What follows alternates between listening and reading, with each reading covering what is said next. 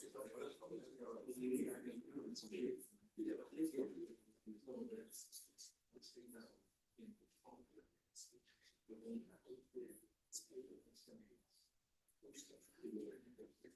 said they have that same issue, but even that people involved in doing different meetings, they basically, their AI is running on different voice structure. And so then he said it even goes as far as. You made the long trek from the wilderness. I did. We're meeting it there today, so you know. What? We're meeting it there. I heard it's 2 months ago. But they're. Oh, you're there. Isn't it? It's basically a trigger. 2 more, right? 2 more.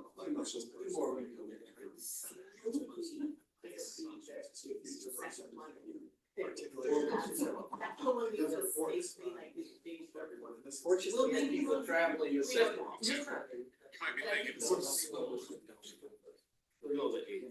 The second, the first week.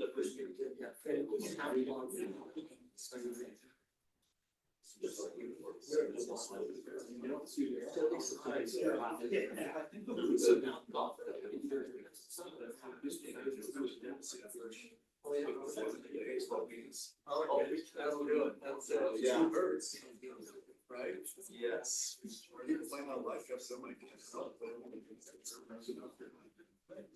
This is.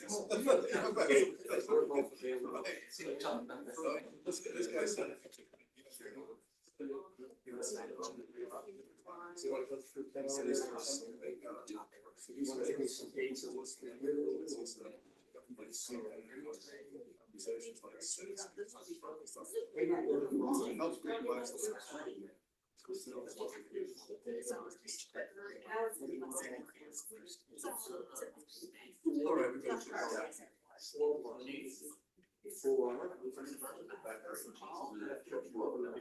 Okay. Is that good?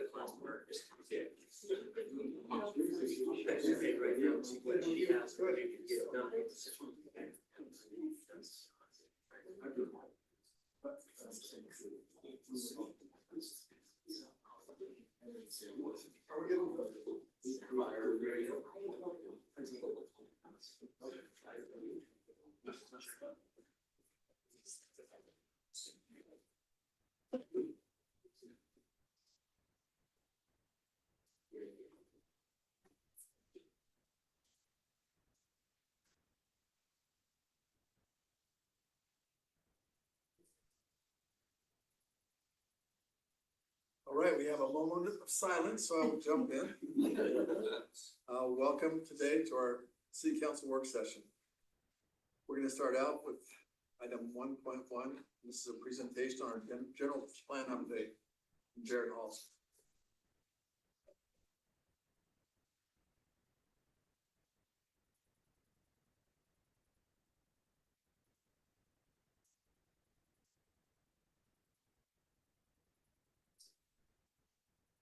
What I have to show you at this very moment is a screen that says that my password is incorrect, but I'll fix that in just a second. Oh, it's gonna be fun. It's the HTML.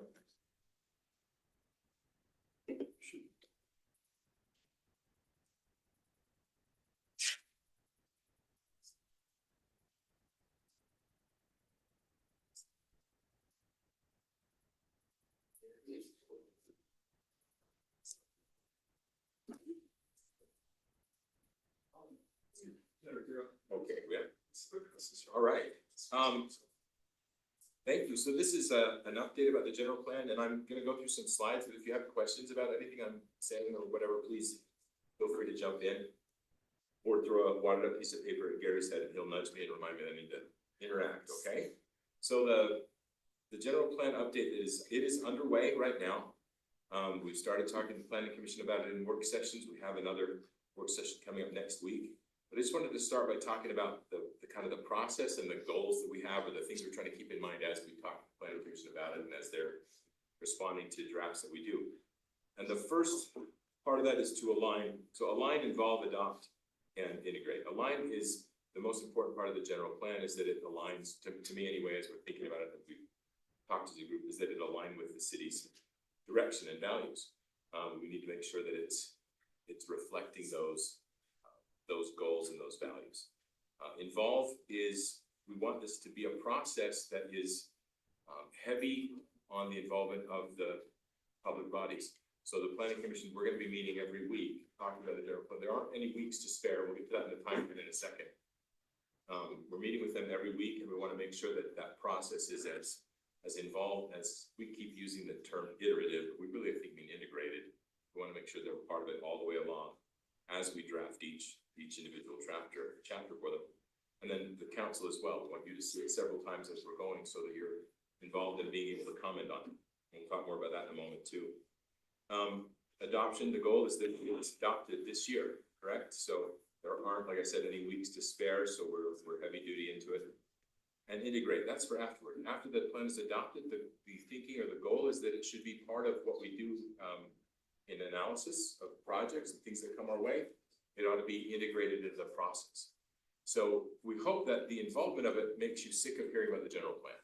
You get so sick of hearing us talk about it and seeing it in draft form and asking you to be commenting on it, etc., then you have to hear about it all the time because it's part of what we're doing too. So you never get away from it. So you stay involved, okay? So AI is gonna be part of your life because it's taking over everything, including the general plan. Now, on the update, this is the timeline. As I said, we've already started, so the planning commission has met a couple of times in work sessions talking about it. We have a couple of draft sections under review right now. Land use is where we are right now as we approach April. We have an introduction that's drafted. We have a bunch of comments and corrections we need to make too, to that. And then we're working on the land use section. On April 2nd, we'll be presenting the land use section in the draft form. We're having a kind of an overview conversation with the planning commission about that. Housing will not be after that. I'm sorry, this should have been updated. We move on from that to transportation, other elements of water. Housing we want to do not necessarily last, but after we've done transportation. And an economic development section, because we feel like those will probably inform some of the housing goals and objectives, so we want to make sure those are done first, so we're not retreading things. So that housing will probably be transportation instead as we get into April. At that point, before we get to May, we'd like to show you as a council what we've drafted so far, what the planning commission has done, in a work session, or at least as an invite to those drafts. We're putting everything in Google Drive, so we'll give access to everybody to comment on those, and you can dump those in real time, and we can take all those and integrate them. So by the end of April, you should see those first 3 sections in draft form at least. And probably a first draft of the economic development as we move into May. That puts us, we want to have at least a couple of times, as you can see in June, we'll want to show you again, and you'd be able to make comments and see them in draft form in that Google Drive all the way along. We're going to kind of informally like this, at least present to you where the draft is so we can talk and interact and have questions and answers about it. Jerry, Yeah, please. on the timeline, just keep in mind also, we have scheduled in May a joint meeting of the Council Planning Commission. We talked about that when we talked over Planning Commission appointment process. And that will be an opportunity to talk about some high level things and possibly the general plan at the same time. So that's also, it's not strictly the general plan timeline, but that's also an opportunity to give feedback and have some discussion. Yeah, no, I appreciate it, thank you. And then we want to be able to show you that final draft, or the pre-final draft in August, so we can get it to the planning commission or any final draft reviews and public meetings in September, so that it's due up in plenty of time as a council to have a couple of meetings about it and make sure the final draft that gets adopted is exactly what you want. So if everything goes according to plan, that's what we'll get. If not, we'll adjust as we go, and we'll adjust the timeline to make it work. And this is our draft timeline. And so, council, we need to be responsive to you and what makes sense. So if things need to be sped up, or we need to spend more time on things and extend the timeline out, that's great. That's not a problem. This is a pretty aggressive timeline. So we wanted to show you what we thought we could do by working pretty quickly and dedicated throughout this. I don't know how much we can shorten it up. But, you know, please be aware of that. There's nothing that we have with the general plan that we need to worry about, except state law has changed and we need to adopt the water element of the general plan by the end of this year. We do need to do that. So even if the whole general plan's not adopted, we do need to make an amendment of the water element of the general plan by the end of the year. That, we can do, that's a good segue, thanks Gary, because those are the required elements. State Code 10.9A says we have to have a general plan that has a land use element, a transportation and traffic element, a moderate income housing element, and now a water use and preservation element. That's drafted and ready. Any of you can see that anytime. We can put it if you wanna look. We're waiting to take that in as we're just gonna do it as part of the general plan. If there were some disaster, we could pull it out and get it done easy. It's been drafted and ready to go. Matt's got that ready, so. Those are the required elements. We have to have those, and the additional elements that the planning commission felt like they wanted to look at and have be part of the plan, or recommend to be part of the plan, would be the redevelopment section, an economic section, housing, parks and recreation, public services, urban design, and then an appendix for all the data so that we can keep the plan itself more short and readable.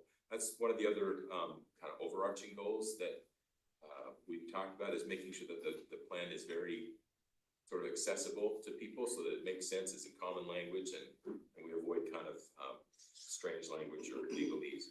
So we're trying to simplify the language and keep the plan itself short and readable too, bulleted, that kind of thing. So in that spirit, we'll put a lot of things as an appendix as opposed to really long sections. For example, the master transportation plan can be an appendix, so our transportation element can remain fairly simple and refer to that other document. Put it in. So just to clarify, so we're not going in depth necessarily with the transportation plan, because we have a master transportation Right. plan. We're just putting it in there, referencing it as part of our general plan. Exactly, that's the purpose of the element will be to refer to that master transportation plan, but then also kind of give the overarching goals that are kept really simple. How do we want to handle transportation, et cetera, but the real detail would be left to the master transportation plan. Sound? Okay, and that, in a way, that kind of trumps, unless we're gonna change that, right? Right, it would. The master transportation plan is like zoning, it's what we're really referring to all the time, individual decisions. Right. The general plan's element should be kind of a future goal for what we would want to do with the next plan, for example. Okay. That makes sense, And we updated that last year, right? or It's was that 2 newer. years ago, but, so that's a 5-year, unless there's something new through MAG or the state. Right. Are you aware of anything that I creates don't think so. complication there? No, what I'm hoping we can get out of the transportation element is putting in those principles and guidance for us, so the next time we do a transportation master plan, if we do it in-house or we work with a consultant, and they come in and say, well, how do we approach transportation in Orem? What are our primary goals? What are our secondary goals? Things like that. We look at the transportation element in the general plan, and then that guides the development of that transportation master plan, which would eventually be adopted. So with the general plan, as Jared was talking about, we want to keep it a little shorter, a little more readable, and you will have in that plan those elements or principles upon which maybe the Parks Recreation Plan, a more detailed plan would be based, or the transportation plan upon which it would be based, so that it's based on the goals and values Orem has, as opposed to we just hire a consultant and say, hey, we need a transportation master plan. Go talk to outside entities who are worried about regional transportation issues, as opposed to maybe a little more local nuanced issues. And that's kind of my hope for your appendix. In the past, I've been involved with this worm stuff for 15 years, right? And so in the past, a lot of the documentation or data for decisions that were made seemed to be national, not necessarily Orem related data. Sure. So I appreciate that you're saying that what we're gonna have in that appendix is going to support what our objectives are in Orem. Right. And our general plan for that. Is that, am I interpreting that correctly? Yeah, and for a lack of a better way or more articulated, we're looking for the general plan to kind of be that kind of master principle plan upon which other plans would be based. And it'll be the one plan to rule them all and in the darkness type. But not that, but kind of that this plan, if it's, because then somebody from the public really wants to know, hey, what does Orem really think, and what do we do with all of these issues? What direction are we headed? They can have a very readable general plan, and then maybe a more detailed transportation master plan that when a draft of that comes to you, you would go, well, does this comply with our general plan? Does this comply with the principles upon which we want transportation to be planned in Orem? That's great, thank you. So, and then just to give you a quick, and I'll be out of your way. Just a quick overview of what's happened so far. So the introduction statement in the general plan we drafted so far identifies Families in the USA, refers to that a lot. We're trying to kind of hit that point. It gives a brief historic overview. I was more brief in the historic overview than they wanted us to be, so we're adding a little bit more back to that little segment. And it talks about the structure of the plan, elements, et cetera, and then it lays out those key priorities, like Gary was just saying. All of the elements in the plan should kind of refer back to, or at least be referential to these other statements that are from your areas of focus. Safe and livable neighborhoods, community-focused government, thriving and balanced business environments, and a dependable infrastructure. So we want to keep hitting those points. We talk about those in that intro statement. Right now, the Planning Commission is going through the priorities and goals that we kind of set out in those to see if they're the right kind of alignment. Just want to make sure that everyone is comfortable with that language. So I think that was basically what we had, and now we're moving on to get to the land use, the mapping itself. We have some large maps of the general plan of the land use element, the thing that people think of when you say general plan, that big map that looks like a zoning map, but isn't. We can get those printed and plotted out for you all as well. Sometimes it's nice to look at that with the aerial kind of underneath it and see does make sense or doesn't make any sense. The categories that we have, what do they really mean? What does it mean when we say medium density residential? We want to make that more understandable and more clear, and so that when it's referred to, everybody knows what we're talking about, and whether these categories still make sense or we need to adjust any of them, whether the map is correct or if we're off in areas. So that's what we're going through now. That'll take a little doing. So look for those things to be in that Google Drive, and we'll share a link with all of you. So if any of you aren't comfortable with that or have trouble accessing it, let me know. But you should see that in the next couple of weeks. They wanted their first draft revisions done before we shared it out. So. And then also the annexation plan needs to be in that land use element. So we'll talk about if there need to be any changes to that. That's all I have for you. You have any other questions or anything else going on? All right. Thank you, Jared. Thank you. Appreciate it. We'll be seeing a lot more of you, it sounds like. Yeah. Talk about the general plan a lot. Okay, we'll go to item 1.2. The proposed process of sale of 1600 North homes. And we got Tiger Bowen, Jeremy Green, Eric Rasman.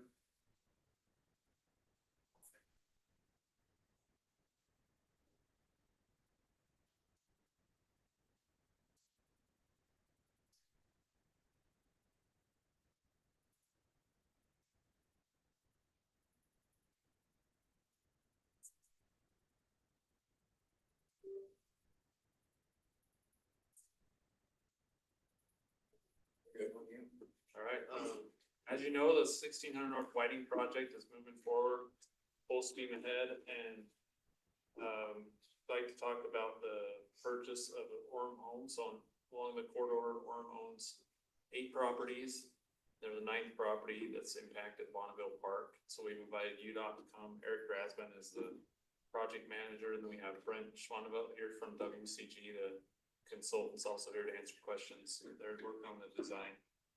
So I just wanted to introduce Eric. He'll talk about the process to purchase the homes and let him take over. We bought some homes before UDOT was involved. Did we sell those properties to UDOT? That's what we're talking about. That's what we're talking Yeah, about today, thank yeah. you. So I'm gonna go back a little bit of history. Okay, Okay, back in 2018, 2019, there was some conversation about UDOT taking over the corridor and the jurisdiction of the corridor. At about that time, the city went to Mountain Land Association of Governments to take advantage of their corridor preservation funds. That funding comes out of Utah County. And, so in March of 2019, UDOT entered into an agreement with Utah County, who manages that corridor preservation funds, that if this corridor was to become a state corridor, we would reimburse that fund.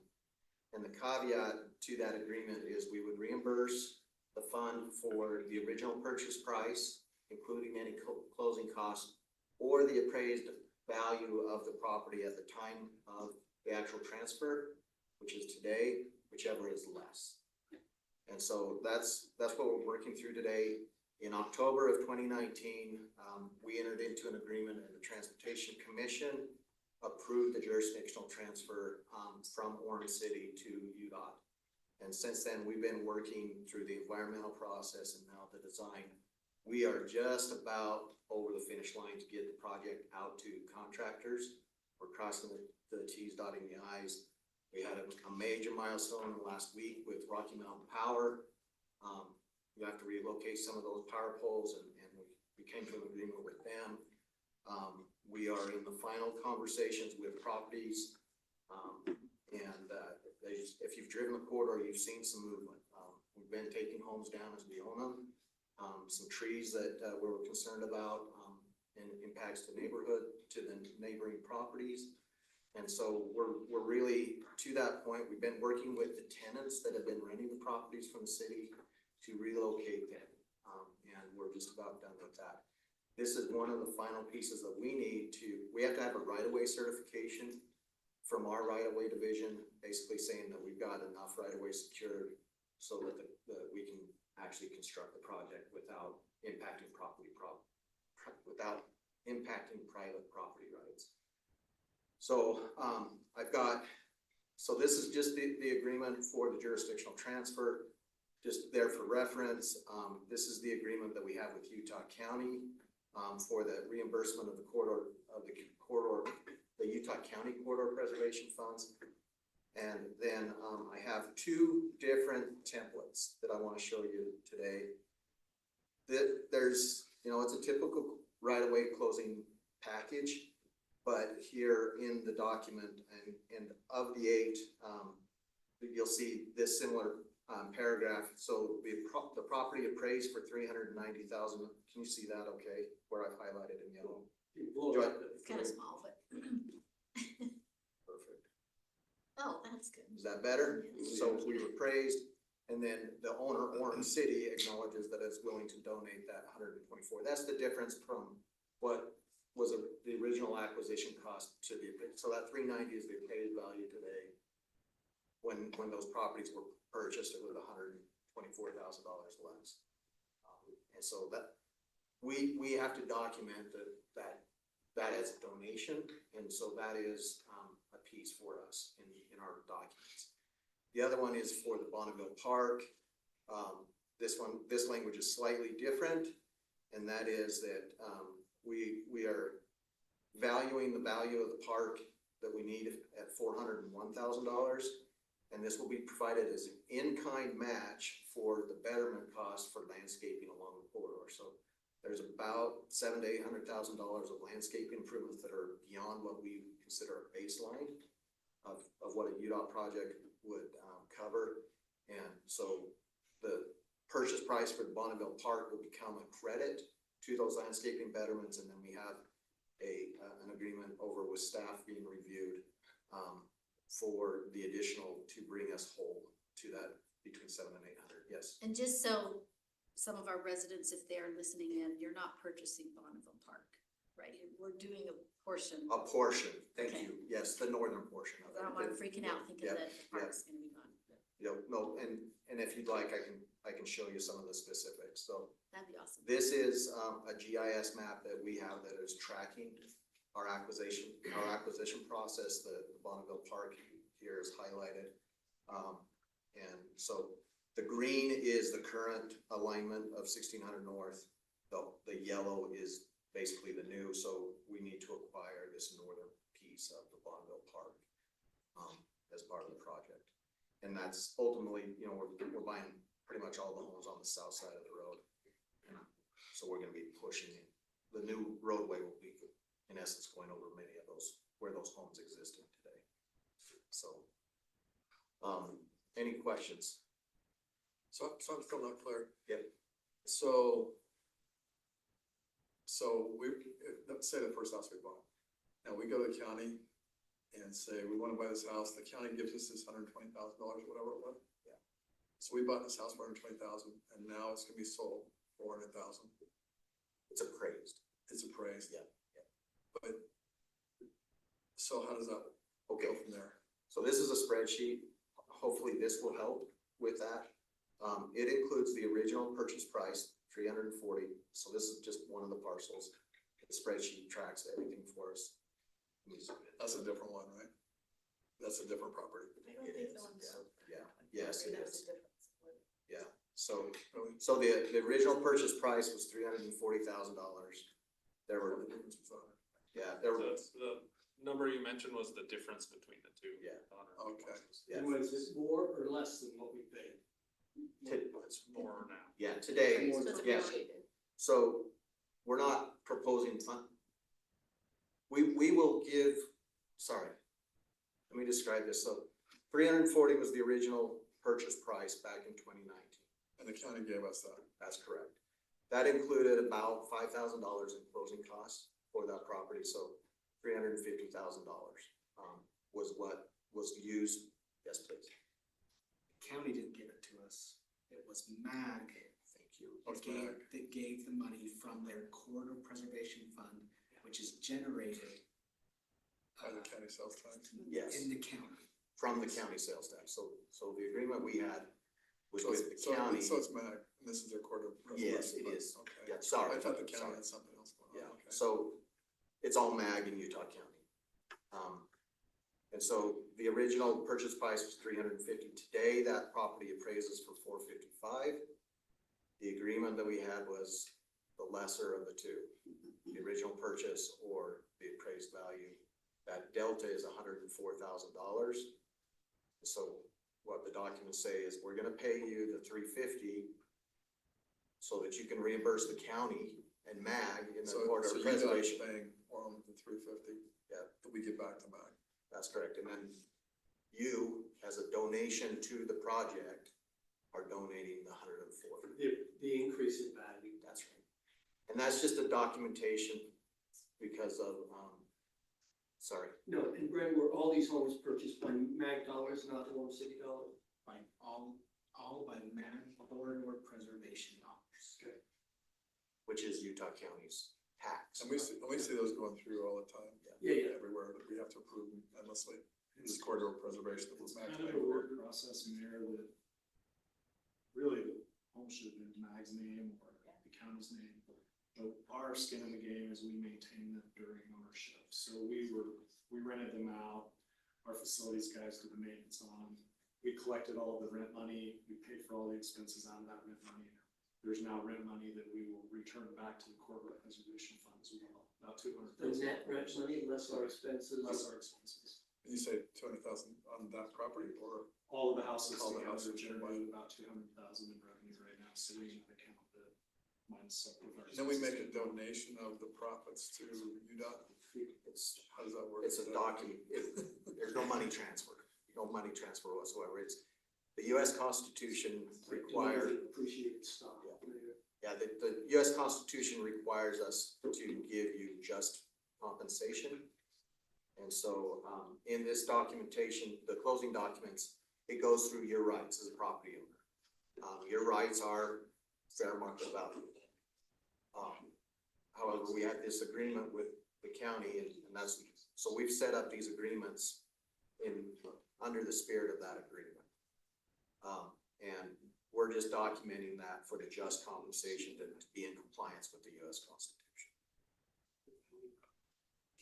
And Orem will get credit as we, I documented this, so as we go back to MAG and the Corridor Preservation Fund for potential future projects in the future, by documenting this, we'll get credit and have a, you know, good likelihood of getting future access to those funds. Yeah, and it goes back in the pot and is for all the communities in Utah County to request that corridor preservation. But then UDOT, I mean, they get basically the profits from, and so that money, there was a cost of money back in 2019. Yeah. From this whole time, and so it's kind of a gift to UDOT, right? Well, it's going to the project. As far as the So profits. the project is well underfunded right now. We have to go back to the transportation. I guess when I say it's a gift to UDOT, so it's a gift to UDOT, but it is a city in our city that needs work done. So, yeah, we're part of those final hurdles that we're going, we have to go to the Transportation Commission and request additional funding to make this project whole so that we can send it out to the contracting. So we're trying to finalize these financial transactions so we know exactly what we need to ask of the commission. The total value of the donations, about $1.6 million. So if we ever wanted to buy the houses ourselves as Orem with our funds, and then would we make that profit? We would. In a way, the contract might have said the same thing with Warm City as it said with MAG. The lesser of what you paid or fair market value, they negotiated that at the time they took this over. We entered, that's a pretty standard agreement that we entered into with multiple properties throughout the county. In essence, when we bought these homes with corridor money, we just locked in the value of them, and there really wasn't a future growth. You say you got many bucks. Taxpayers, which we all work for the And this taxpayers. is more extreme than normal because of the high inflation we just went through right now. Sure. Right? But if we were to use Orem City General Fund money or road money to buy houses and then we sell them down, we would get that value. So if we ever knew, if we ever knew with certainty the market's only going to go up, then we would do this, right? Right, yeah. Got your crystal ball, right? That's right. Okay. Any questions? We'll do that. Okay. Thank you. We're excited. Can I just say, so I sat in on a couple meetings of the, unsettled settlements for the houses there. And I was very grateful for what UDOT did after that issue became known. So thank you for working with the homeowners and helping with that. Quite frankly, disrupting people's home neighborhood is absolutely the most difficult thing that we do as an agency. And we try to treat people with respect throughout the entire process. I think there were some lessons to be learned, but I think there were also some great wins. Yeah. In that, so. Okay. Thank you for your time. Okay, thank you. Okay, next up. We have, presentation on proposed utility fees. This is Chris Shirky. Oh, wait, okay, I'm sorry, you're right. We bumped it just for a minute. We're gonna go to item 1.4, we swapped those two. Recommended CDBG allocations. This is, Debbie D'Amico, neighborhood supervisor and head of project management analyst, POS rating from MAG.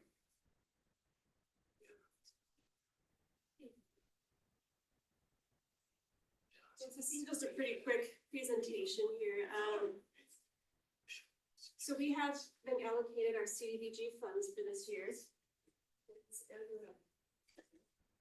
And just wanted to get a feel for how much money we have to work with, what we typically allocate, and what executive staff and our public works department have in mind for how to allocate the remaining funds for this coming fiscal year. And just a quick overview, we are limited to what our funds can be spent on as far as public services go. We cannot exceed 15% of our current HUD allocation, which is about $600,000 to, public services. And we max that out pretty easily with our victim services and our homeless services and, the regional services we give to local nonprofits. So victim services, homeless services, and then public services that we, supply through MAG, in that whole process. So on the left, you'll see, just a recap of what we spent on last year. We have our general allocation from HUD, and then we have some rollover funding up top. And what you see in the yellow here is, what we've agreed to contribute to regional projects. This is with Provo and Lehigh, and we agree to contribute, I believe it's 20% of our allocation to those regional projects. Things like the refuge, community action, where there are regional projects that Orem residents do benefit from, but it's kind of a broader scale. So, and what we have in blue, what I've highlighted here in blue, is just to kind of give you a visual of what our public service is. So we just wanted to kind of bounce this off of you, and on the right, you see our proposed 25-26 funding. We have $600,000 that's given to us from HUD, really just about the same as last year. And we had a significant amount of rollover funding from last year, $247,000, due to some, MAG uncovered some reporting issues from past years. It's kind of weird because we return those funds and then HUD just turns around and gives them right back to us. So it's not a net loss, it's just kind of a paperwork formality. So we had $847,000 to spend this year. We have our joint CDBG projects on the regional level. We will be paying $120 into that this year. Our MAG CDBG fee is $126,529. And then our PD victim services and homeless services, we propose spending the same exact amount we did last year. We have one last Section 108 loan repayment. Is Brandon here? Here you are. Is that correct? That's our very last one. So we'll have $101,000, we'll have roughly $100,000 next year that is open for us to use. And then, of course, code enforcement, $161,500. That pays for at least 2 people's salaries, is that correct? It does not go to one person, and also some materials. Critical home repair, we are going to stay with the same amount we spent last year, $57,000. And then neighborhood preservation, $30,000. That leaves us about $218,705 left to spend. And meeting with Public Works and exec staff, we thought maybe this would be a good opportunity to save on care funding and LWCF funding. So to replace the Cherry Hill Park equipment, the play equipment, so we don't have to spend LWCF or care tax funds on that. So just kind of wanted to open that up and see, how you feel about that, if you have any thoughts around it. And that's because it's a targeted neighborhood, Yes. so we can do the playground there, and Yes. Cherry Hill, just clarify that, right? That's why they It were has to be in a chosen. targeted neighborhood, and interestingly, this is one thing we're pretty sure we can do here. Cherry Hill is literally across the street from a target neighborhood, just outside, but it is directly connected to a Title I school, Cherry Hill Elementary, and across the street, it is the park that is serving 2 CDBG neighborhoods located directly north and directly east of that park. So Maggie said, preliminarily, we can say, yes, we can do that. So yeah, it has to be in a target neighborhood. And so that's why we proposed these funds. And last summer I went to Miss Orem was there, the police were there reading the books with I don't know what it's called, Reading with the Cops or something. Yeah. It's great, super turnout. The library was there, free books. It was just wonderful. And as I kind of looked around that neighborhood, it just gave me warm fuzzies, right? To see that happening there. So I think this is great to Okay. help that. If I can just add some additional background, there is precedence to this. We did use CDBG funds back when we did the improvements at Sharon Park and did those pickleball courts there. And so yeah, when it qualifies in specific connection to appropriate neighborhoods and schools, then we can justify the use of this particular funding source. Are we using any CDBG money for this Windsor improvements? I don't think it's a targeted. It has to be, these funds are really tied to targeted neighborhoods, and interestingly, the amount of targeted neighborhoods we have decreased in recent years. Of what? Decreased in recent years. So this Cherry Hill area actually used to be bigger, the target part, and it's all based on the LMI income percentage, and I think the recent census made that a little bit smaller, so we're really restricted on where we can actually spend those boundaries. Yeah, tightening them. And I think it's important to note too, that, okay, and I think Carrie was one who made this comment to me, is the first, joint regional projects line. You know, Orem is contributing to the homeless issues, to the other, care, facilities.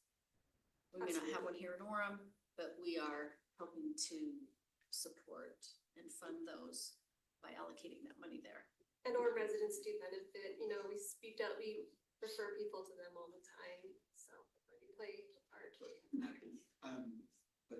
that's more Lamson, in terms of what we've been doing in Windsor, those funding sources have been LWCF, donation with Utah Jazz Foundation, and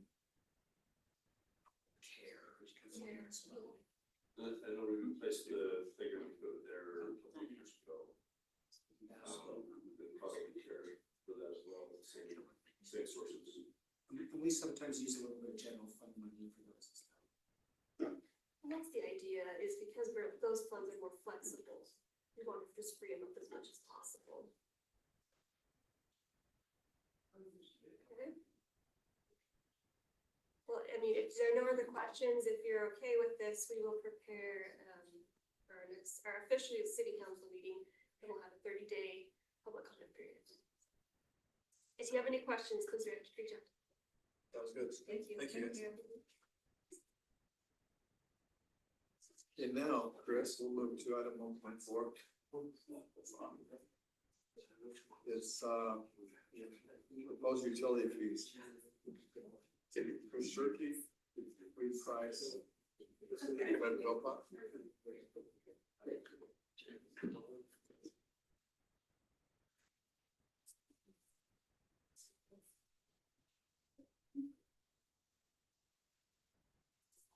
Thank you, Mayor and Council.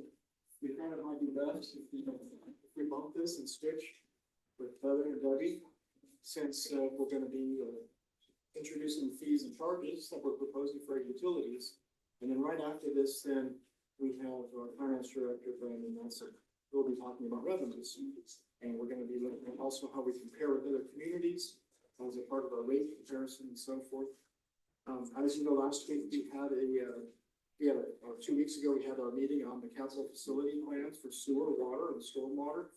And you saw some big numbers.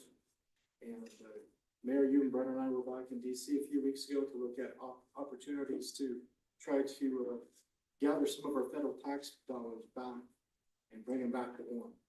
And so we're actively pursuing that.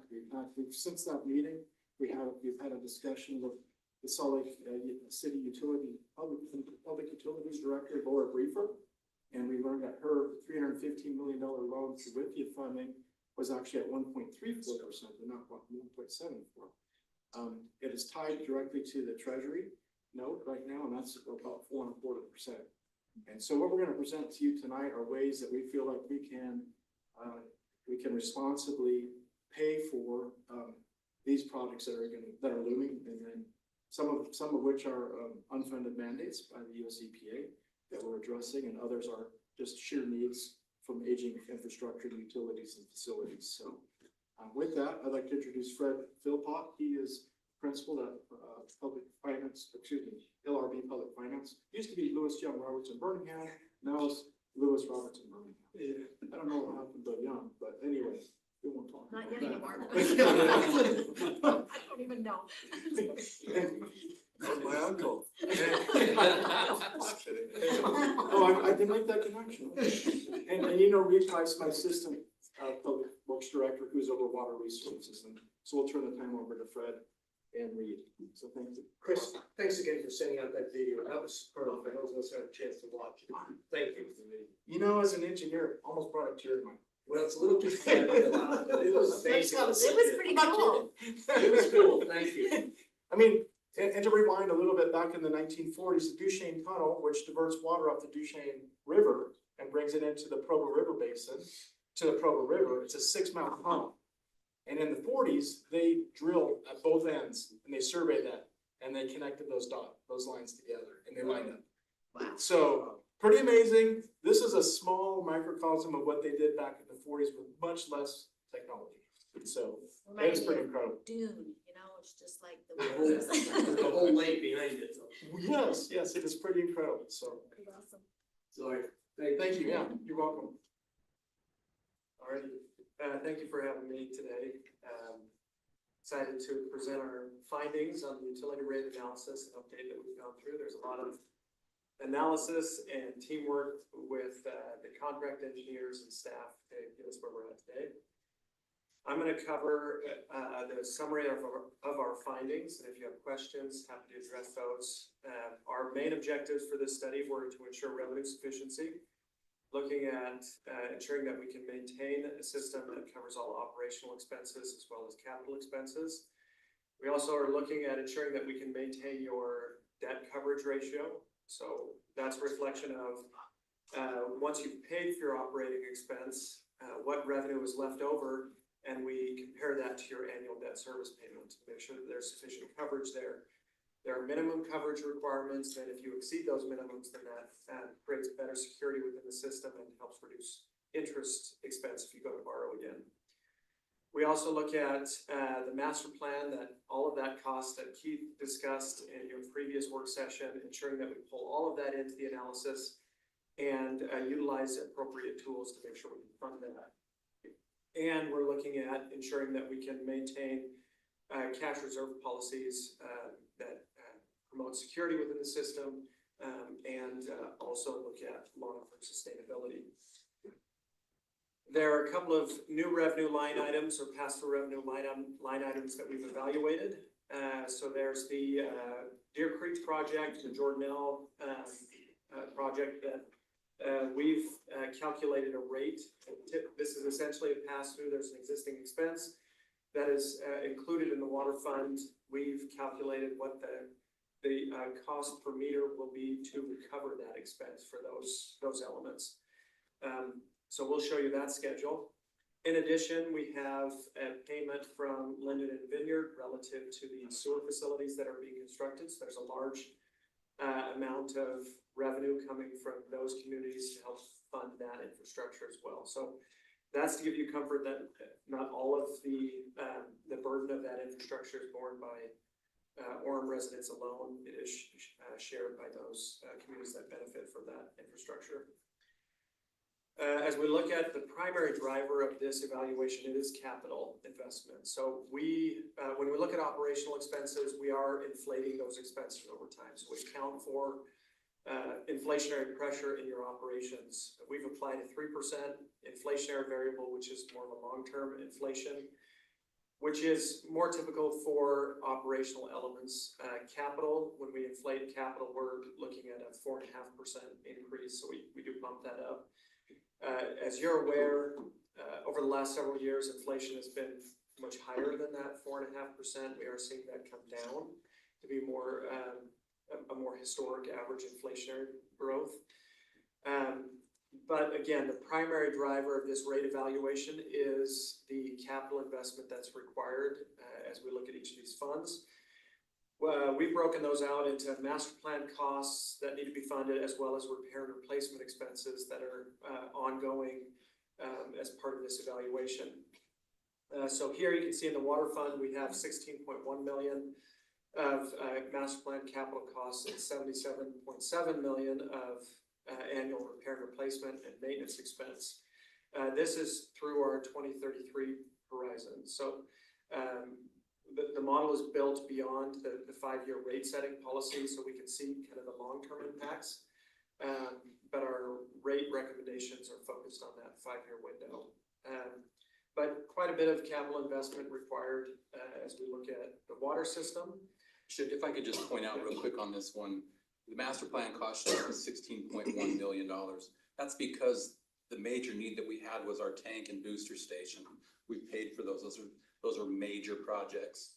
We also have a couple of wells to replace well number 1 near Hillcrest Park and also to create a new well in 1600 North.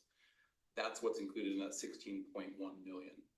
The 77 million is investment in the system, repair and replacing existing pipes and facilities that we have. So if you, I just wanted to help you differentiate between the two. One is needs that like big needs, and others are we're gonna chip away at things throughout the city over time. And that's the same way we show on the sewer side, except the scales are tipped, and that the master plan, those big projects, we have quite a bit of that. With 130.3 million of capital investment from the master plan and 41.8 million as it relates to repair and replacement. So a very heavy lift here on the sewer side, which will play out in the rate evaluation. And that covers our treatment facility as well as the collection system, the sewer lines in our roads. That's the annual maintenance R&R, the 41.8. And then the capital is primarily at the wastewater treatment plant. On the storm side, we have 33.1 million of master plan cost and 9.3 million in repair and replacement.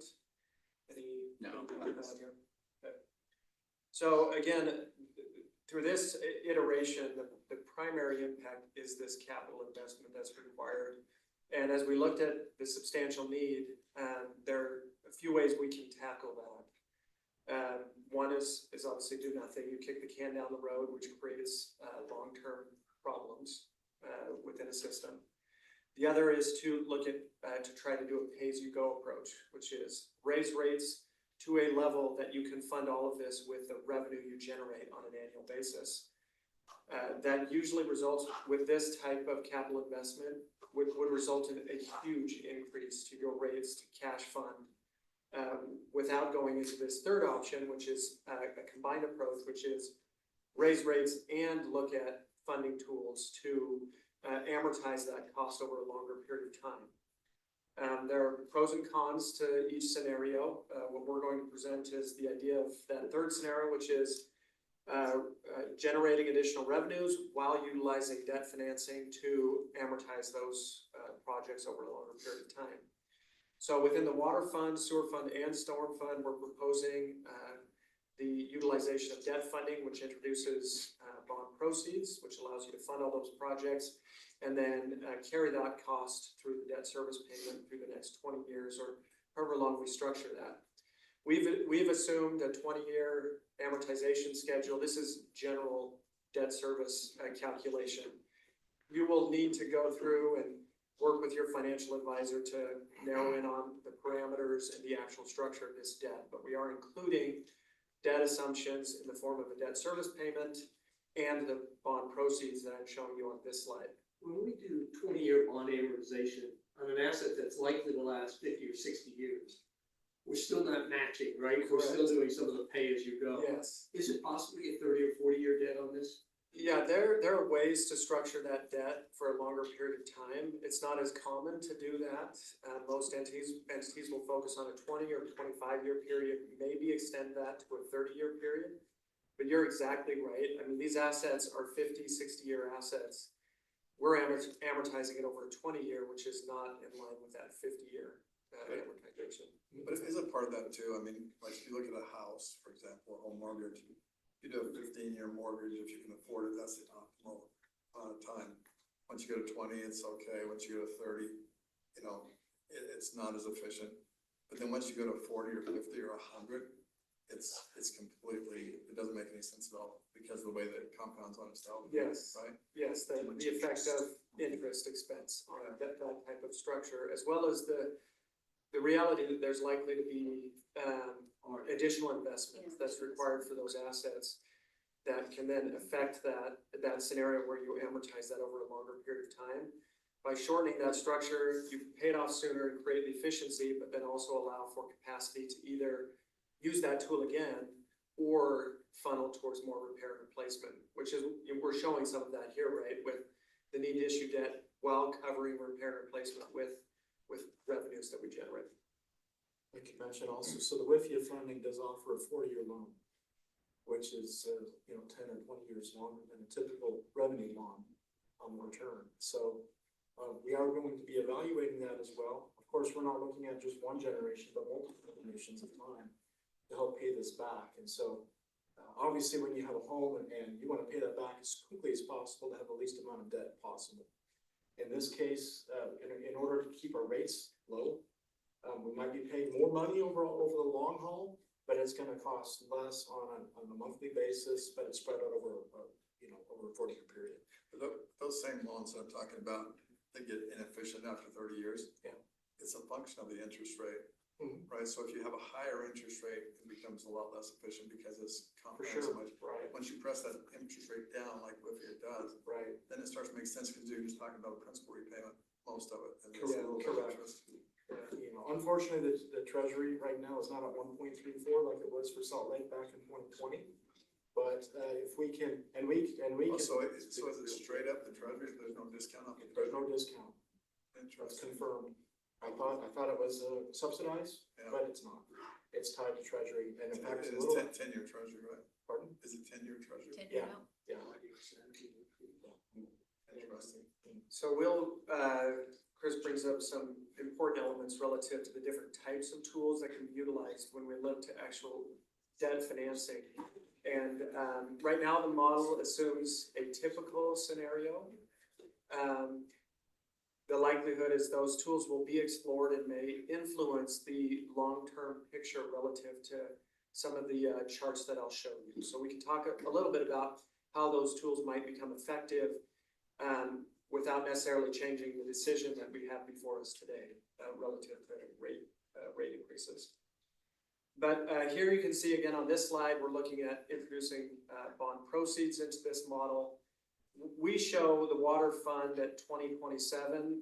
Again, you could actually structure these all to occur within the same period of time and either delay proceeds or bring those projects forward so that you issue once rather than multiple times to save on cost of issuance. So it's likely that situation could occur, which you've done in the past, issuing joint security debt. Alrighty, so as we look at fund performance and the proposed increases, our objectives were to try and, again, minimize the impacts to the rates while funding necessary capital investment and achieving our targets within the 5-year planning horizon.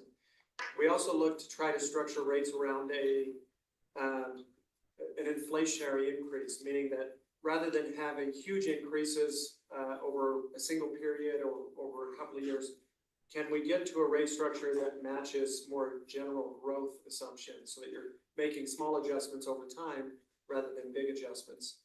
Here, we're able to do that with the proposed debt financing as well as some inflationary increases. So we're doing a universal increase to both your base rate and your usage rate on the water side with a 3% annual increase. You can see here the fund balance, we're able to, with the bond proceeds, we're able to put a little more money into fund balance, while getting to our target of 180 days of cash reserve. What I'll highlight here is, again, we show us getting close to that target amount.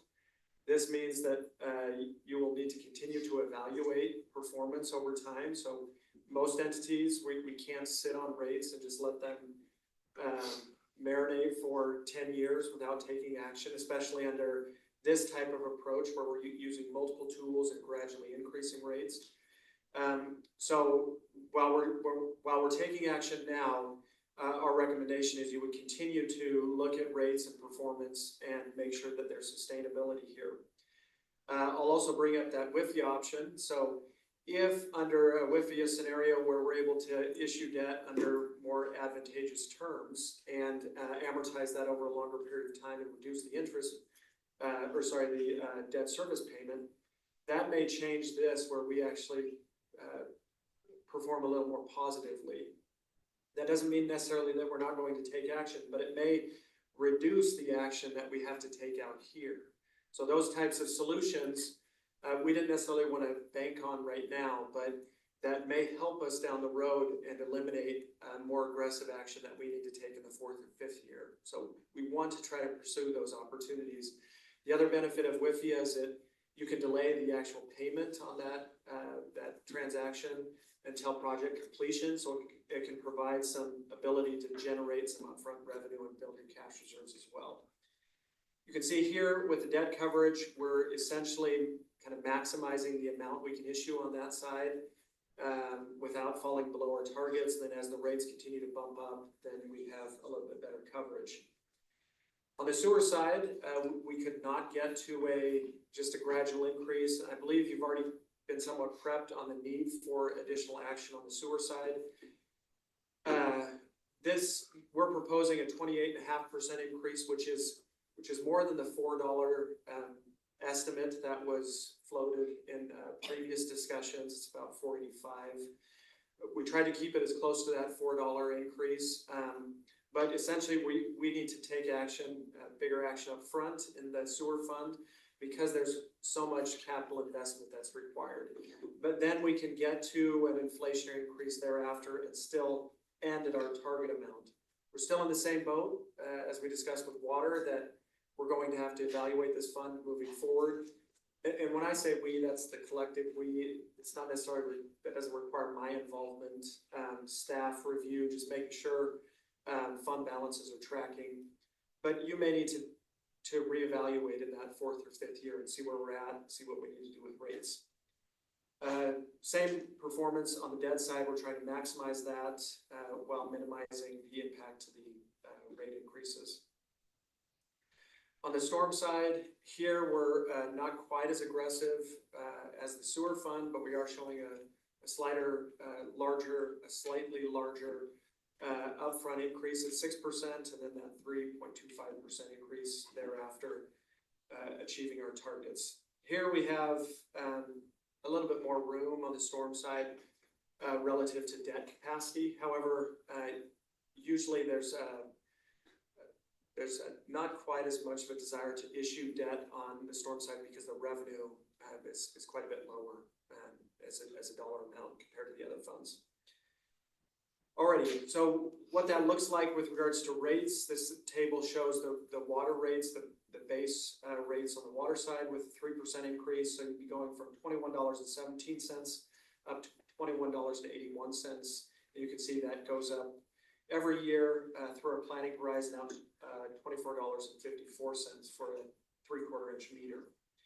That schedule shows it by meter size based on the ratios for each of those meters. In addition, the usage rate would go up, so your tier 1 rate would go from 88 cents to 91 cents, and then increase to slightly above $1 for that first tier, and then the tiers 2 through 4 are also shown there. Here we're applying a universal increase, so we're not really messing with your base rate generation versus your usage rate. On your sewer side, that is going to change. So as you look at base rates versus usage rates, your base rate is really fixed income, meaning you get that regardless of fluctuations in demand or weather patterns. That is consistent revenue. Whereas your usage rates obviously will fluctuate based on that demand variable. So this is those specific rates for those pass-through costs, the Deer Creek project and the Jordanelle pass-through expense, and we've also shown that on a per meter basis. So applying the same ratios that we have in your existing base rates, we've applied here. I probably should speak to that. This is going to be, we're recommending a new fee. These are expenses that we have to pay. We have been paying in the past. We've typically been able to pay for them at times with impact fees. Impact fees are not what they used to be. Development isn't occurring like it did years ago, and those impact fees would be used to pay what we call the Jordanelle payment. Our forefathers thought it wise that we invest in the Jordanelle dam, and by doing so, we committed to paying for the water that's there for the maintenance of that dam. And so We have been paying that, so how many years ago, Chris, did it start? About 2,000. About 2000. And then, so we pay about $1.2 million a year to Jordanelle so that we have access to the water there. We have 7,200 acre feet, 7,500 acre feet in Jordanelle. Again, impact fees have paid for this. Unfortunately, they haven't in the past several years. So we've been taking from capital projects to make this payment because we're required to pay it. Additionally, there are expenses that we have related to Deer Creek. The Provo River Water Users Association manages that. They have a significant project that's going on right now, for which we are responsible for about $10 million worth. We have been paying that as well through impact fees through by the Metropolitan Water District of Orem. And again, those monies aren't there. So Orem citizens have been paying for these improvements and operations of these facilities.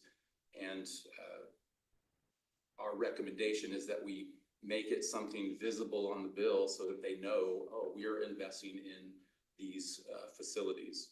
We didn't want to roll it into the base rate, which Fred talked about previously, but to call it out as something different in our utility bills and show them that that project up at Deer Creek, that's something that we need to happen. It's happening and we are invested in. Again, I go back to our forefathers that said, let's get water from Jordanelle, let's get water from Deer Creek. That's why we're sitting in such a good situation when it comes to water for our city. So these would be two new fees, and internally we've discussed how to put that on the utility bill as just one fee or two, but wanted to make it clear that these are new fees that we are recommending, and that's the purpose for How them. can you translate what that? Those graphs mean? Yeah, so that is really a base rate. So right now you have a typical base rate for water use. Is that like 0.75? Yeah, that's three-quarter inch line. 3/4 inch meters, a typical. Up to a 12 inch. Yeah. So they would pay Yeah. 86 cents if they have a 3/4 inch line for the Deer Creek expense that we have annually. And then for the Jordanelle expense, that's the $1.2 million that we have to pay, and that's $2.91. And neither of those are on my bill right now. Correct. So I would see a almost $4 increase, $3.75. Correct. Is that, and that's the $4.50 you were talking about versus additional? No, that's sewer. That was, Okay, That was that's sewer. So then this would be, if you put it on, you would put Deer Creek, you would have two line items. That's what you're talking about. Correct. We're One or Is two. identifying. We're gonna probably use one line item, it's gonna say something like source water. These are components of our source water. Okay. We have Jordanelle water, so it's raw water, and then Deer Creek water is raw water. We've bought into these reservoirs, these systems. We bought into these water rights. We either own the water rights or we own the shares, and then we have a long-term contract and obligation. For Jordanelle, it goes through 2047. And so these will fluctuate over time. As Deer Creek, for example, the intake project, as that is paid off, then that portion will come off over time. But Provo River Water Users Association, which is the sponsor of the Provo River project and Deer Creek Reservoir back in the 1930s, so we pay for the water that's coming from them. 60% of our water comes through Jordanelle and Deer Creek that we drink today. So it's the bulk and majority of our water that we use. We also use 40% of groundwater and spring water. So you've been paying for this out of the capital, that we said, the Yeah, capital fund? the ideally we pay for it with impact fees, but only once that I know of did it ever do that. So we have. So if I can emphasize your point, Okay. going back to our general guiding financial principles, we've essentially been using one-time revenues to pay for an ongoing expense. And we're suggesting that we right that ship and create ongoing revenue to pay for that ongoing expense. Understanding that our water source is needed, it is used, we're in a good position, and we wanna maintain that good position moving forward. And can I just kind of clarify this or maybe, and just make sure I'm right, so impact fees, just so we can clarify this for the public, right? This is what we get when we build a high density apartment complex, or we build a home, or we build whatever, right? Mhm. Some of that goes to the city. Right. So, I mean, I kind of see this as a trade-off. If we don't want to add more rooftops, we just need to start paying for, because that's been subsidizing this, Correct. our water. So now we're saying, okay, so we're at that stable community stage where we need to start paying to maintain our quality of life here. Or we need to go to what other communities are doing and just, add rooftops, so we can continue that unsustainable impact fee subsidy is what you're kind of saying, right? Well, that's correct. Okay. Yeah, that's well said. And all that development comes out of other costs. Yeah. Traffic and so forth and otherwise. Police, fire, yeah, Correct. roads, yeah. And I want to emphasize too, that this has been reviewed and endorsed by the Public Works Advisory Commission and the Metropolitan Water District of Orem. They have full 100% support of this moving forward. Can you break down what, not by name, but just all those different categories, so the 3/4 is more like residential, Yes, is 1 inch some residential? yes. This is primarily residential, and these two categories here, everything above that is non-residential, meaning industrial, commercial, manufacturing, so on. But I mean, like a big one, like a 10 inch or whatever, that's a really big operation, right? Yeah, that's, so, for example, Wolverine Crossing, 10-inch meters. But it has over 1,000. Did you say living Wolverine units. Crossing? Okay, Wolverine Crossing, is that what you said? Oh, okay, that apartment complex? Is that- Master metered apartment complex, mixed use development, all of that water comes through 2 master meters that are 10-inch. Okay. For all of the commercial development, non-residential development, as well as the residential, which are in essence domes, for the apartments. Do most people have 3/4 inch or 1 inch under their house? I have a The one. vast majority is 3/4 inch. Yeah. Installed new today, it's 1 inch. How long has that been going on for? The change? Yeah. 15 or 20 years. Quite a while. Yeah. I'm just curious, how long it showed up there. Sure. I'm assuming at the Yeah, end of when the show, you're gonna Chips see charged our for rates a long compared to time, other and then- cities.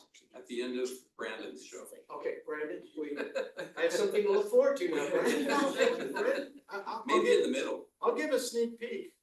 We're really low. Yeah. And we're not designing things and building things and bonding for things to be at the bottom. We're not doing that intentionally. But our rates are extremely competitive. Again, you talked earlier that somebody made a decision 20+ years ago to get us good water at a reasonable price, and we're the benefactors of that. Correct. And hopefully our citizens in 20 years will say we're the benefactors of what we're doing now. They should. I've worked with other entities that have essentially looked at this type of information, said, okay, we're gonna wait, let's delay, and then 15 years, bill comes due. And it is much more expensive to fund that emergency infrastructure than to take these types of steps, just. Sure. You'll recall last week Keith Larson said, you can't choose, if, whether or not to pay for it. Yeah. You choose when. Yep. And it's best to do. And how much? Again, on the sewer side, this shows that increase going from slightly under $17 at a base rate up to $21.82. So again, a little bit more than that $4 increase, or close to $5 increase. This was the one that we calculated last year and said, we're pretty sure we're gonna need about $9. Let's do $4.50 this year. We'll probably need $4.50 next year. We needed $4.85, so. Yeah, their napkin calculations Yeah. were pretty spot on. And that was based on assumptions, much like yours, okay? And variables, we're not locked in yet. Here, we are pushing more of the impact from a revenue generation onto the base rate. So right now, you're probably at about 50-50 between base rate revenues and usage revenues. This would push your base rate revenues closer to 60%, it's about 57%. So you are creating a little bit more security in the sewer system by having an upfront increase to that base rate. rather than trying to equalize that between base and usage. Then we have the inflation increases thereafter. On the storm side, we're at about a 50-cent increase, so going from $8.49 to $9, and then that inflation increase thereafter. So we do have at least a comparison of the cumulative change going from fiscal year 25 to the proposed rates. When you bring everything together, you know, obviously those percentages, those individual percentages average together, and we're seeing about a 10% increase overall. When you add up the basic rate increases and the smaller increases on the usage side, you can see those percentages compared to a 5-year average using the fiscal year 16 to 20, the average from 21 to 25, the 10-year average. So you can see there was, you know, some substantial action from 16 to 20 versus maybe a little calmer period from 21 to 25. And now we're seeing some need to take a little bit more aggressive action to handle that capital investment. Overall, I think Orem has been very proactive relative to rate evaluation and looking at sustainability and not waiting for those emergency situations. So I think you as a community can pat yourselves on the back for being more proactive. I've worked with a lot of entities that, again, choose to delay, and it comes back to bite them when we're starting to look at huge increases to rates across the board, and it's can be very painful. I think that covers what I needed to go through. Any questions, comments, concerns that I can address? Are you gonna show us where we compare to everybody else? We will. Brandon is. Brandon's going to. Man, I asked that poor question. I know. I'm offended. I heard the answer, I thought. Yes, we are. Brandon will. So what Brandon's going to do is he's gonna show now the increase in revenues that are gonna be generated, not just as a result of these utilities here, but across the board in other areas throughout the city. Then we will also then at the end review this thing right here, which shows our FY 26 numbers against others in the community. And so as you compare current to current conditions today, we are at the bottom as a comparison of what, 20 cities here, is Jen came here? You're stealing his thunder. Yeah. Hey, Brandon doesn't get a lot of good stuff. I mean, I'm just so excited. I'm so excited. Okay, you'll get into details. Chris, they're saying, I hear rumblings over here, stop spoiling my presentation. Mayor, it's pretty nice when we as the executive group can set policies that we want our citizens to have good water at a reasonable price, and that we want you to protect us from future gotchas around the corner. And then Brandon and his team actually develop a plan that works well for our citizens. I'm grateful. I've sat in a lot of these meetings now for many years, Chris, and I'm grateful to see the forward thinking, because if water, sewer don't work well, we've got big problems. And I'm so grateful for this group for engaging outsiders with their expertise and to be planning way ahead of where we need to. We could have kicked the can a year or two without being in a terrible situation. I'm just glad we have it. So thank you. Thank you for your support. Little tidbit of information, Fred started his career here as an intern with me in the city manager's office. I think you trained him, right? I did. Yeah. In fact, he worked in the CDBG office, and so when they have the What year was CDBG that? presentation. 2006. Yeah, 2006. Yeah, six. Wow. Not that long ago. Could've been in. Well, yes. Yeah, I intended to go in the city administration, and then this happened. Hopefully I get there. Just so you know, he's also stealing one of our top employees at the city too. Kind of the same situation. He's Peter a Mon. tall, slender kid, just like him. Yeah. Management services, going to LRB. No, this is perfect. I can't pass this. Karma situation. He's an intern that we have, so good on him. Hey, well, thank you. Thank you. Someone show your interest. He's Fred 2.0.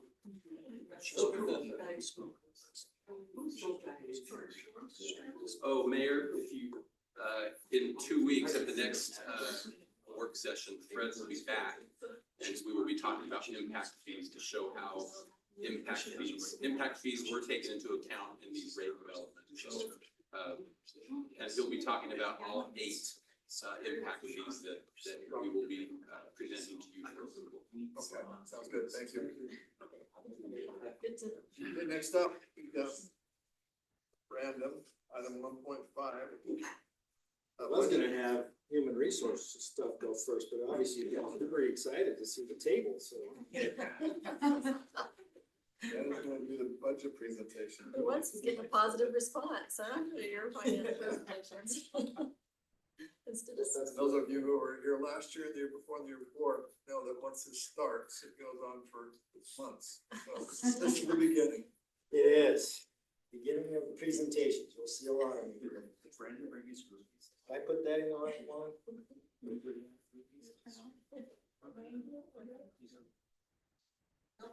Oh, it was totally coincidental. It's like, I don't know.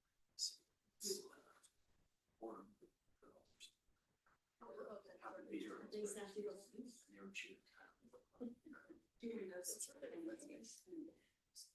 So Brandon, we have a fairly tight schedule, so when the food is delivered, we might take a break in the middle of your presentation. Sounds good. Just make us Unless all you're work. right about to present that table. You're waiting for the table, huh, Tom? Start with it first.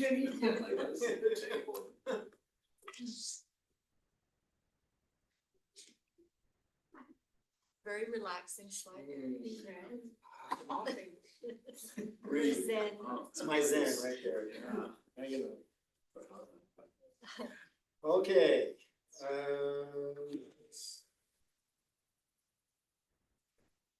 So to get our budget kickoff kind of going, first thing is talking about revenues. All things budget start with where we think we're going to have revenues, because we have to have a balanced budget. We don't spend more than we're gonna bring in. So we start with kind of just giving you, generally speaking, an idea of where we are currently in the current fiscal year, to give some idea of what we're looking at and what we may be facing in the coming fiscal year for budgetary purposes. This just gives you that idea of where our current budget is compared to where we actually are year to date through January. And the percent collected is just to give you an idea. Our revenue does not come in on a nice even basis. Various revenue sources have different timetables. Property tax, you can see, pretty much have it all at this point. Obviously, we collect that primarily in November and December. Other sources, they do come. So at this point, January, we would be 58.3, right? That's 7 divided by 12. So it kind of give you an idea of which revenues maybe come in closer to that even throughout the year as opposed to not. Then on the far right column is, so how are we doing this year comparatively to at this same point in January in fiscal 24? And it kind of gives you some ideas there. Obviously, 2 of the bigger ones are cemetery fees. I never know quite how to look at that. That's a positive thing in many regards. However, from a revenue perspective, not so much. And then interest earnings. Interestingly enough, obviously we're building a rather large, expensive building next door. Funds, the interest that we had in the money that is funding that is now going away. And so our interest earnings are going to be declining in that regard. That said, that's just in comparison to 2024. That doesn't necessarily mean in relation to the budgeted amount. That 3.7 million, I fully expect we're going to hit that and exceed that slightly.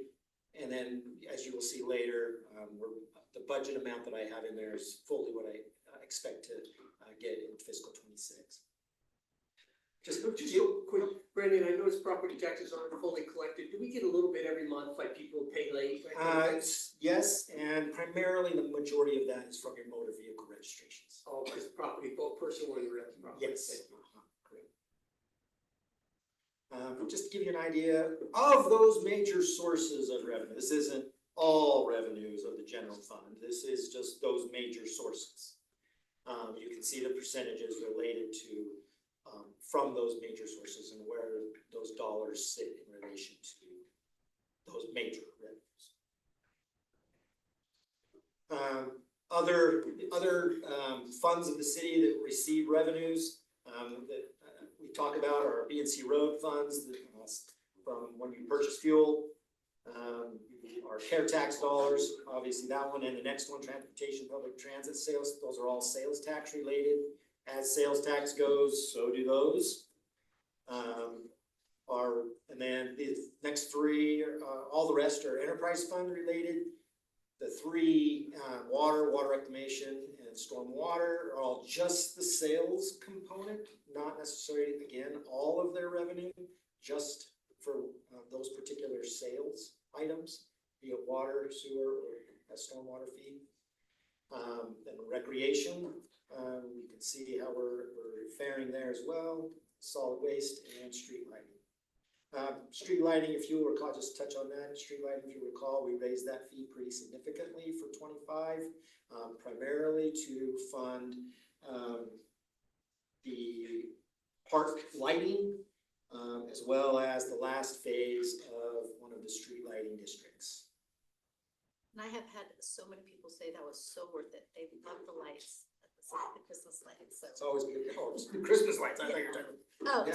I don't know about that other, I'm sure they Yeah, love it too. I'm but- sure they love it too. The You're last- right. The Well, last obviously lighting that's- district was the Hillcrest area, which over the years, we actually have had quite a few concerns expressed by the residents there, that they didn't have the nice city street lights, but we're paying for it. Now we can finally go and have a nice new city street light standard. Again, just give you an idea of those revenues, where that comes from. Obviously, water and sewer are the two biggest pieces in relation. If you had throw stormwater in there, you're over 60% of those other revenue sources. All right, now focusing as we get into our next year's budget. Fiscal year current budget that we have for 25 compared to what we are proposing for fiscal 26. As you have been probably aware, sales taxes have been relatively flat here in the last couple of years. This year so far through January, we are up 1.3%, but it has been a yo-yo fest of 1 month up, 1 month. I mean, and not just a little up and a little down, but big up and big down. So that 32,805,000 is based upon an expected 1% increase in the current year, with a 1.5% estimated increase for fiscal 26. So that's how we get to that 32,805. Franchise taxes have been historic, or have been pretty flat over the last little while. And then you can see some of the other items on here, as they're, again, I'm talking about interest earnings at the bottom. You can see impact in relation to the reduction in funds that we have available to invest in our business. Are there any general questions on here? You'll see some things later on as we talk about, there's not a lot of things we can do in the general fund to impact the revenue. We have fees, of course, but those are a pretty small portion of our overall revenue. And so as we look at these, we have to keep that in mind that generally speaking, property taxes and some of these other fee related items are really the only ones we have control over for the most part. Talking about an item that I know is close to everybody's heart is Utopia. Just give you an idea of what our expectation is for the reimbursement that they provide. You see what we expect to, and I confirmed that with Jason Roberts up at Utopia. And then what we would propose is an increase for 26.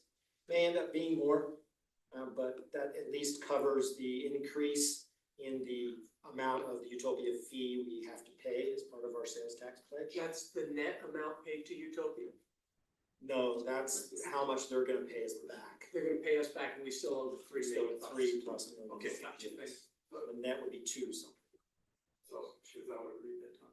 That's what it is well, I'm just curious what the actual payment is and what the net is. I can't. Yeah, it's like 3, Three something, two something. yeah, so it's 3, 4, something like that, I wanna But say. if you go back a couple of years, we were paying almost all that 3 because we weren't getting as big of a. Right. Correct. So, what's the total debt, just on that, when does it end? 24, 40? You know the dollar number, I don't. next time.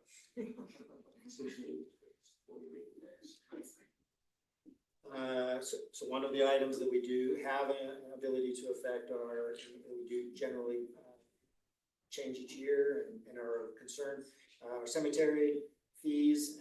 You can see the various elements here that we intend to propose to change. Honestly, I contributed to that this year. Say what?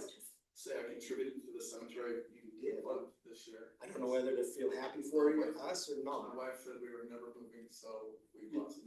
All right. You'll move one Sure more will. place. Yeah. That was a final trip. You can let your wife know you saved 4%. That's right. If you were to buy it next year. There you go. And again, you guys will end up having all of this presentation, so you're welcome to then kind of go through those in more depth if you'd like. Then talking about our other major revenue sources, BNC Roads have actually been doing quite well. We'll do better than that 3.8 million in the current year, at least that's our expectation. So we raised the fiscal 26 amount to cover that expectation. That may even be still slightly conservative, but we're feeling pretty good about that. Care tax, again, not much of an increase. I mentioned what I did for regular sales tax.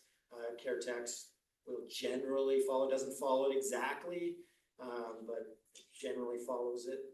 And so we have a small increase in relation to the care tax. The transportation and public transit sales tax, those are 2 different taxes, but we combine them in the same fund, because they're both can be used for pretty much the exact same things. You will notice the 4,275,000, and that there's only a 0.1% increase.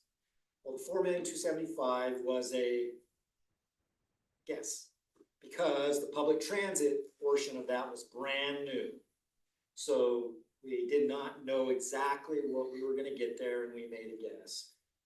We've now received a full year's worth of that tax and now have a better idea of where we think that tax is gonna fall.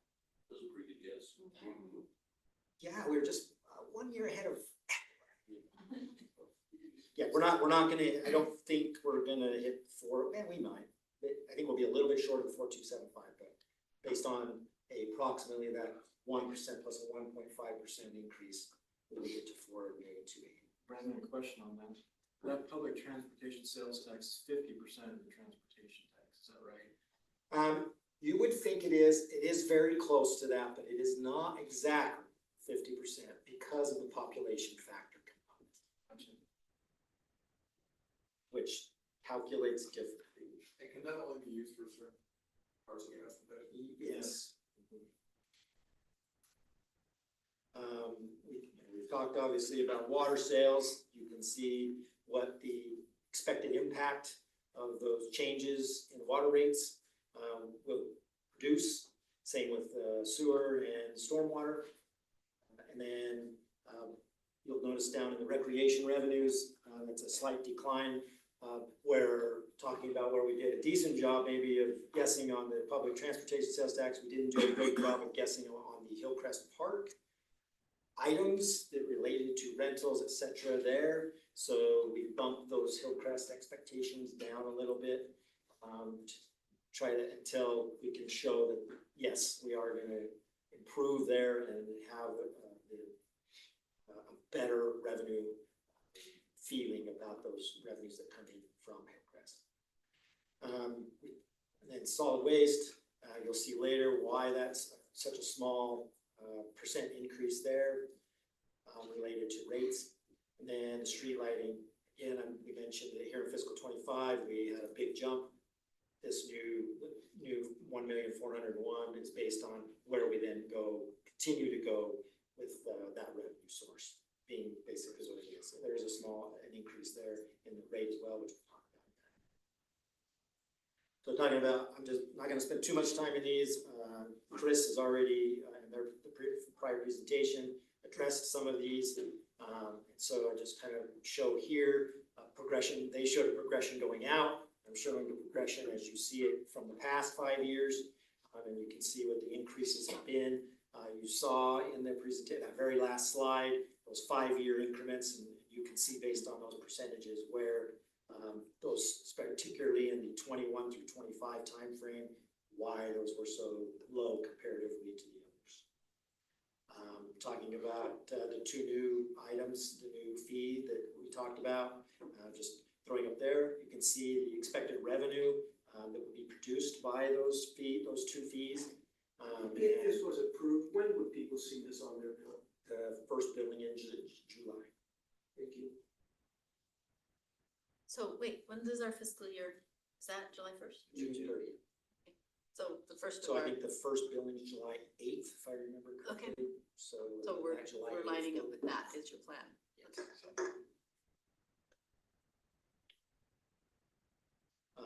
In sewer, talked about, he mentioned the large increase here, last year, it's here in '25, but then what was proposed for the fiscal '26 for base rate, and then see the amount for the volume.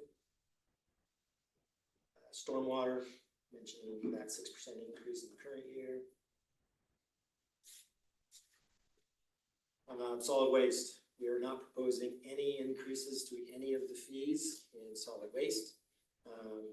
Not because waste management isn't raising their fee, but we feel like we have appropriate revenue to cover the costs there. And so felt that especially with a lot of these other increases going on, that we could absorb those costs in this particular year and not raise those rates.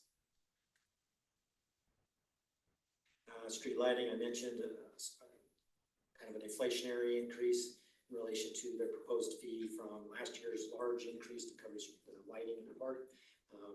Basically, that's to cover the maintenance of all those poles and to keep that maintenance going.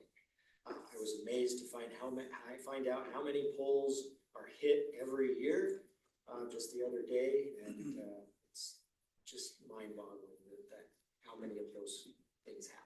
And there are a lot of hit and runs too. Yeah, and that was the more important, not maybe so many how many got hit, but how many of them are hit and runs that we don't recover anything for.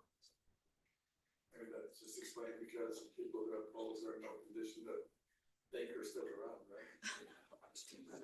I'm not Something counting going those on. times. Oh, the infamous graph chart. Okay, I don't know how big I gotta make this, you can see it. A little bigger. Bigger, Yeah, okay. it looks so good, make it as big as you can. There we go. Okay, so we did do a little thing differently this year, so you'll see, the total utilities, and we would fall third from the bottom, given all of those proposed rates comparative to everybody else's current rate. So then we said in the far right-hand column, we said, well, what if we use the historical average that their rate, if we go back in time, that their rates have gone up? Where would we expect their rates to end up in total? And we would then fall to second to last in that regard. Then, Brandon, yes, real quick on this, just to bring your attention to the lowest here, Layton, look at their sewer bill.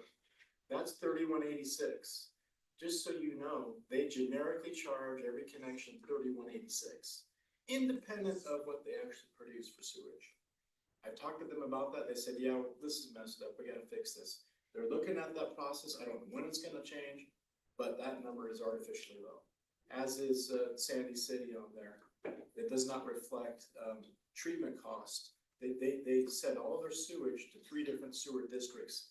That's probably another $15 to $20 on top of that for Sandy, just. And how do they eat that? How do they pay Yeah, for where it? are they? So it's billed directly by those independents. Oh, I see. Yeah. Sewer Separate providers. billing. Correct, they bill them directly. Thank you. It'd be like if Central Utah Water Conservancy District Send a bill. sent a bill versus going through us. Yes. Gotcha. For Jordan now.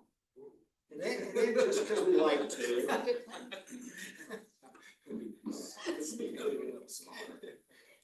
Okay, I can only make this one so big. So then we just said, hey, let's throw property tax on there too.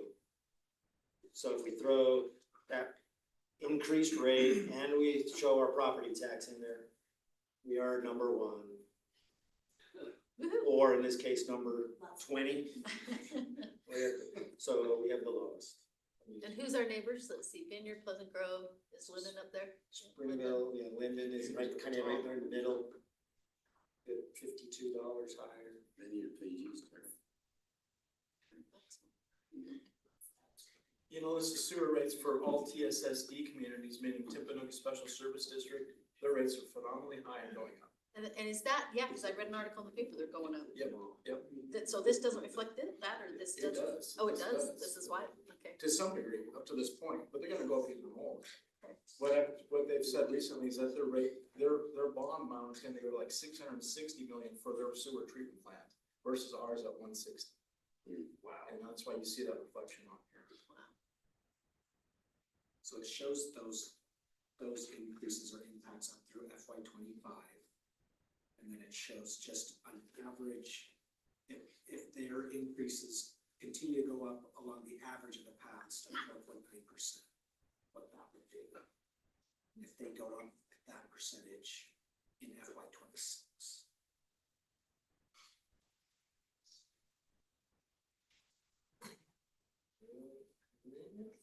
Wow, that really speaks to housing affordability too, right?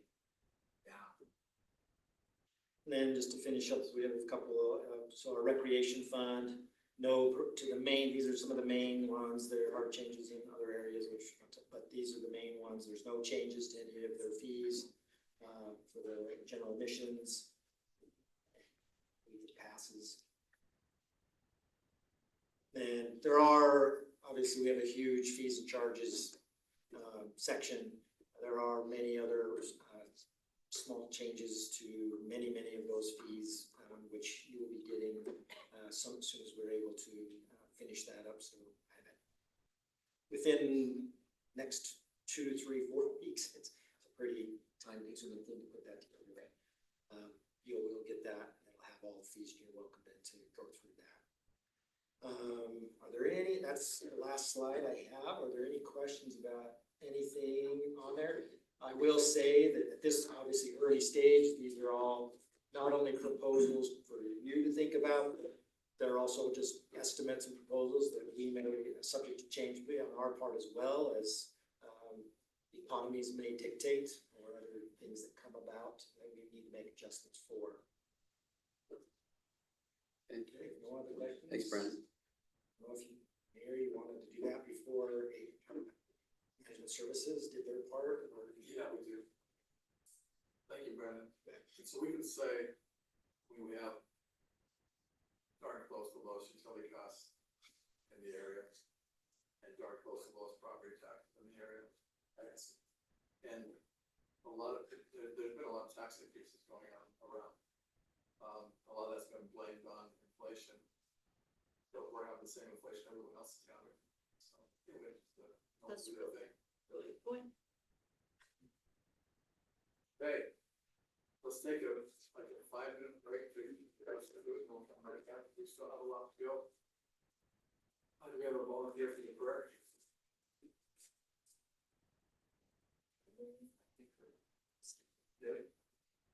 Thanks, Brandon. Oh, he hasn't done it in a while.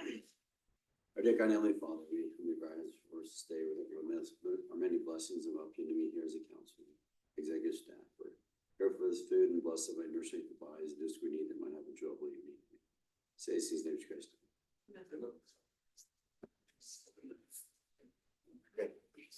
Start by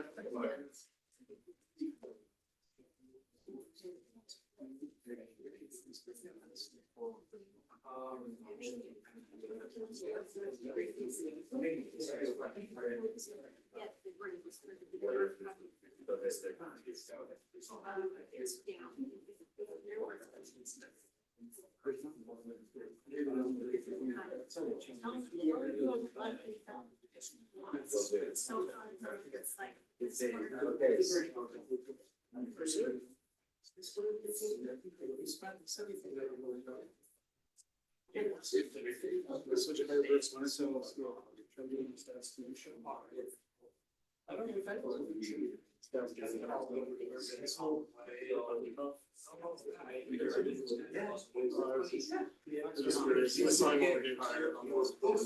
Pretty sure it's the same person. Yeah.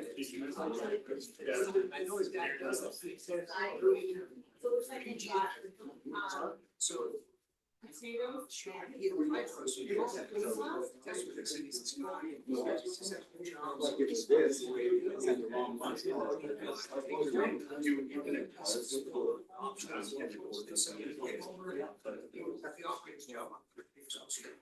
So this one's out. But it's good.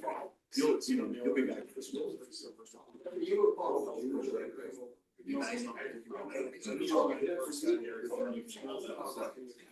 I went to Brook. Yeah. I'm at Brooks. We thought.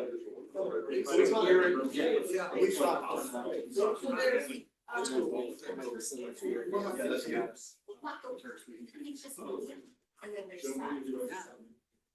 So I think it's like.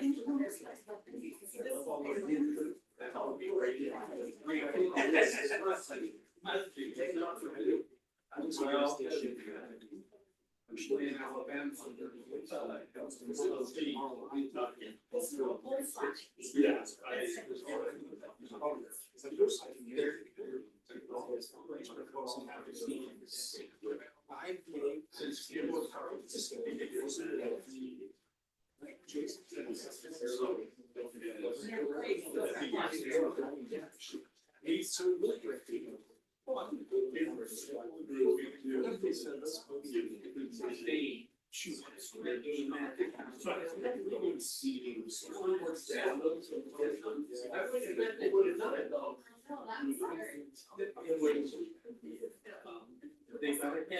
Just a little bit.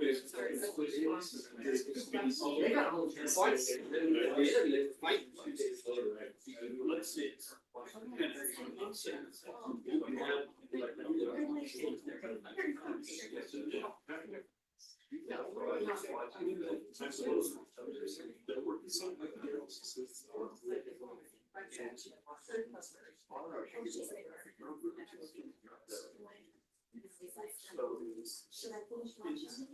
I got looking for you and then.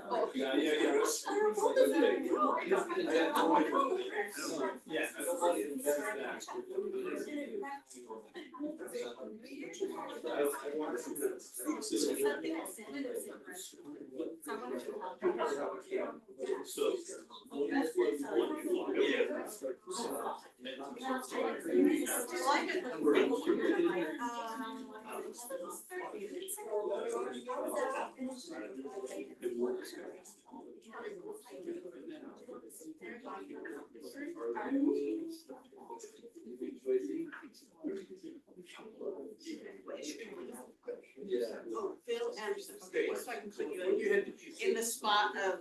David, yep. When you go to the station, Tomorrow. I got the White House tour and Capitol. I know this. Julie's never been I there. got it memorized. Julie's never been there, so. yeah.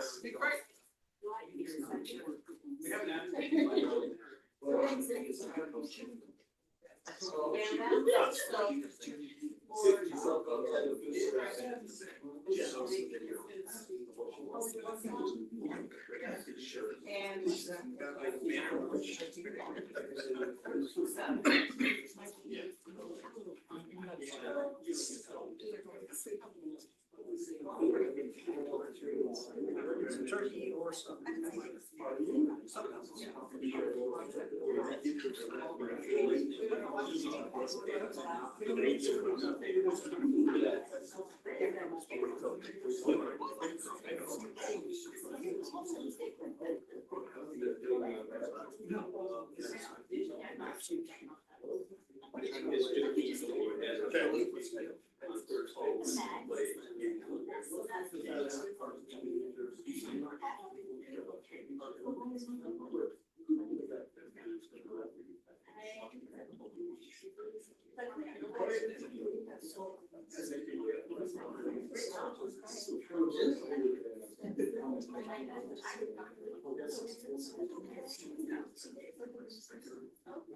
It's final.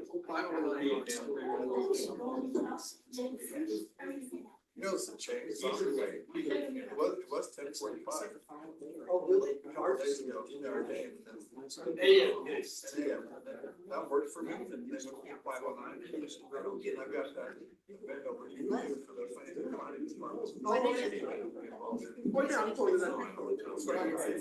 Yeah. Now I see that. All right. Let's carry on.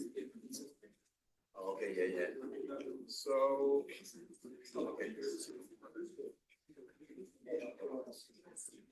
So you guys, not clear on the first. Are you part of Brandon's presentation? Yes. It's the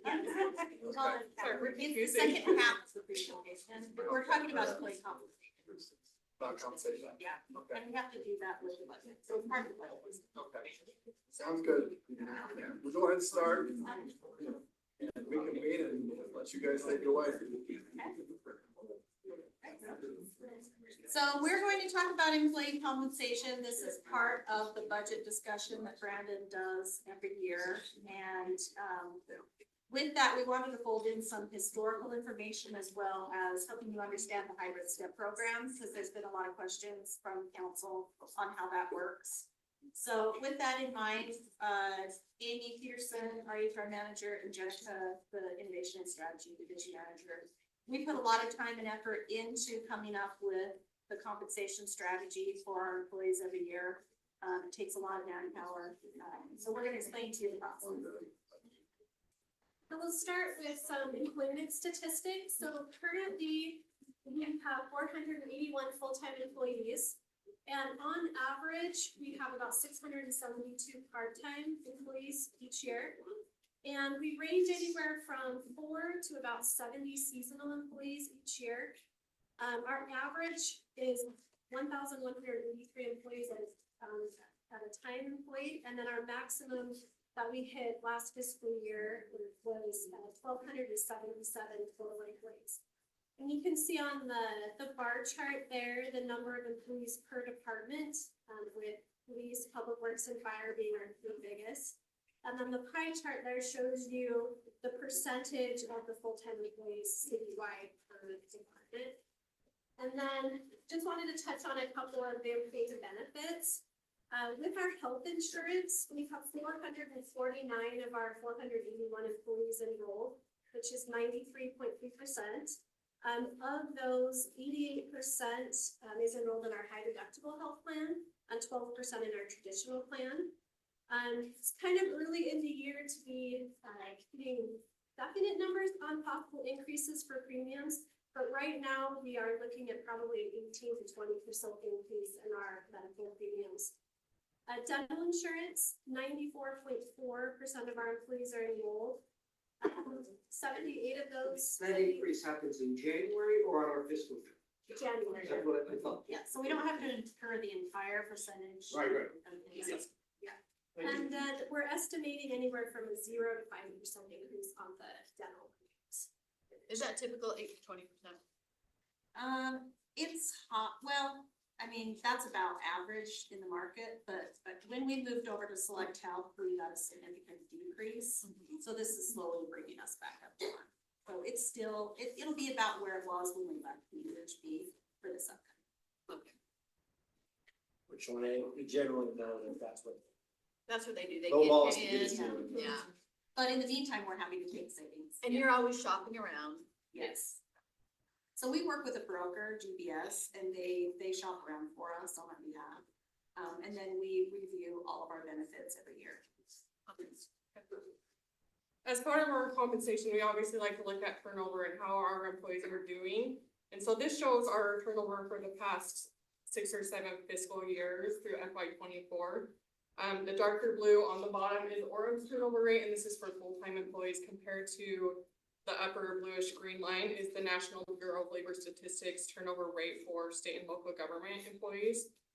So you can see we definitely have had kind of a similar pattern to the national trend, but on a much smaller scale. We obviously FY 22 had our biggest percentage of full-time employees leaving. Keep in mind, this is due to all reasons. It's not necessarily that they're leaving for a different job. They may be retiring, they may be moving. There's every reason is included in this, but we did have a significant decrease over the past couple of years that we're seeing, and now it's hovering around 10-11% of our full-time employees.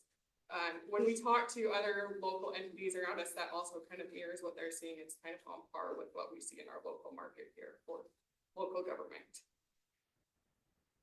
So we just also want to talk about some things that we look at to encourage employee recruitment and retention in response to turnover. Obviously, when there is a negative case where we lose employees that we want to be keeping. So we want to make sure we're avoiding those Can cases. you go back to that previous slide? Yeah. So just back in, quite see, but Yeah, which one's on the top? The bottom. so the bottom form, so like for last year, national was 18%, 18%, and that's for state and local government employees specifically. and then Orem was 10. Uh-huh. So we were almost half what the national Yeah. average was, right? So that's great.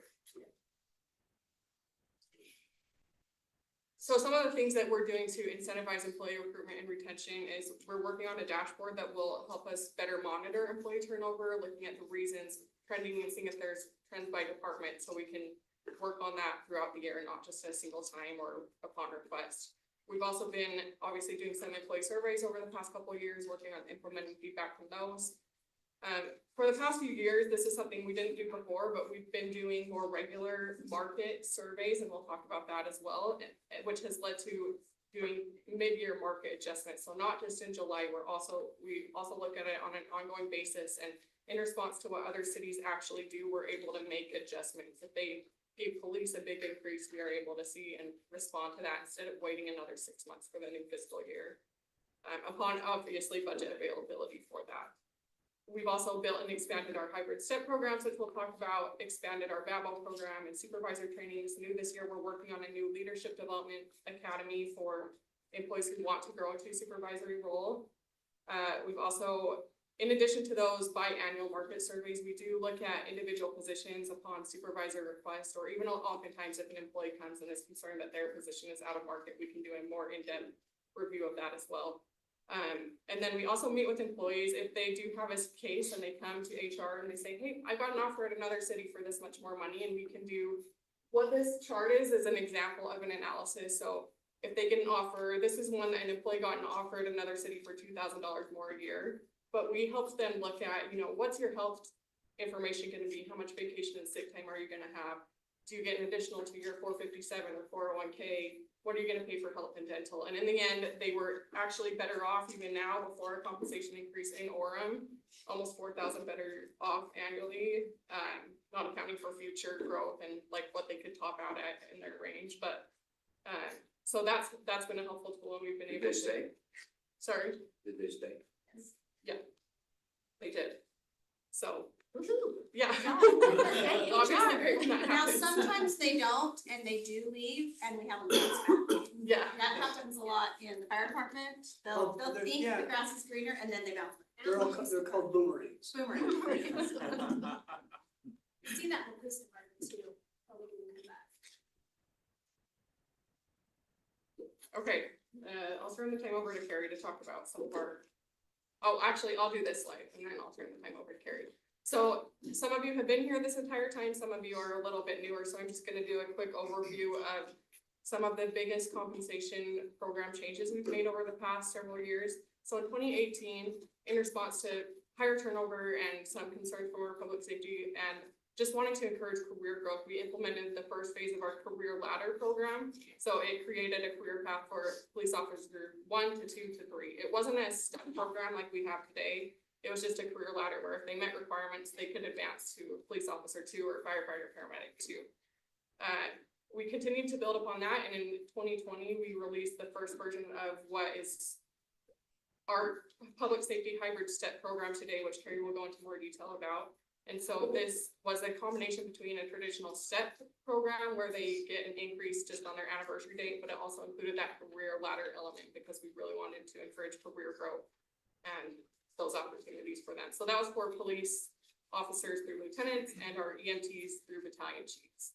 In 2021, we worked with NFP, who's an external company, to conduct an extensive review of our compensation benefits, job descriptions, and we made some recommendations and adjustments to our compensation system based on that. Part of that was implementing the first phase of the Public Works Hybrid Step Program, which was highly successful. In 23, we expanded the Hybrid Step Program even more to more departments and more positions. We also removed the grade and range system, which again, Carrie will talk about, to just allow us to be more flexible within the market to individual positions and make sure that we are targeting our resources where they're most needed. Last year, we continued to expand the hybrid step program to almost all positions in the city under division manager. And that's been, again, highly successful. And then, like I just talked about earlier, we do biannual now. Since the NFP, this is what we focused on, is making sure we're twice a year looking at our compensation and benefits compared to our peer cities and the market to make sure we're competitive. So several of you have asked, what is the hybrid step program and what's the difference from what we used to do?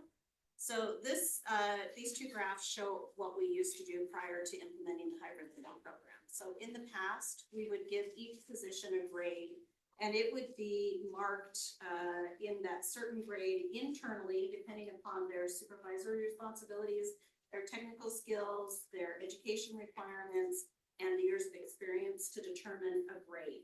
And then we would have several positions in that grade number. So in this example, in grade 10, we would have building inspectors, police officers, and firefighters in the same grade. So when we would go out to market and police and fire were getting big increases, everyone in grade 10 would get the same increases, which isn't really sustainable when we're being market driven per position. So we did away with those grades for every position in the city so that we can be market driven for individual positions. This last year, we put all positions with some very limited positions that have been left out, which is our division managers, our executive staff, and some of our highly trained people like our attorneys. They are in the merit program still. So division managers on up and our attorneys are in the merit system, which means that their supervisors at the end of the fiscal year make a determination up to 3% what their merit increases will be for the fiscal year. Everyone else is in the hybrid step program. So what is the hybrid step program? We've passed out this sheet here so that we can go through it so that you understand how it works.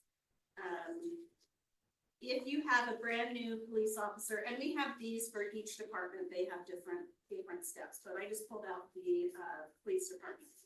So if you have a brand new officer out of post without any experience at all, they would come in as a police officer 1 entry.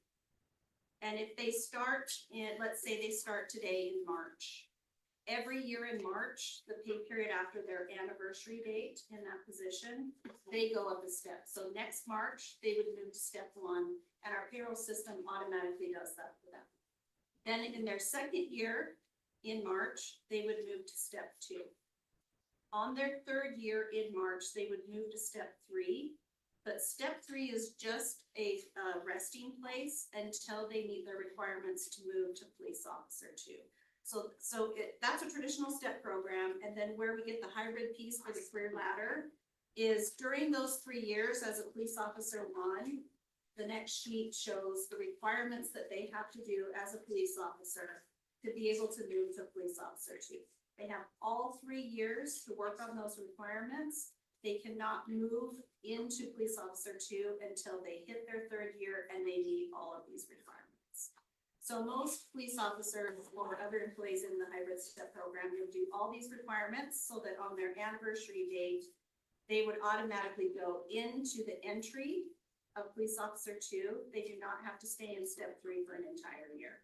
That's just a resting place until they get. If they don't do the requirements of the career ladder, they are taken out until they meet the career ladder requirements. So if they choose they don't want to advance and do some of these certifications, they will be topped out as a police officer 1 for their career until they decide. And then again, as a police officer 2, on their position anniversary date, they would move up again until they hit step 3. And then the next page on our document shows the requirements that you have to meet to become a senior police officer. And then again, 3 years later, they can become a master officer. Any questions on how the hybrid step program works? How do the numbers that make up this change? So we look at these biannually, so we're looking at it right now, and then we'll look at it again in the fall or close to January time. So we look at them That would twice. change all the numbers, right? Yeah, so what's nice with the hybrid step program is that we can, there's no overlap between a police officer and a sergeant, and no overlap from a sergeant to a lieutenant, and no overlap from a lieutenant to a captain. So that you don't have that compression issue of you supervising someone that's at a lower range than you, that's making more money, which was one of the biggest issues that we had before we implemented that, is that in our traditional plan, our ranges were so wide that we could have a police officer making more money than a sergeant who was supervising them. So now there's no overlap in that. But yes, every year we look at this twice. And because it is so fluid, we can expand and contract how many steps there are to be competitive in the market. Yeah, I think that's one of the most important things they understand is the compression that we create by the biannual adjustments, that it ebbs and flows. And so council may hear from an employee that to be promoted, it's only gonna get a 1% raise, but that's making adjustments to the market, and then next year, that separation could be bigger to 3%. And so that's the value in this step program that I see. And the difference too, in addition to that, is that in the past, and I would lean on you two to speak to this, but you could work your entire career and never get to the top of your range in a position. Now they have 12 years and they get to the top of their range. So it significantly decreases the amount of time for them to get to the top of the range. Well, what metrics are you using when you evaluate it biannually? Where do you compare it to? That's a great question. So most cities in Utah belong to a clearinghouse. We pay into a very small fee where we all put into the database of what our compensation is, and then we can pull them out as well. We compare, and I'm taking over your slides, sorry. Oh, that's okay. We have our sister cities that all departments have agreed upon, and then for public safety, we add a few other positions. So this list shows our sister cities that we look at. So we don't compare ourselves to Santa Quin or Cooper or some of those smaller entities that really aren't competitive with us in the market. So we look at same size cities, and then cities that we've lost employees to in the past, and then cities that are really location close to us. So, and more to that point as well, we're mostly looking at the ranges, so we're looking at what are these peer cities ranges for a police officer, and is our range competitive? Because every city structures it differently, with our career ladder piece is different than a lot of other cities, so it's difficult to compare, you know. We also look at how many years it takes to advance through the steps, and some of them still have a merit system for their police and fire, public works for all positions. And so it's not an apples to apples comparison all the time, but that's why we focus primarily on the ranges and just looking at the overall, like, what's the potential of an employee in this position to earn? So, yeah. Did you say earlier how long it takes to go from a police officer 1 through the steps? Is there a time element to that? It would be 12 years. I mean, to go from a police officer 1 to a police officer. A master police officer. Oh, from 1 to 2? Yeah, from 1 to 2 to senior police officer. So 3 years within a level, so 3 years, once they hit 3 years as a police officer 1, they're immediately eligible to advance to police officer 2. So there's a time element. Mhm. then they have to do additional requirements. They can skip a step if the position doesn't require it, and this is true for positions across the city as we've implemented this for other departments.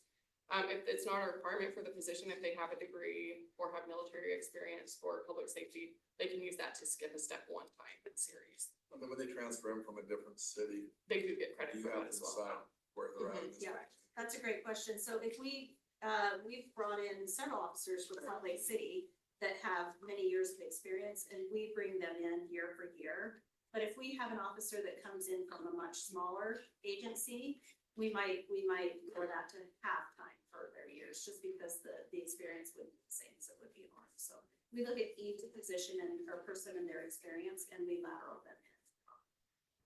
And is it still, a couple years ago, right, and everything was crazy, Salt Lake was like, we will always be 10% above or 5% above. How do you deal with that? So they did commit, I think it was like 1% above any other city. They I'm said they're giving the a lot of capital raise. city in Utah, and they will always be the top of the top. And they actually had unions, so they made that contract with their unions. I don't think that they are following that very closely, because everyone's racing to bottom, like we've all heard that.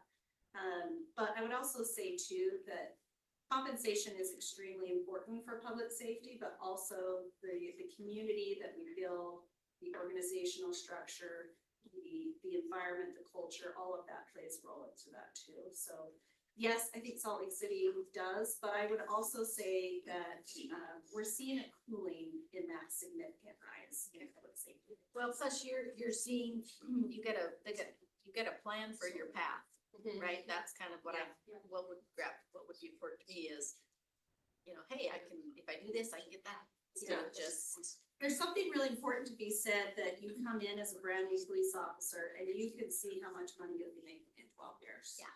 And you own your career path with your career ladder requirements, whether you decide to or not. And if you decide to go get an education, it skips a step for you too. So there's a lot of things that they put their future in their own hands. Which is great to have that control. Which is a big deal, right? Because they effectively control their destiny, they control their career. Yeah. Whereas otherwise it's left up to their supervisor manager and they hope it all works out. Yeah. Yeah, I was just gonna say, one of the most transparent things that I feel that we have done for this program is that we encourage our guys to bring in they all have friends in other departments, so they bring in the pay study. They do their own pay studies. And what we do is the gals will sit down with them, they go through, they look at the numbers that the guys are submitting, they compare them to the cities we compare to, and in most cases, we show that their numbers are wrong, they've got them from their friends, it's not really what they pay. Or even now, the component of identifying the cities that that will never reach the top, their caps are too large. I mean, you see a firefighter that makes $120,000, well, that's never going to happen. But that's what they bring in, so we can sit down with the actual employee and show, look, this is a midpoint, an old system like we used to have. It's a false range, it creates a false hope, it ruins the whole system. But they've identified the actual departments we're comparing to that have step programs, and it's made a huge difference. right. And from your perspective, I mean, you think it's accomplished, you think it's working great, basically, this step program? Yeah, it's actually amazing, especially if you see the time that I started, Chief Adams started, and then the implementation of this, our employees have grown, 30-45% in 5 years in their overall wages. And the only way that happened is because of this hybrid step program and to be comparable to the market.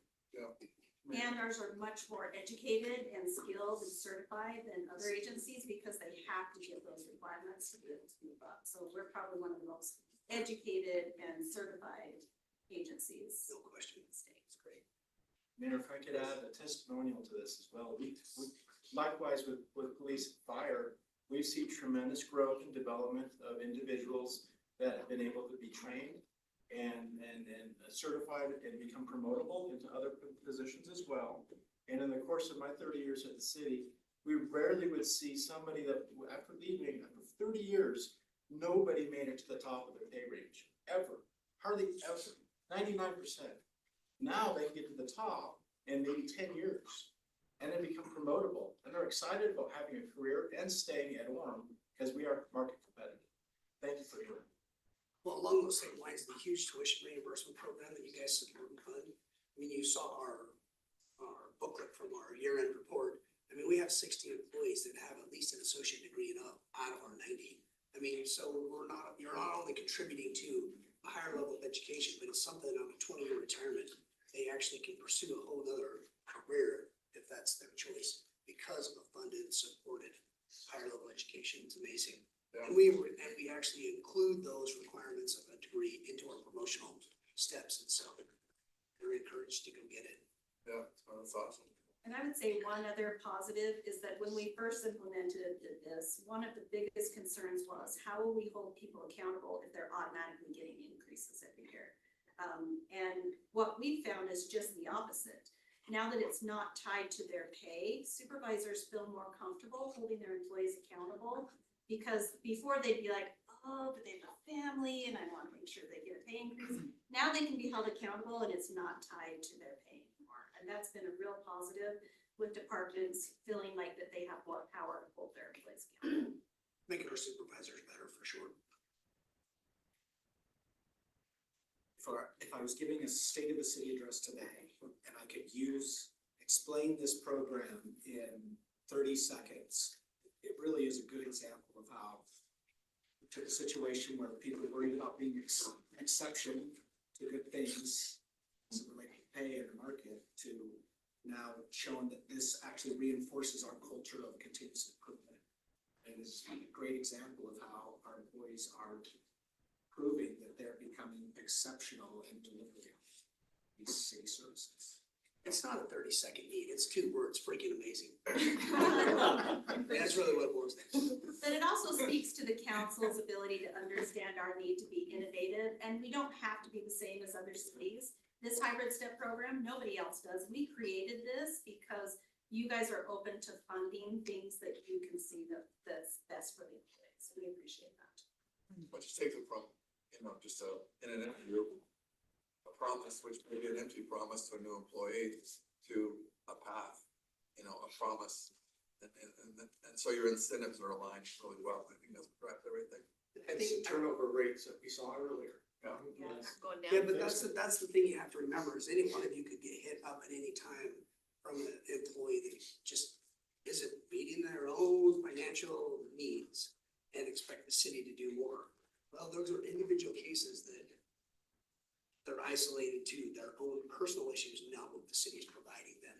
And so it works for the majority, and I think that that's the huge focus. The one-off employee that runs the promo from the fire department for a personal circumstance, I mean, it's positive displacement in my mind.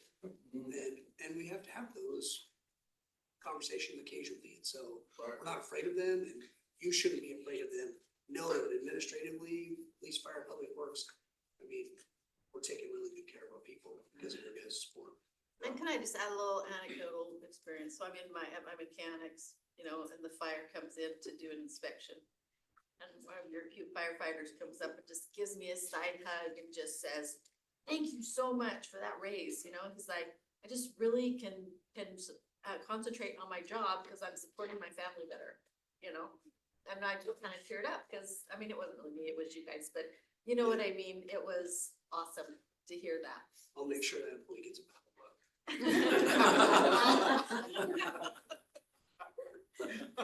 They do feel that way though, so I appreciate them sharing that with you guys. That was. Okay, so yeah, we already talked about this, but we look at every position at least as much as possible to do that market study. Like we talked, each position has its own unique range, whether it's still in the merit program as a division manager, or if it's a floor position in public works or community development. We have this program for every single position. And so we look at all of these positions compared to other cities. Obviously, there's some positions that other cities don't have that we do, or vice versa. But we're able to use this database and then also reaching out to our network and reviewing job descriptions of other cities to make sure we're comparing comparable positions to do this market study twice a year. So our plan for the upcoming year, and this is based on the results of the market study, is to fund the 3% step increases for positions in the hybrid step program. So if an employee's in the hybrid step program, they're guaranteed to get that 3% step unless they're topped out within their level or their range. fund up to those 3% merit increases for positions that are in the merit program, fund the career ladder increases for positions in the hybrid step program. Not every single position in the hybrid step program has a career ladder. The majority do, but not every single one does, but we want to make sure we're funding those and maintaining that. In addition to that, there are positions, as we've done our market study and are continuing to do that, that are out of market, and we need to make some adjustments there, and we want to make sure we fund market adjustments for those positions. And what that means is if we find that a position needs a 2% adjustment to be within the market, all of the steps would move up 2%. That employee would also get a 2% market adjustment in addition to the step or merit increase that they receive as well. Yeah. I think one of the most important things for you guys to recognize is that we have employees that are topped out engineers, topped out captains.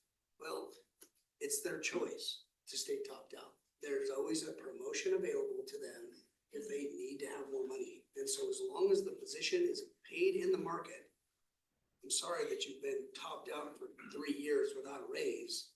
You're at the top of the market in that position. If you need or want more money, you have to promote.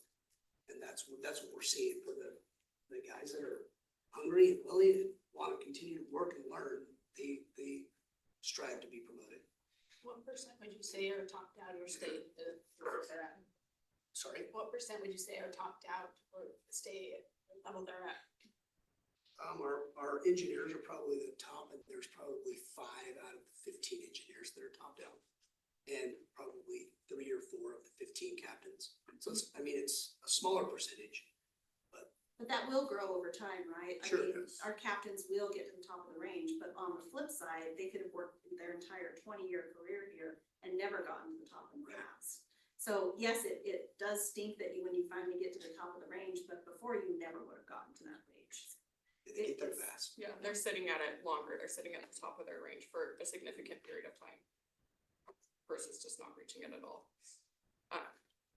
So yeah, there's positions that would not receive a targeted market adjustment for the upcoming year, just because as we do this study, we find they're still within the market. We don't need to make a market adjustment. Again, the employee would still receive their merit or step increase. So it's not that the employee would not receive an increase unless they're topped out. But there are other positions that need a bigger market adjustment, so we want to fund those as well. As part of the hybrid step program, we also want to make sure we're competitive within the range, looking at both ends, the minimum and the maximum. So that means adding new steps and career ladder levels to certain positions in our city. And this will encourage career growth and incentivize people to stay. And a big component of this is that we want to make sure that we're transparent with employees. If we are proposing an adjustment to their position, a market increase or adding steps or career ladder, we want to make sure that they're well aware of that they know that they can prepare to reach those new levels and understand what's happening. So we will be meeting with employees and groups to explain any changes that will be happening to their positions as well. And just to confirm what Jen is telling you, after working with Carrie, as soon as the tentative budget is approved in May, we have the following week scheduled to meet with all 3 platoons to provide that information. So she's exactly right. We're very transparent in providing them the information that's what they work for. Take care of their family, and money's a big deal. And that is all I have for this. Any additional questions? I think you're good. Thank you. Thank you. Next up, we've got item 1.6. This is Teresa, our city recorder. Election agreement resolution.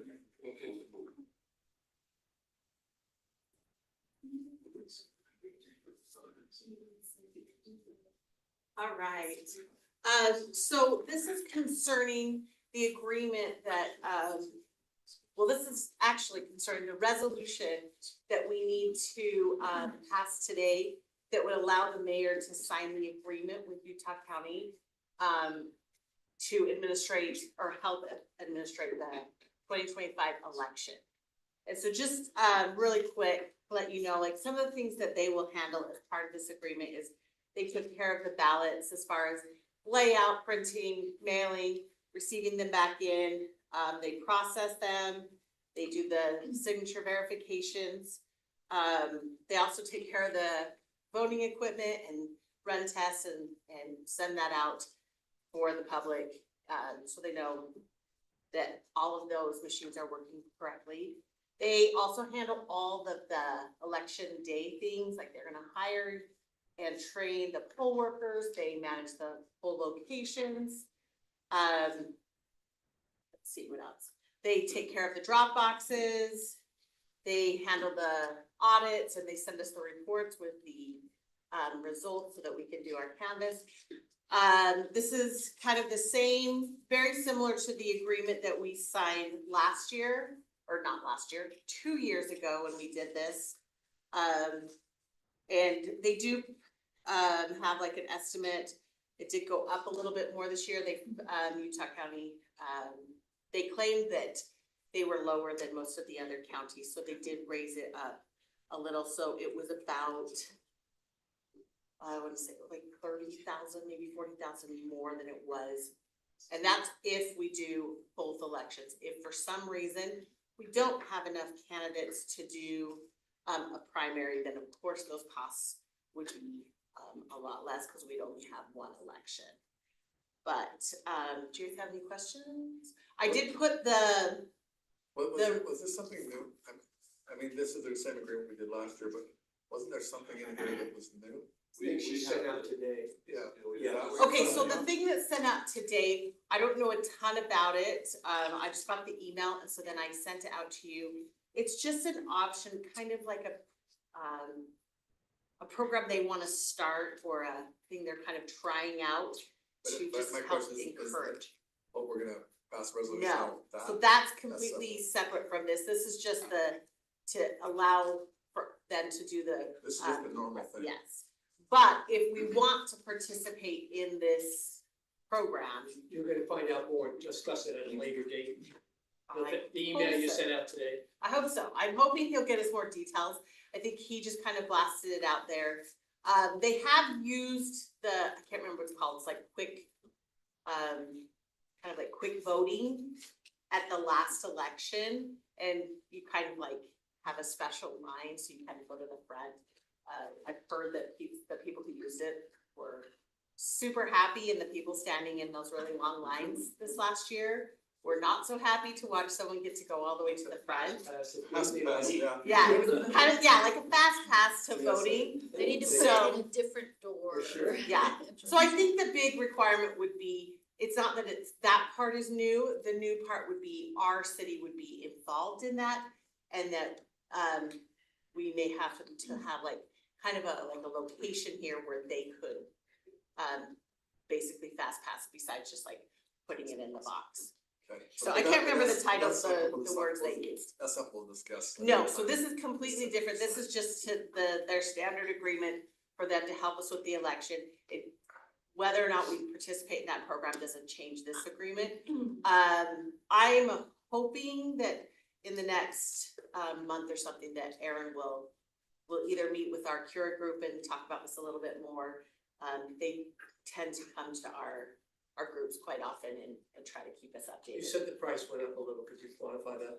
So it's, the price went up to, it's $2.75 per voter per And what was it election. before? I think before it was like I'd have to look it up, but it was, I think, a little bit more like $2.40 Okay. or something like that. He did say, I think Salt Lake was like $4 or $5 per. Well, our other option is to do it ourselves. Our other option is to do it I don't think ourselves that's a great without option. any of the equipment that we would have, so it would basically be like. I think we did it. Have we ever done that? Well, we've done it before because the county used to have old machines that you could rent. Well, those machines have kind of hit their thing and they are no longer available. So if you're a small city, then it is absolutely in your power to run it yourself. 2 years ago, they took that option away and everyone had to use the county because of that change in the dates and stuff. So they've kind of forced all cities to use them no matter what. But this time, yeah, if you're a smaller city, maybe. So this is basically formality. Yeah, Right. and we have to have a resolution.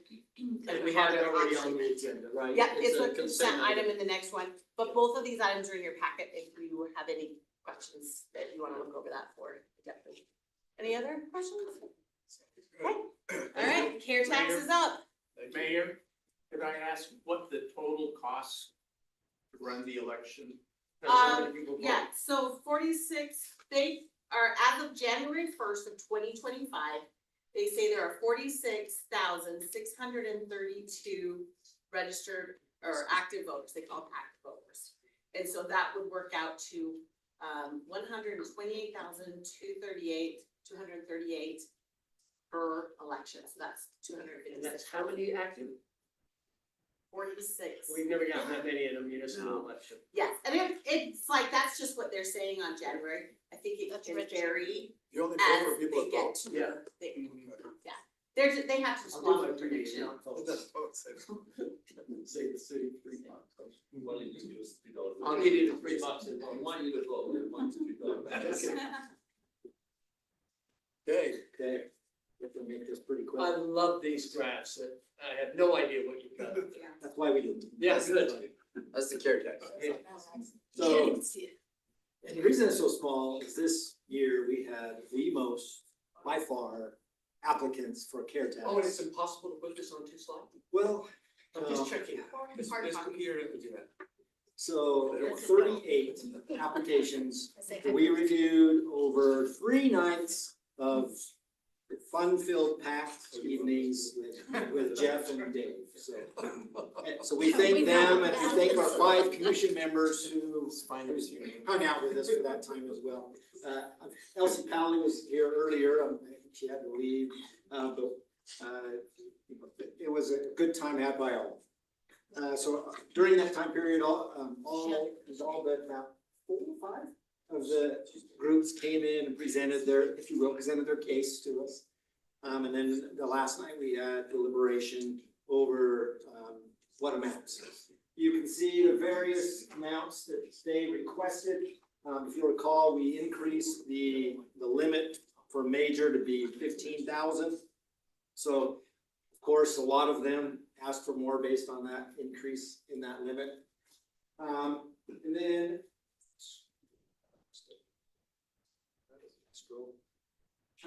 anyway, this 125 right here is kind of the targeted number that we've had over the years for how much to give to these mini and mid majors. And so that's kind of the target. And then we, as we go through, we kind of evaluate what we think that they should get, kind of add that up, see where that falls. And then maybe have to go back through and reevaluate, oh, well, we really liked these people or this group, so let's see if we can give them a little bit more. And so this column is the final result of those deliberations, and what is being proposed to you. You can see our 2 major grant categories, the 2 groups that are in that category. We had several that applied to be in that group, but we did not propose, it was not proposed that they move to that major grant category. And so this is where we currently are sitting in relation to the total amount of the arts side of the care tax. Now, there is there's an element related to the city's participation in the art side that is not yet here. These are specifically to the application groups. So we will be, coming back at a later time with the recreation side as well as the other element related to this. And then there will be I believe it's an ordinance, could be a resolution, but resolution or an ordinance, basically awarding those care tax dollars in relation to this, and this will then also be included within our tentative budget. Normally, we would probably come to you in the second meeting in April. It's probably not going to happen this year, so it may be right before the tentative budget. But needless to say, are there any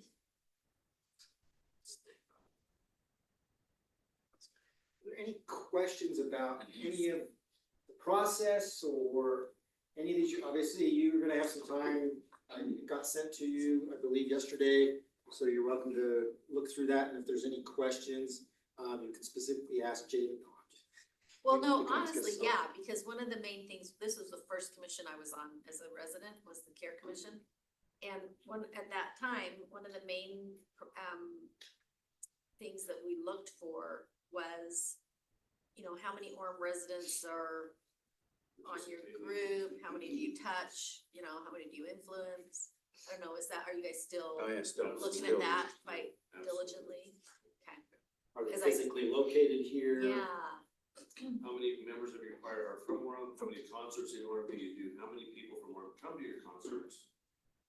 So yeah, that's one of the major things. great, and I like that, I think that needs to be stated, or I appreciate that you said that here, cause I think people need to understand when you vote for this, I mean, this builds Orem. Well, it's not like this is getting, should not be their whole funding. A lot of people just relying on that, and it's like, so every year they go down a few, it's $500 or $1,000 here because they're not doing their job. They're not getting out on social media, they're not trying to get fundraising. So, That's what you try and ask them to, is how much of their funding this is. yeah, we can see it on the applications. Does that help with their application if they get more funding from outside sources, are you more likely to give them more? It depends on if they're going pro to get, also get their tax. You know, it depends on what is in Orem and what's affecting Orem. So we were pretty, I mean, 365,000, we had 125,000, so people were like, hey, I want 15 grand, I'm like, and so does everybody else, so we cut, I mean, it was a unanimous decision on everybody, we just went through, boom, boom, boom, had to keep people on track, you know. Keep focusing, let's keep moving, because we'll be here until midnight, so. We got it done. It took you 2 or 3 nights too, didn't it? It was 3 nights, yeah. 5 to 9, it was fun. Thank you for your service. Thank you for the recommendations. We're not voting on this tonight. This is an inform and vote sometime in the future. Correct. All I really have at this point, and if you have any questions about any of those, or about the process, or about any of them individually, obviously let us know. I mean, just that, I mean, Adam's here from the Sarah, and we give him, we give him 100% because what he does in our community is amazing, so we appreciate Adam and the Sarah. Adam is a wise steward of those funds, as he does more with that money to impact the citizens of Orem and people that come to Orem because of what he provides and his staff. And we owe Adam a huge thank you. It's a good outdoor concert coming up this Well, and he takes care of kids and older people. I mean, it services people who might not be serviced by any of these other options. Correct. So thank you. Yep. Thanks for your support. Appreciate it. Okay, thank you, Brandon. Okay, we're gonna move to the agenda, but before we do, we'll have agenda for our commissions. Right, we've got some fun commissions, we have youth council, which, has been fun, you also have a video that they put together, people put together for the city, that was really fun to see. They've got another service activity in April, and then in May, they'll have an end of the year generous staff council, and we can cheer them on and just grateful for their service, so that'd be fun. The Natural Resources Advisory Commission, formerly the Natural Resources Stewardship Commission, used to fall under Development Services, and with all the changes to boards and commissions we made, now it falls under Public Service, and Tyler Pay runs through that. So that's a pretty new change, and I think it's a good change. It lets them kind of be more integrated into all the great public service things that really aligns with their goals and mission. But they also want to just connect more with city departments, so if you feel like you in your department have something that might, they might have insight on, or you want to get them involved, I think they really like that. They're trying to set up a schedule throughout the year so they can meet with various departments. So, and then upcoming activities for them, if you want to go birding, they're going to do that. They're going to celebrate Earth Day, and then the community free swap in April as well. So, events also had some changes. It used to be that events was the Orem Fest Commission, and now it's the Events Commission. So that's been fun. They brought some new members on. We have some really, really great new members, some with experience from other cities that they brought to us, and we're learning from them. Others with just lots of enthusiasm. That's been fun. And they're talking now more about, they're not just talking about Orem Fest, although they are right in the middle of that. They can have you right now. But they're talking about bigger and broader things. But as far as Orem Fest goes, you council members all should have received an email February 27th from Kenise Whitaker. And if you didn't look at it, please go back and look at it. It just outlines the events that are coming up for Orem Fest. It asks where you want to be involved or don't want to be involved, just so they can best use you in a way that makes sense for your life. So, if you could look at that, that'd be great. Parade applications are open, Spirit of Orem applications are open, and we do have an opening on the commission, so if you know someone you think would be awesome on the events commission, please send them my way, that'd be great. And that's kind of that one, and then I didn't talk about school district. It's not my official commission. Oh, we can talk again. So school district update, I'm part of that interlocal group that, helps run things. We came up with a map that should be approved hopefully this Thursday at the county level. That's just the seat map for where the district board seats will be. We anticipate that it will be approved, but we never know. It just takes some time to do other things. We set up a website to answer questions, so people have questions to go there. And they are currently looking at a feasibility study that will look at all the different numbers, how our is doing that, or where we're going now. And they will come back with their thoughts and ideas on where the district sits. So that's something. Okay, thank you. All right, let's go through the agenda real quick. 6 p.m. Call to order. And then invocation, John Westover. Mayor, there's a change there. Okay, It was gonna be a father-daughter, but it's gonna be a father-wife, husband-wife. And so the woman is not Kaylee, it's Jackie, Jacque. is that Westover still? Yeah, it's still, yeah, Okay, so you got Jackie. and I'll be happy to make it brief as well. Okay. And then John is still the same, right? Yeah. All right, sounds good. Then we got item 7.1, we're not gonna do that. The realtors had to cancel last minute, so they're gonna come another night. Oh, they're not coming tonight, that's all? Yeah. Okay, thank you, sir. 7.2. This is Golden Orem. There'll be a presentation by Gina Borelson, the senior center. So Dave and I got to judge that. That was fun. And I do Mr. and Mrs. Orem. With Miss Orem. No. And I think I'm judging tomorrow too, at Mr. Inspirational or something from. I'm It just a was judge, I'm a cute. judge It now. was- I love what Gina does. It's so Yeah. amazing. So, What is it you judge? What do they do? they answer questions. Talent, yeah. Just to see, because they're supposed to represent Yeah. Orem on the senior side, so. Yeah, it was cute. And then item 7.3, the report from Mark Seastrand on the giving exchange. Item 7.4, a report from Reed Park and Justice Court. That's an annual report, right? Yeah. 7.5, a presentation on the legislative recap, that'll be Jared Keeney. So Brent, is that just a presentation, or we? Yeah. I mean, cause that could go forever if we start asking questions, are we supposed to ask questions or no? You can ask questions, but he'll have a great presentation to share. Are you here or you online? He'll be here. All right, so 7.5, personal appearances. And then we got item 9, the consent items. We got approval of meeting minutes. We got So are you doing that? The approval of the Yeah, just these two. They took off the third one. just these two. Yes. I thought you said the February 11th one for you. The January 11th. January 11th. January 11th are January. the ones that are not on there. January 14th. So, okay. Oh, 14th. January 14th is Thank not you. on there. 20th and the 11th. Thank you. And then item 9.2, reappointment to Natural Resources Advisory Commission, Quinn Meekum. And this is something,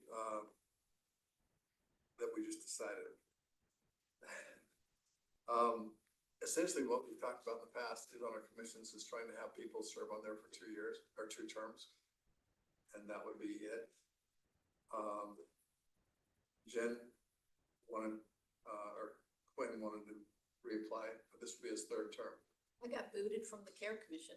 I don't know that we did. I think, isn't it in the code? It's not in the code. There's only one commission. I think the planning commission is the only one that limits the terms. But where's, maybe Jenica would know, or would he carry? Because, I mean, I actually have a resume here of someone that wants to be on your net, that I interviewed for neighborhood, I was gonna give you, that wanted to be on natural resources. I don't know, I just He's think, been on 2 3-year terms, is that right?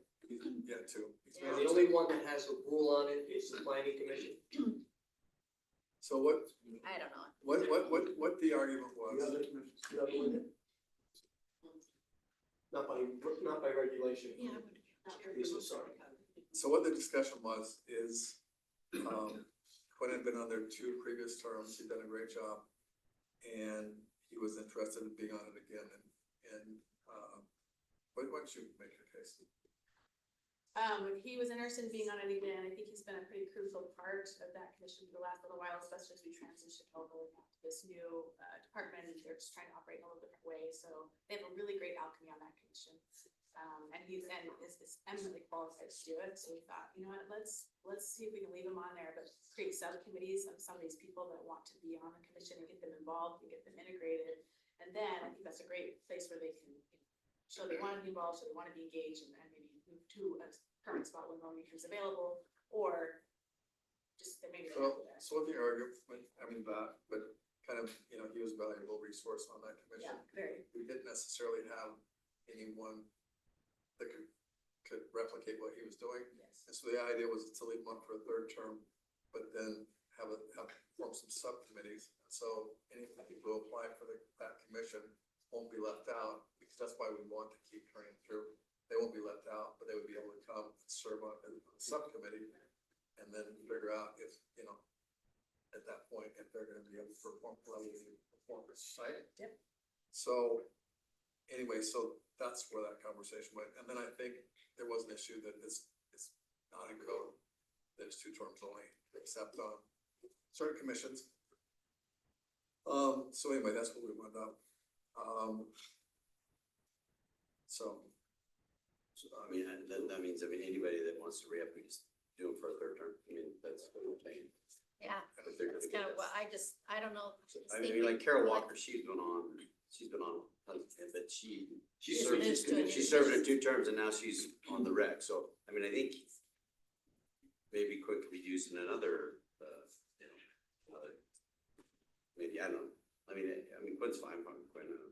I just think, like, I was on the care commission and yeah, they booted me. They said, okay, you've been on there 6 years, Is the care and I commission wanted to over there? stay. But the fact No, that but that- I left made an opportunity for someone else to come. Yeah. So I didn't like it at the time. I enjoyed serving. That's a fun commission to be on, but like I say, this guy, I had this resume and he's very qualified to be on your resources commission with his bachelor's degrees and stuff like that, but I don't know, and if you didn't have any applicants, to me, that's when you do it. It's like your What is PT. your situation with applicants, Jen? We have a handful of applicants. I think there was 3, but some of them have been on there for a bit. 3 or 4. Have been on the commission? They've been on the, like, they The just, list. I don't know if they're being still interested.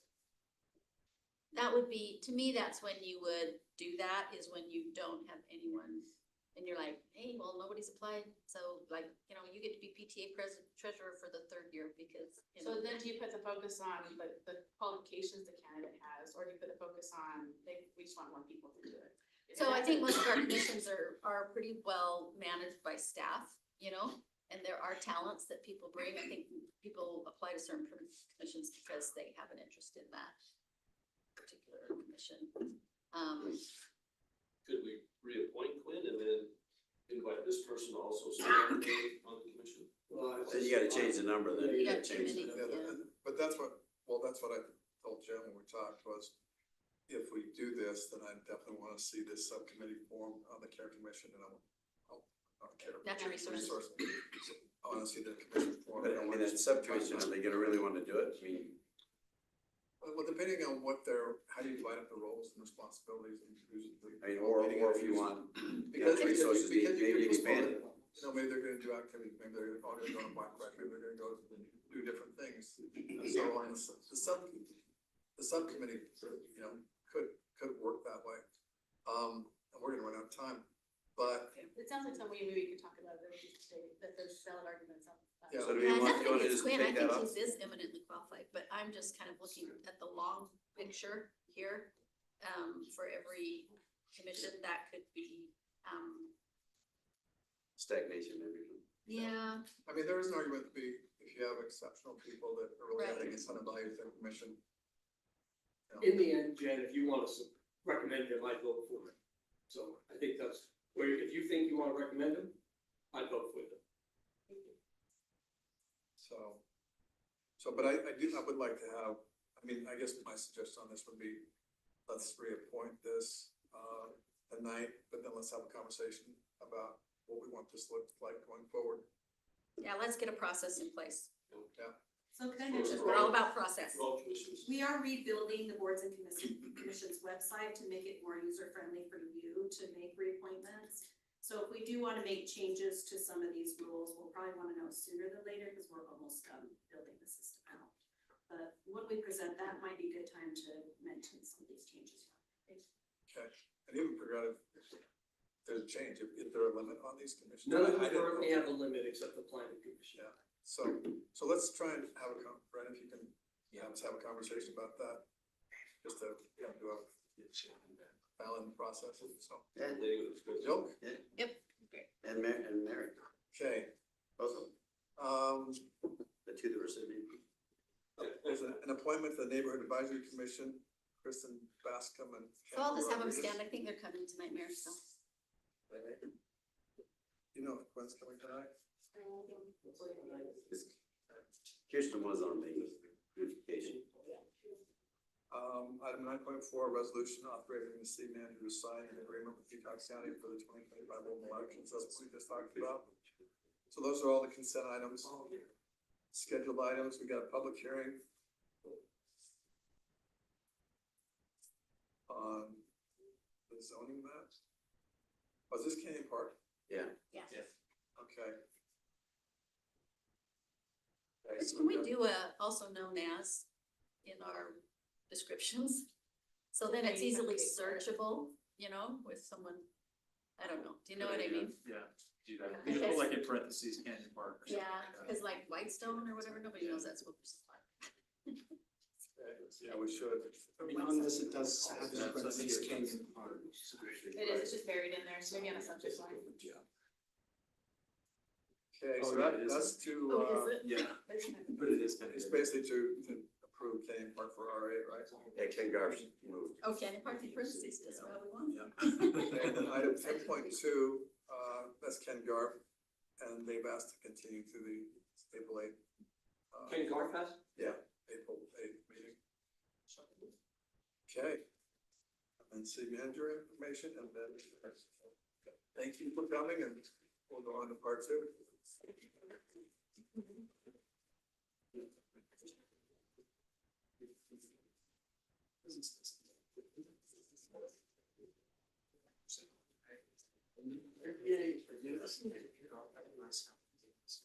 Oh, Jen, here's this, guys. Here's the-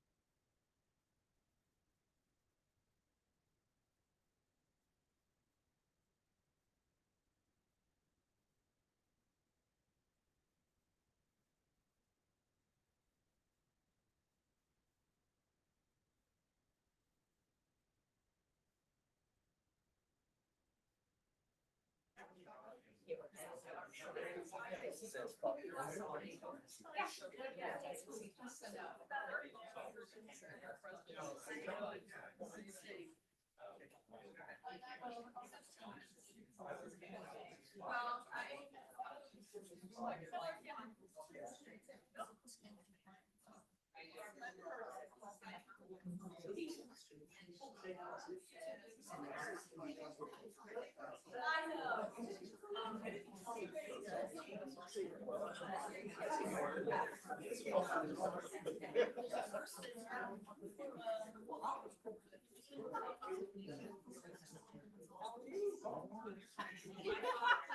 got a beard now, I looked at. Who's this coming to talk to me? How do you make friends? These are the truths of our city.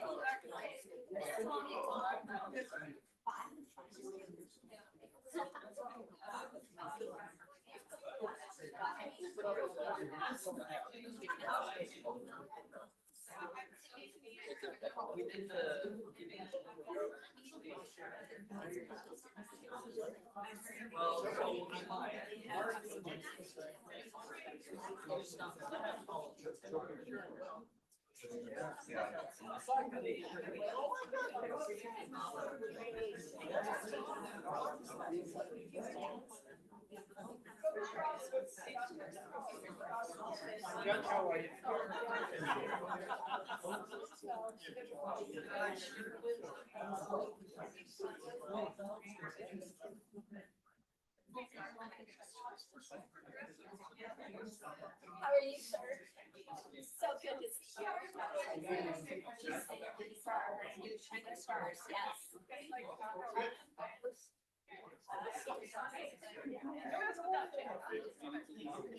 Oh, that one's in June. This is a bonus, this is a bonus.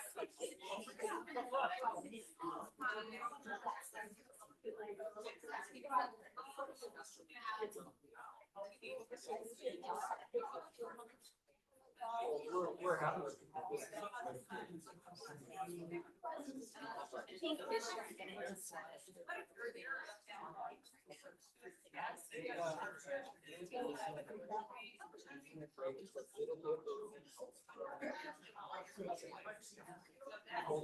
You live far though. Nobody can, nobody can.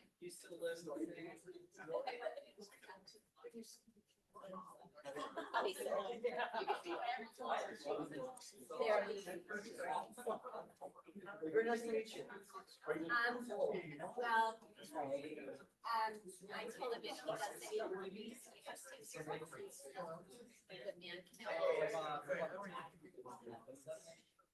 I mean, probably. I don't know. During Drug me into this, huh? It is really. Impact. And you get a cool goal. I know, I know. That's not hard to get. No. No. Something to sneak up on That's you. right, baby.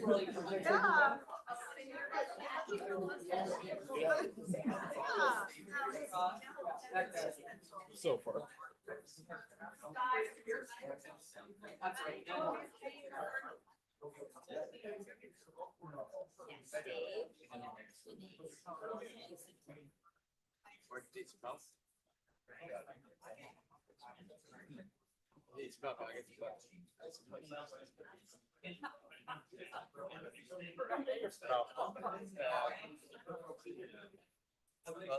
That won't be the longest one. It's all good. Yeah.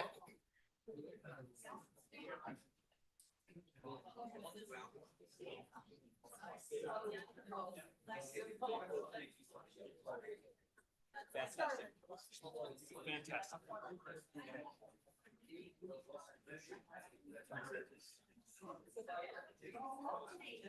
Test, test, test.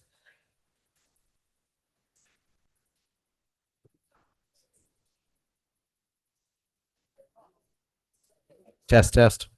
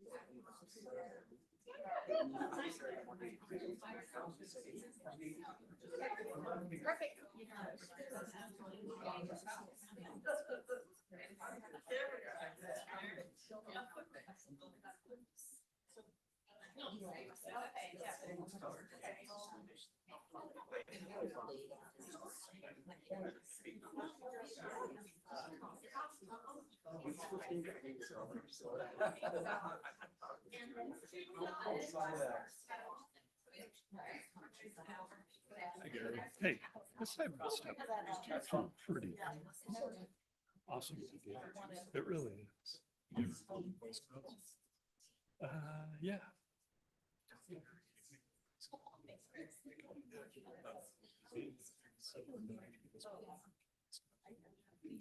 That's one of the things that serve a lot of time. See, we had like we had and so somebody could come in, I could solve criteria. Criteria, and then make the class from 1 to 2. And there was a minimum time, but it was pretty much the system. I was, steps. And all that stuff. So, yeah.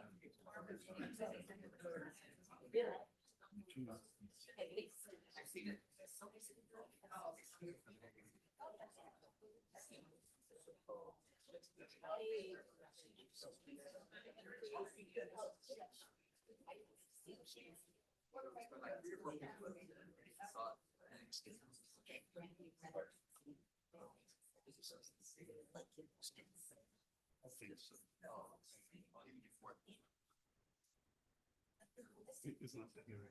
This was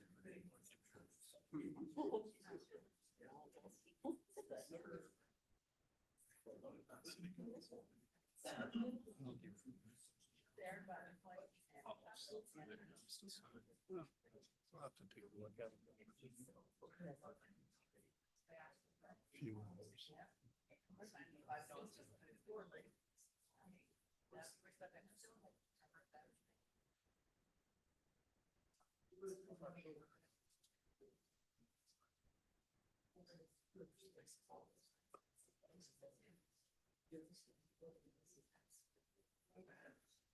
All right, we would like to welcome all of you to City Council tonight. We're glad you're all here. We'll start out with an invocation from John Westover and a pledge of allegiance from Jackie Westover. And Tom, if you'd like to introduce them. I'm happy to introduce two of my friends. Dr. Jackie Westover is a professor of business calculus and statistics at Utah Valley University. And more importantly, she's a mother of 6 and tries to keep her husband, Dr. John Westover, in line, who is the chair and professor of organizational leadership and change in the Woodbury School of Business at Utah Valley University. They've been married for 23 years, and they and their 6 children have lived in Orem for 13 of those years. So, John, you're up.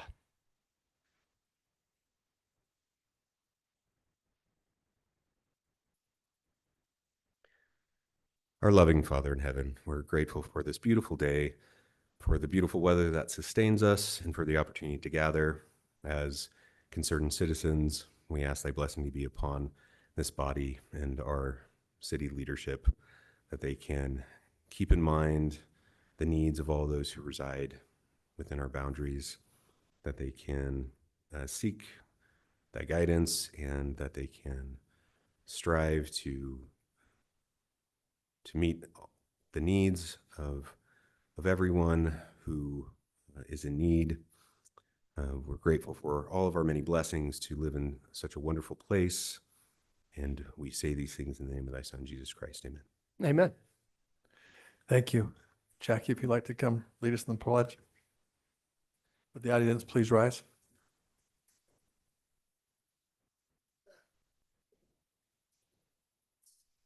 I pledge allegiance to the flag of the United States of America and to the republic for which it stands, one nation under God, indivisible, with liberty and justice for all.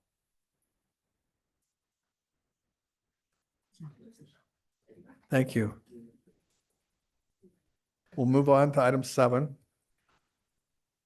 And we're going to move to item 7.2. This is Mr. and Mrs. Golden Orem. Gina Burleson, if you'd like to come forward and present. We're starting with you first. Mayor and councilman, esteemed city manager, and all of our friends here. Thank you for inviting us to come in here and introduce the two, honestly, shining stars of our community. I want to tell you a little bit about each of them. This is Mr. and Ms. Golden Years, OSFC Golden Years, so Orem Senior Friendship Center. We had a pageant on Valentine's Day. We had 11 contestants, 3 men, 8 women, and these two reigned supreme. I would like to first introduce Rolane Young. Rolane is very involved in our senior center. She actually plays the Native American flute, and did you tell me for 15 years you've been doing that? And she started teaching it at our center as a volunteer, and they began the Orem Senior Friendship Center Timpanogos Flute Circle, and they played throughout the valley and even in Salt Lake, if I recall. Yeah, and they're going to be at an event for Orem City actually coming up, right? They're really amazing. Wait till you hear them. And her husband passed away about 3 years ago. We're so glad that she was comfortable with us before that happened because she just kept coming. We're just so delighted to have her with us together. Combined, they have 7 children and 21 grandchildren. And I'm going to have them, if it's okay, are we going to get a picture with all of you guys and them? Because that sounds official, right? And then I want to introduce Brian Clifton. Brian, let me tell you, was pretty impressive at the pageant. Was he not, Dave Spencer and Lene? Yes, he was, and he had a nice suit too. Yes. I mean, you should see, he dresses that way all the time. I'm just telling you. So Dave and Lene were both judges for us, along with Miss Orem. And when they walked out on stage, they got to choose the song they wanted to walk out to that would really empower them. And I'll be darned if Brian didn't start doing burpees on the stage. It would put every single one of us to shame. I told him if he does them here, he's got to take the crown off, so it doesn't injure somebody. But he has been married to his beautiful wife, Judy, for 35 years. They have made Orem their home. They have loved raising their kids here. They have 2 children and 4 grandchildren who are all boys. And I said, oh my gosh, they can aspire to be Mr. Golden Years in years down the road. The oldest one's only 3, so I won't be here. But anyways, I would love to have them come on up here and maybe share with you how they feel about Orem Senior Friendship Center and how grateful they are for the value you put on our seniors. Rolane, we'll go with you first.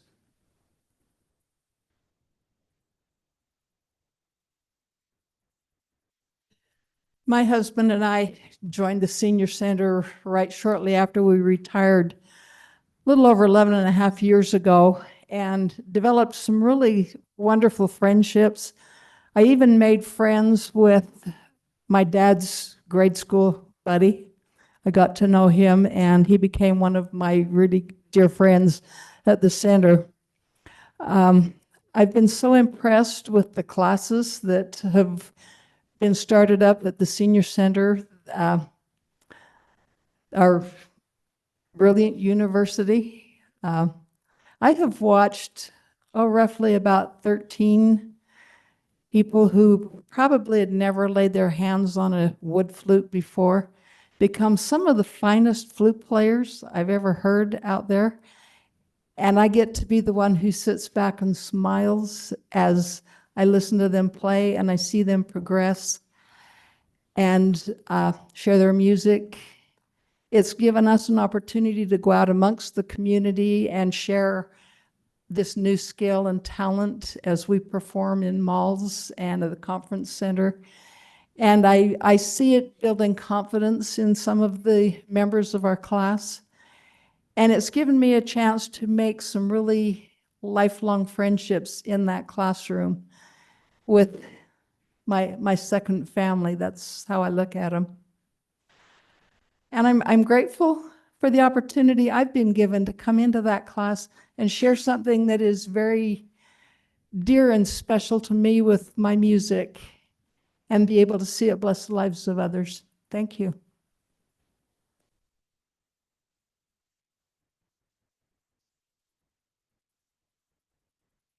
Well, I married an older woman, and she was always going to the senior center. And people would ask her, well, where's your husband? And, you know, they were making the moves on her because they never saw a husband. And I wasn't old enough. But when I became of age, I started attending the senior center. And I've been impressed. There's so many activities going on. There's always something going on. There's so much it offers. And it's a lot of fun to go. Orem, my wife and I moved from out of state to Orem. And we've lived in Orem for 25 years, Utah County for 35 years. And when we got married, we thought, well, we'll go back to where we came from. But when we started raising our kids, we decided this is the place we want to raise our kids, and we've stayed. And our kids have stayed. They're still here. And Utah County is a wonderful place. The people are wonderful, and we're staying. So.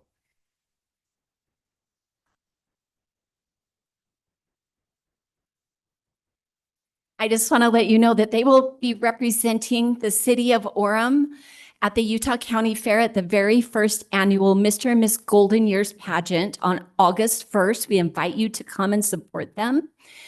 And thank you for supporting us and for loving us and valuing seniors. They're the best part of our community.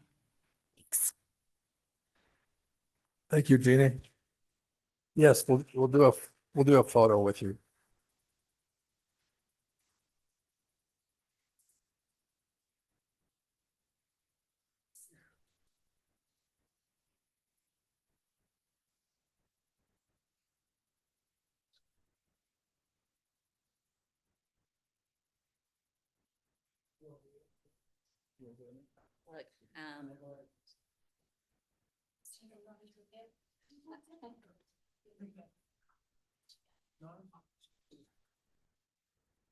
Right, maybe let's just have you go a little to your right.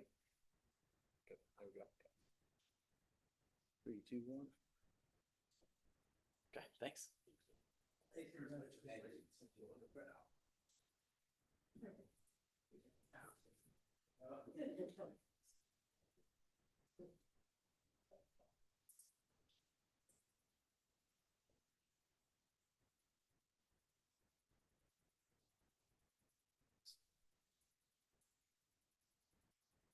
Thank you.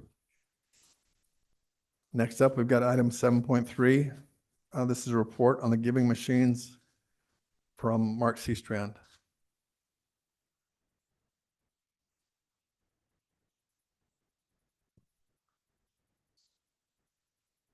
Stand right. Hey, you guys, great to see you again. It's a pleasure to come here again on our annual reporting of the giving machines and the amazing things that have happened here in Orem. Our purpose is to recognize 3 things. One, we have a fantastic community that has been so generous, and we want to say thank you to them. We also have some amazing charities that are here locally that do an incredible level of work. We want to recognize them and say thank you to them. And then we also want to do whatever we can to continue the support in terms of better understanding and knowing that the giving machines will be here next year to make sure people know that their donations are going to a great cause and doing very well. My name is Mark C. Strand, and this is my wife, Shelley C. Strand. We are the co-directors of the Orem Communication Council for the Church of Jesus Christ of Latter-day Saints. And the Light the World program is sponsored for and paid for by the Church of Jesus Christ of Latter-day Saints. And we are thrilled to be here. Throughout the Light the World campaign, thousands of individuals and families will be fed, clothed, educated, strengthened, and become more self-reliant here in Utah Valley as well as around the world. Wherever giving machines are located, we see a great spirit of love and selfless service in those communities. The volunteers often witness of their uplifting moments for the day when they're able to take their family, go to the giving machines, and select items that they want to give to people in need. One family said, "My wife and I want our kids to experience the joy of giving. Watching them choose a chicken or a book or a baby blanket for someone else was a powerful lesson for them to learn. I'm so proud of my kids for their sacrifice and being able to give." The giving machines were launched in 2017. The annual Light the World Giving Machine Initiative has become a global phenomenon. In 2024, this last year, vending machines are now in over 107 cities across the world, in over 13 countries and in 5 continents, impacting millions of individuals and families. This year, the program worked with over 450 charities around the world and to help them be more successful in delivering the important things. These charities include places like Asia and Africa with Nairobi. And after 5 years of absence, the giving machines returned to the United Kingdom. COVID kind of got in the way of that process, so it was fun to get that back there. One of the most remarkable aspects of this initiative is that the Church of Jesus Christ of Latter-day Saints donates 100% of the proceeds to the charities. They cover all of the operational expenses to make sure that, you know, when you give money to a charity, 100% of it makes it to that location. Since the inception, the Giving Machine program has generated over $50 million in donations for children and teens and adults around the world. Hey, I get to introduce the highlights of the Giving Machines. We this year worked with 9 different charities. And does any of you want to make a guess on how many transactions were made this year? How many card swipes? What? In Orem, just Orem. Nobody wants to guess? Okay. 16,600. With around 70,000 visitors and 45,845 items were purchased. In our little Orem, it's just so fun. 65 of those donations stay locally and 35% are used in other parts of the world. In total, okay, here's another number. How many meals do you think were donated? Anyone out here want to guess? How many? 386,161. Isn't that just amazing? Our numbers this year were similar to what they were last year, which was amazing because of the increase of inflation. That you know where I'm at. And there is a bigger need for help out there now. So now we'd like to recognize the charities and the organizations that have been a vital part of being able to make this happen. One key element that we have here in Orem is that each year the giving machines are located in one of the best locations in the world. It's indoors. The security is provided by University Place. They have wonderful decorations, high traffic area. The university place also provides the electricity and the internet, which is vital to be able to make the transactions happen. So we have a big shout out to the Woodbury family and to the university place for their ongoing support of this community and in being able to have such a wonderful place for this to happen. So now if we can, we'll just kind of read the charity. We'll have them come up. Shelley's got a little plaque they've made for them. And if it's okay, we'll have them come up. They can stand over there. When they're all done, we'll get a picture with the council, if that's okay. Okay, first of all, we have Benjamin Donner with the American Red Cross. Come on up, Benjamin. The American Red Cross offered 3 items in the giving machines: a comfort kit and a blanket, 2,859 comfort kits and blankets. There was an infant care kit, 1,763, and vital vaccinations in part of the world, 1,287, for a total of 5,909 donations that went in their direction. So that's great. Thank you very much. Go ahead.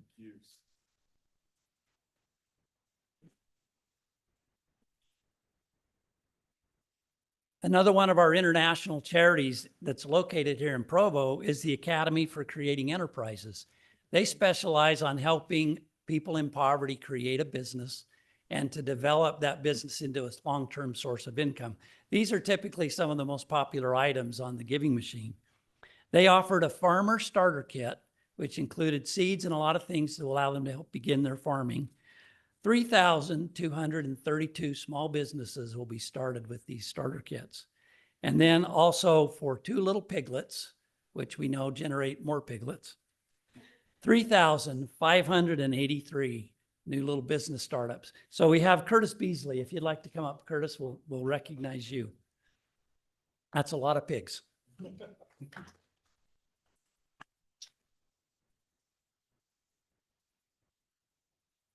We also have Community Action Services and Food Bank. Many of you are very familiar with them. They provide a lot of food services throughout the county.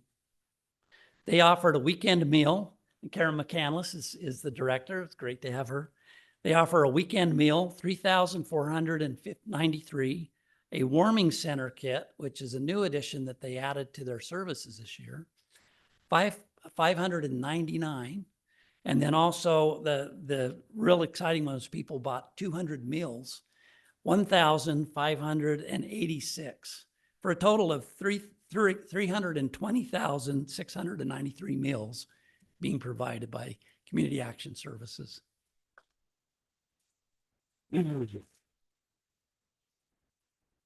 Another food charity we have this year, as you'll all recognize, is Jimmy Golding with Meals on Wheels. Meals on Wheels not only offers food, but they offer a very vital visit and a care checkup with many of our seniors. 1 meal visits for 4,028. Five meal visits, 1,750. And 20 visits and meals, 461 sets of those, for a total of 21,998 meals and visits to our seniors.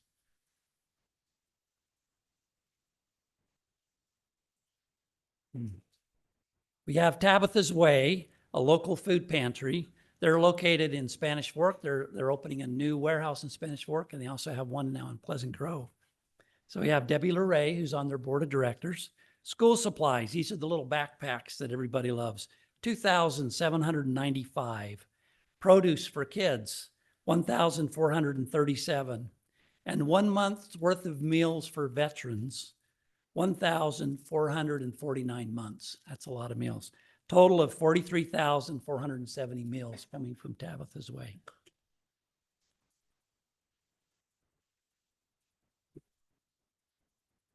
We have Matt McKell here from the Alpine House, which offers a variety of supports for our community, including housing support, 321 nights, is that what that be? Nights of housing support, and 598 maternal mental health visits to help those with postpartum related issues with new infants. Thank you. Matt McKell.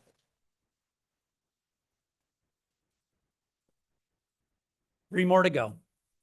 We have the United Way of Utah County, who's always been involved with a lot of things going on in the valley. Stephanie Anderson is here with United Way.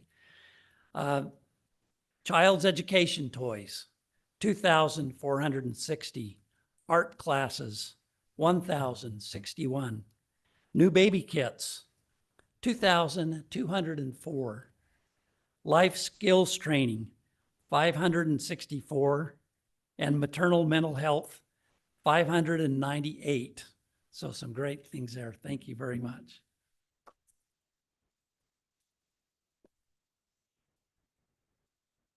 Another one is Kids on the Move with Raquel Rutherford. Their organization, as you know, works with families and children that are have a variety of challenges, and they are fantastic here in the community and do some excellent work. They had 5 tiles this year in the giving machines. Empowering through play, 722.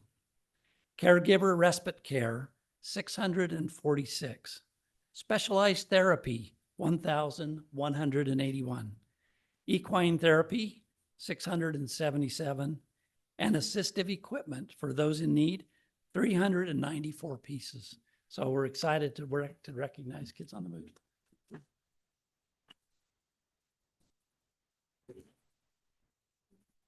And finally, we have Eye Care for Kids. They specialize in eye care for a variety of age groups. So Lenses for Literacy, 2,661. Maggie Klein is here with us. Thanks. Sight for Success, 1,047. See the Possibilities, 249. Sight the World, 560. And Eyes on the Road, 178. Thank you.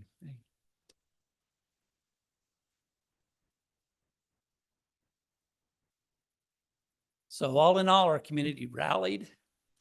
Our charities are doing fantastic work. And as a result, many families, many individuals will receive the help they need this coming year. So thank you very much to the community. Thank you very much to these charities. Thank you for your support, Orem City and the surrounding community.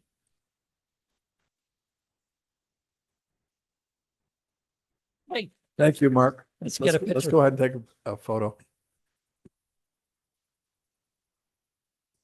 Anybody that's here at these organizations, feel free to come up and get in with us if you're not already here. Hey.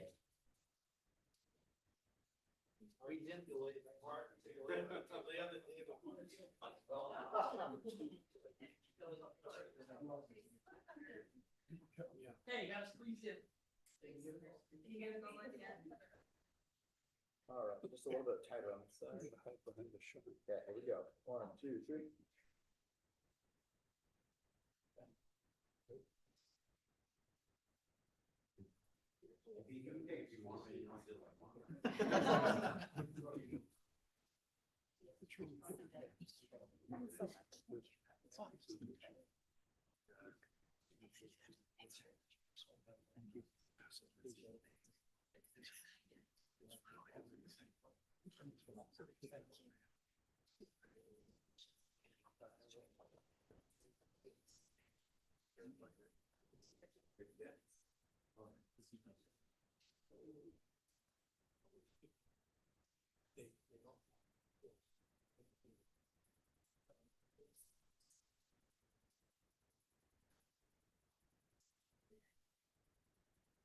Well, thank you, Mark, and thank you for that amazing presentation.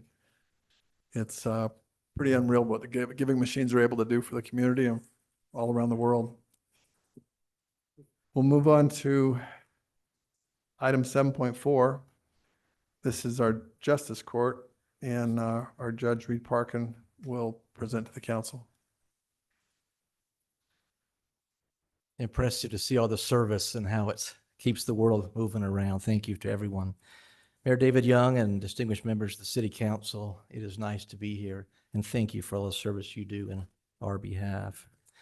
I do appreciate the opportunity to be here tonight and to present to you my annual report to the council. My brief report will be on a matter that is vital to the integrity and fairness of our justice system, the use of language interpreters in the Orem Justice Court. As judges, We have the responsibility to ensure that every individual who appears before the court, regardless of their language background, has full and meaningful access to justice. Language access is not just a procedural formality, it's a foundational element in due process. Interpreters serve a critical role in ensuring that our proceedings are understood and that individuals can participate in their defense or resolution of their cases. They are provided at no cost to the party, and their use is mandated by both state and federal law. Whether someone is appearing for a traffic infraction, a misdemeanor charge, or a small claims matter, the court is obligated to ensure that language is not a barrier to understanding or engagement. In the Orem Justice Court, we have provided interpretation in a wide ranges of languages. From the court's inception of 2010 to 2025, Spanish has remained the most frequently used language by a significant margin. Over these years, we've interpreted over 6,800 cases. In addition to Spanish, we have provided interpreters for American Sign Language, Portuguese, Tongan, Samoan, Vietnamese, Arabic, Russian, Korean, and Mandarin, among many others. We've actually interpreted court hearings in over 29 different languages. This diversity reflects the rich multicultural makeup of our community and reminds us that the need for interpretation services is not isolated or rare. It's routine and essential. I'd like to talk about some of these slides before you. That is all the languages before the court. As you can see, the bold in Spanish is by far the most commonly interpreted language in the court. Okay, the next slide emphasizes those are the top 6 languages, and you see Spanish by far out is the most common language. Just yesterday, I had 1 Burmese language and 9 of my 130 cases in Spanish. And today I had 7 in Spanish and 1 in Portuguese. So every day we have interpreters in the courtroom. All right, the presence of interpreters helps to foster transparency and dignity in the courtroom for individuals who may have already feel overwhelmed or intimidated by the legal process. Having someone there to help them understand what is happening and to be understood in return can make a world of difference. This is particularly true for individuals who are navigating the legal system for the first time or who may be unfamiliar with the courtroom procedures. I'd like to refer you to this slide here. The first column in the far left is 2010, the first year the court opened, and then 2011 through 2024. You can see that language need and the need for interpreters is dramatically increased in the court.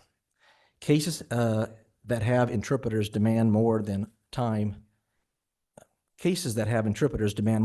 from the court's calendar. At a minimum, cases with interpreters take twice as long because all sentences have to be interpreted verbatim. But in reality, we find that the cases take nearly 3 times as long in court in comparison to a case with an English-speaking defendant.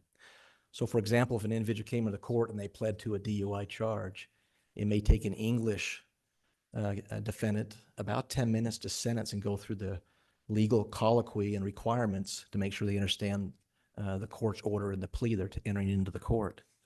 If it was just simply a language issue, it'd be 20 minutes. But in reality, it takes about 30 minutes for most interpreted languages to hear that same case. You take 30 minutes when I got 130 people, not at one time, but about 50 looking at me at the same time. It does slow down the court tremendously, and the demand for interpretation in the courts, as you can see by the graph, has exponentially grown.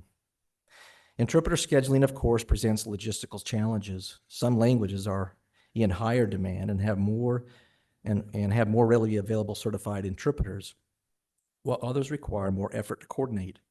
Nevertheless, the court remains committed to meeting those needs efficiently and professionally. Continued support for these services is essential to maintaining the quality and fairness of our proceedings.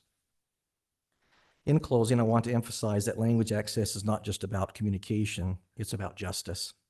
The court's responsibility to serve all the members of the public equally, and interpreter services are necessary and a vital part in fulfilling that obligation. I'd like to thank you for your time and your ongoing support of the Orem Justice Court and the court's mission to uphold fairness, accessibility, and trust in the judicial process. Thank you for all you do. Is there any questions I could answer for you? Just we appreciate what you do, and the numbers speak for themselves. You've done an excellent job, so we appreciate you and your service. You're welcome. Thank you. If any of you'd like to meet with me individually or have questions about the court, I'm happy to meet with you individually at some time as well. So thank you. Thank you, Judge Parkin.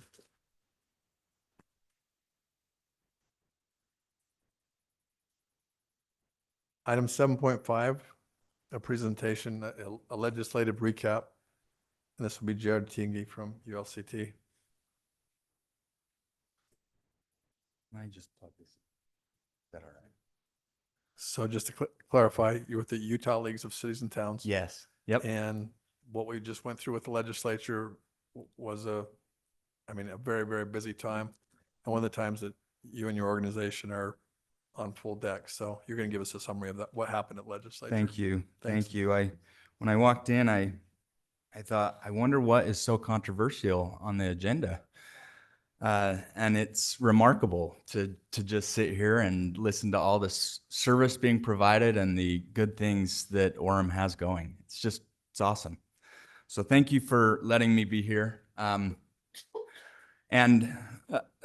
My first slide here is thank you, because we consider the various cities, we call them our league army, because that is our touch point with legislators. That's what it really comes down to, is your relationships with legislators. And Orem is front and center in helping us as the league be able to affect change. Some of your members have been on the Commission on Housing Affordability Advisory Group, as well as actually on the board. So we appreciate their service, and so just wanted to mention that. So as far as a recap goes, there were 959 bills introduced. That's 134 more bills than the prior 9-year average. So that just gives you an idea. It is escalating. It is on the rise. And I'll get to why there's 110 substitutes and amendments to legislation. That's 6 fewer than last year, 118 above the prior year average. So what we're finding is that legislation that comes forward typically cannot be killed in committee, and it cannot, other than modifying it before it goes on to the full House floor or Senate floor and for a vote. And even on the House floor and Senate floor, we're not very successful there. Just percentage-wise, it is a lot of our ability to make changes comes through substitutes and amendments. We tracked 279 bills, 61 more bills than the 3-year average, and 582 bills passed. And that's 9 fewer than the record that was set last year. And so this kind of gives you an idea, just a graphical, a visual version of what that looks like. And we just keep going up and up and up on the number of bills that are coming out. And this is going back to 2016 up until this year. We are 9 below what was last year being the top. Now, after last year, the governor had said that we really would wish that there would be less legislation. 9 bills, it looks like. So, so this kind of gives you a summary. There were 568 House bills, 342 Senate bills, and for the Senate, with 29 senators, 342 is mind-blowing. It is a lot. It is significant. And then 52 resolutions. We tracked 279 bills, supported 34, we opposed 26, we monitored 161, and then we had some other stragglers for certain positions. Our positions really do matter when we are talking to legislators. It was interesting. I had one come up that I got a frantic call from a legislator saying, "Wait, I thought you supported this. Your tracker says you don't." And it was, okay, yep, you're right. We haven't updated our tracker, and okay.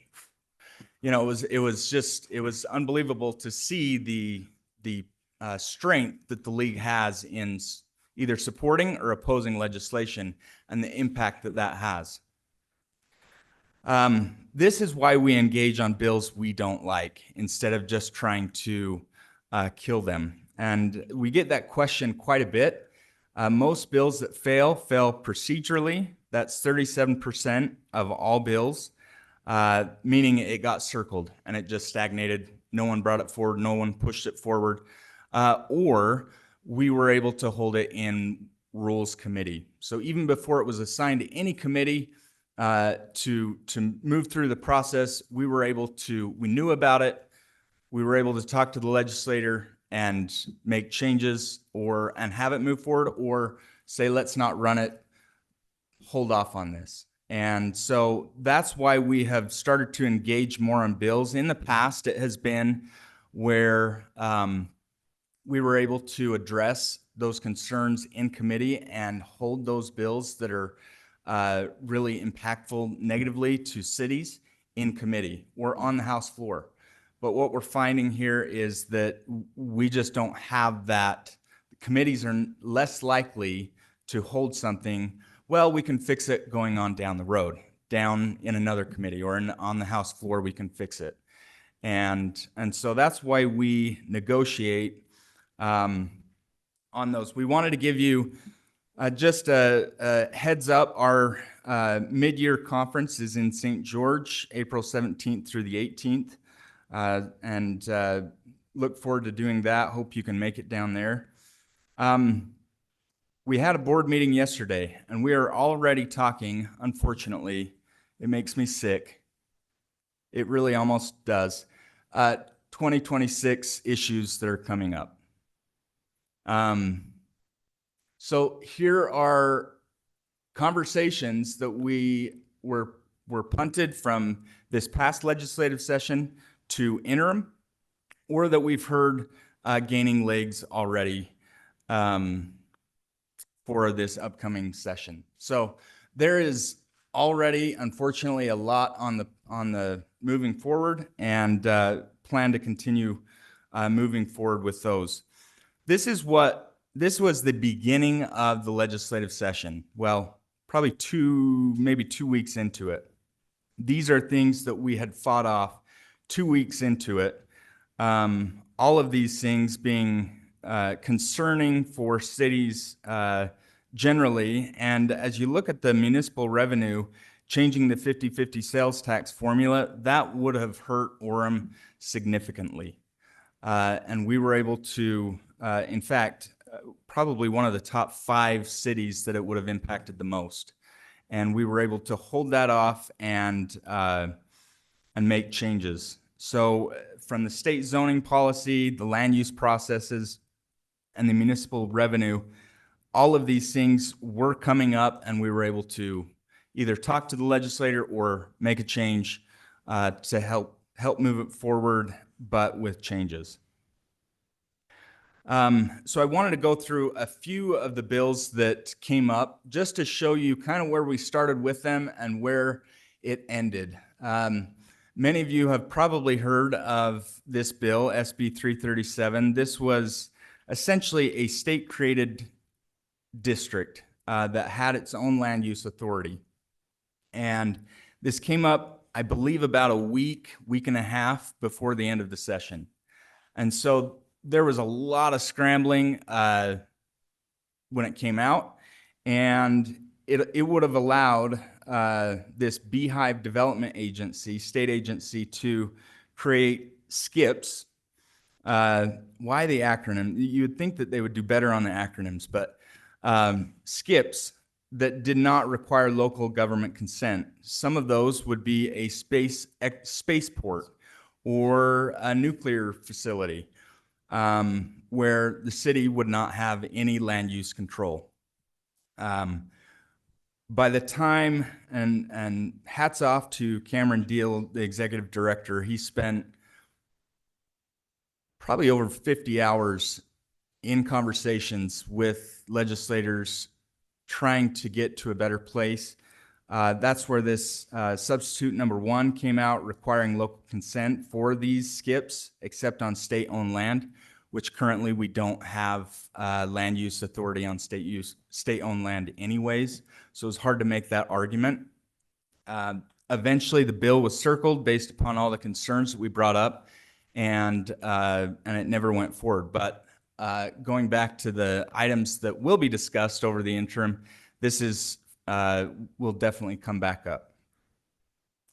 HB 88, housing policy amendments. This was where it started was detached ADUs by right in all cities within counties of the first and second class.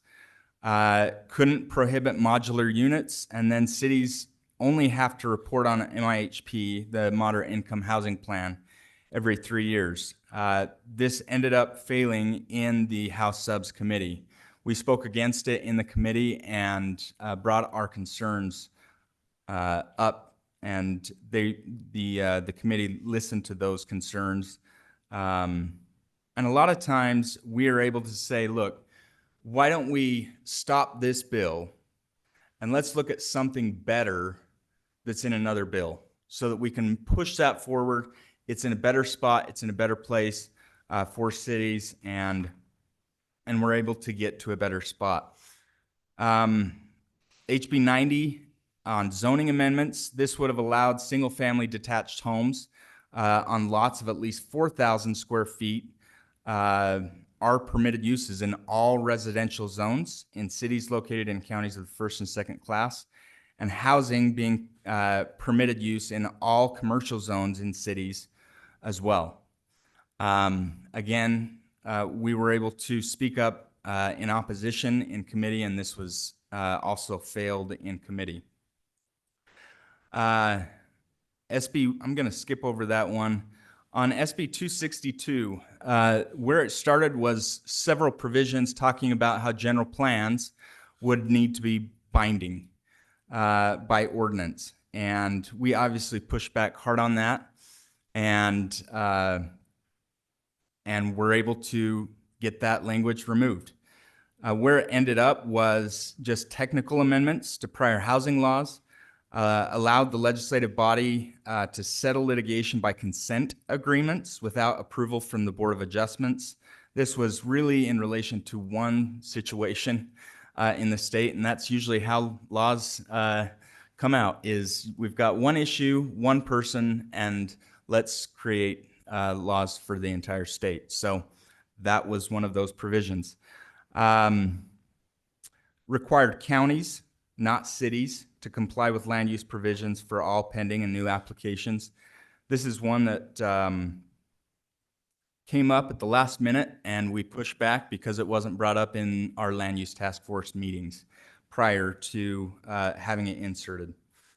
This is about parking. Where it started was it was going to be covered garages you could only require 10 by 20, no more. Uncovered parking spots would be 9 by 18.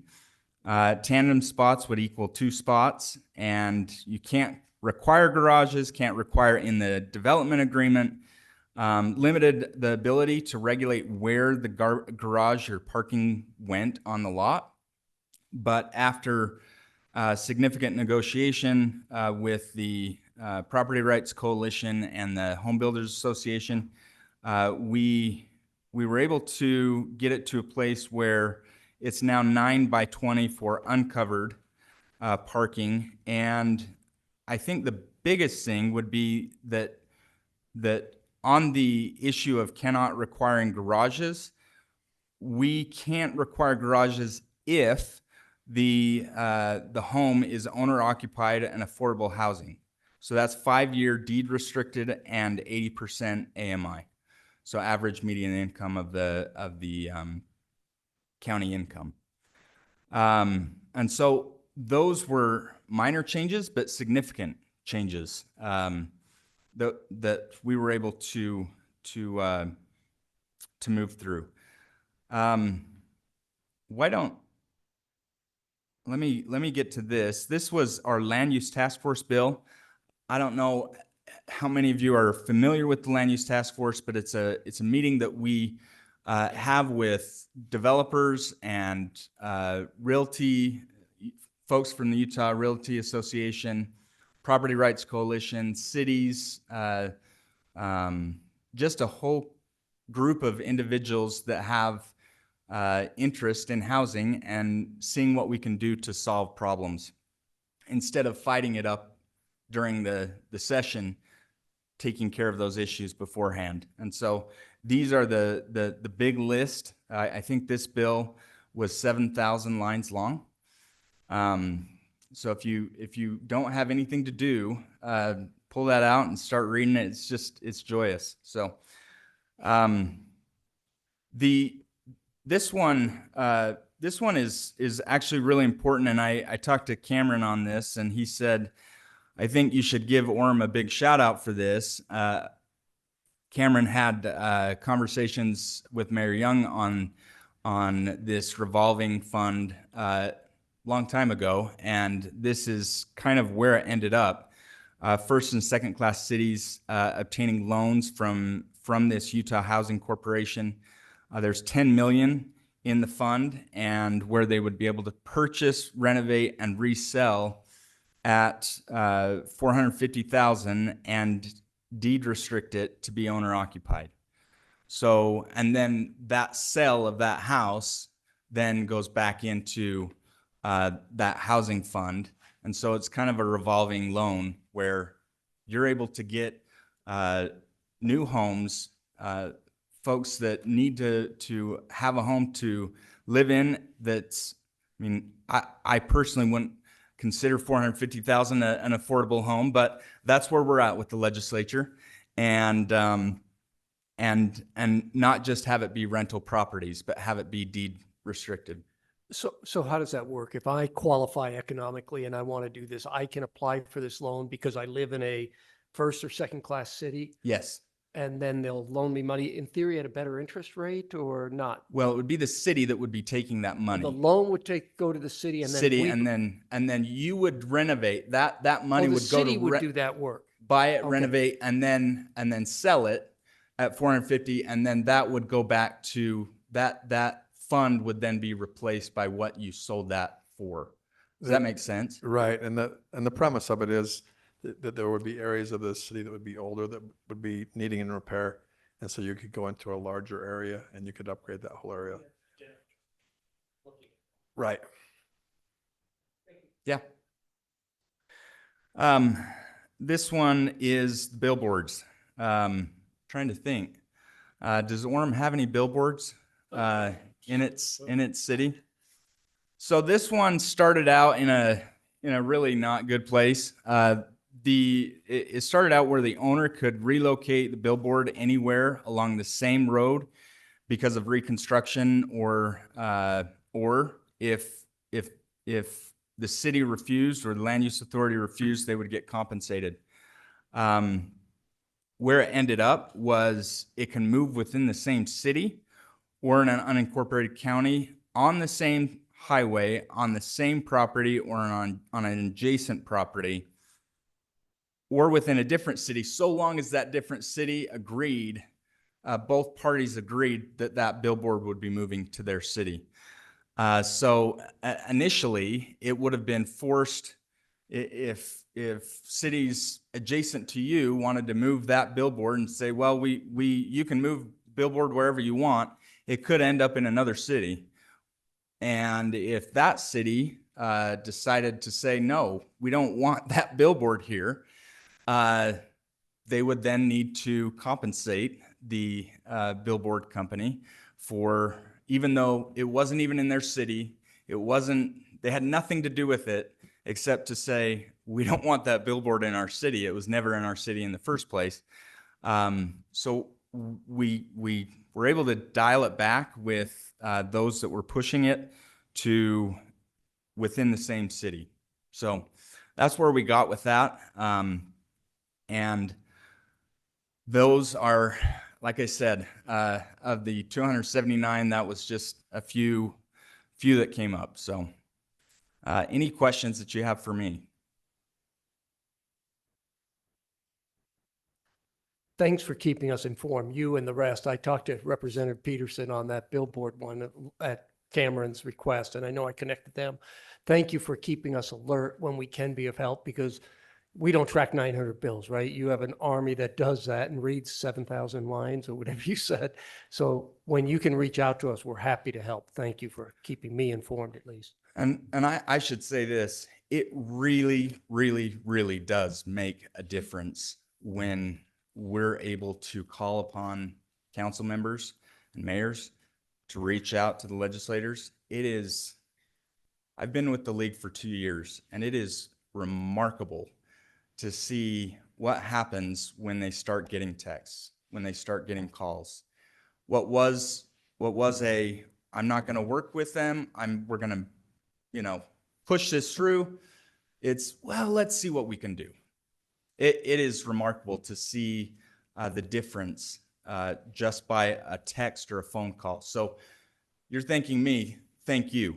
Really, it really does come back to all of you reaching out to the legislators. And I want to throw it back to you, because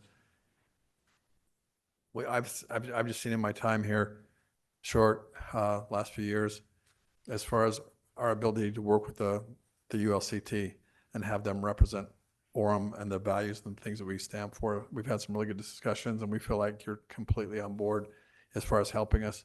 And just to give people out there an idea of what this is like, if you took every bad idea you could think of, and then you cram it into 45 days, and you do hundreds of them at once, and now you've got to try and stop that from coming and happening to you.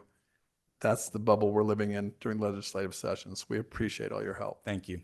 Thank you. Lene? Oh, I just wanted to say, first of all, just shout out to Cameron, right? I love the picture Yes. that he posted. I don't know where I saw it, but his kids make like the paper chain that you make at Christmas to count down the days to Christmas. His kids do it to count down the days to the end of legislative session so he can be home with them again. Because he really does put in so much time. And just a shout out to you guys, because really 3 years ago, we started talking about renewal for our established, I guess we're now called legacy communities. We started talking about owner occupied housing. We just started putting those messages out there, and it seemed insurmountable to get that up the list of importance and to be heard as legacy cities. And Right, it was at going to the league meetings down in St. George. When you have the meetings down there, it was just so rewarding to hear these other cities on the east side of the Wasatch Front, right, saying the same things. Yes. So shout out to you guys for helping us bring those issues up, and that, what was it, the HB 360 that Mayor, and I got to do a shout out to Steve Earle, our city attorney. That one was huge to have that opportunity to have funding to renew our homes and create nice, affordable homes instead of slums, Yeah. frankly. I don't know what else to say, but to help get that remodeling and that opportunity. So you guys have really helped us have a voice for that. Thank you so much. Tell Cameron, thank you. Thank you. Thank you. All right, we're up to item number 8, personal appearances. We've got, let me just read this real quick. Time has been set aside for the public to express their ideas, concerns, and comments on items not on the agenda. Those wishing to speak are encouraged to show respect for those who serve the city. Comments should focus on issues concerning the city. Those wishing to speak should have signed in before the beginning of the meeting, and please limit your comments to 3 minutes or less. I've got 5 people here that have signed up to comment tonight. First on the list is Chris Hammond, if you'd like to come up.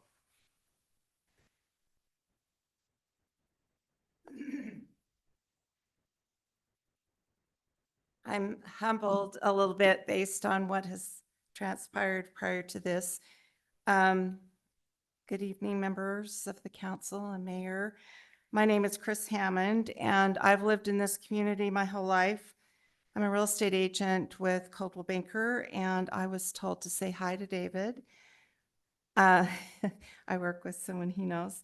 I have loved Orem and have a vested interest in the economic success of this city. I was told earlier that the council met on Airbnbs and what they may do and what regulations they may place on them. And I wanted to speak to that issue tonight. First of all, I think that Airbnbs have an economic impact that is positive on the community. Those of us who host contribute directly to the economy. We pay taxes, we support local businesses and proceeds services that otherwise may not be available. And it is a direct boost to neighborhoods. And that supports small businesses and foster job creation and the driving growth. Second, we promote the community. I have an Airbnb, which some of you have mentioned. It was a home that I built. I raised my family in it.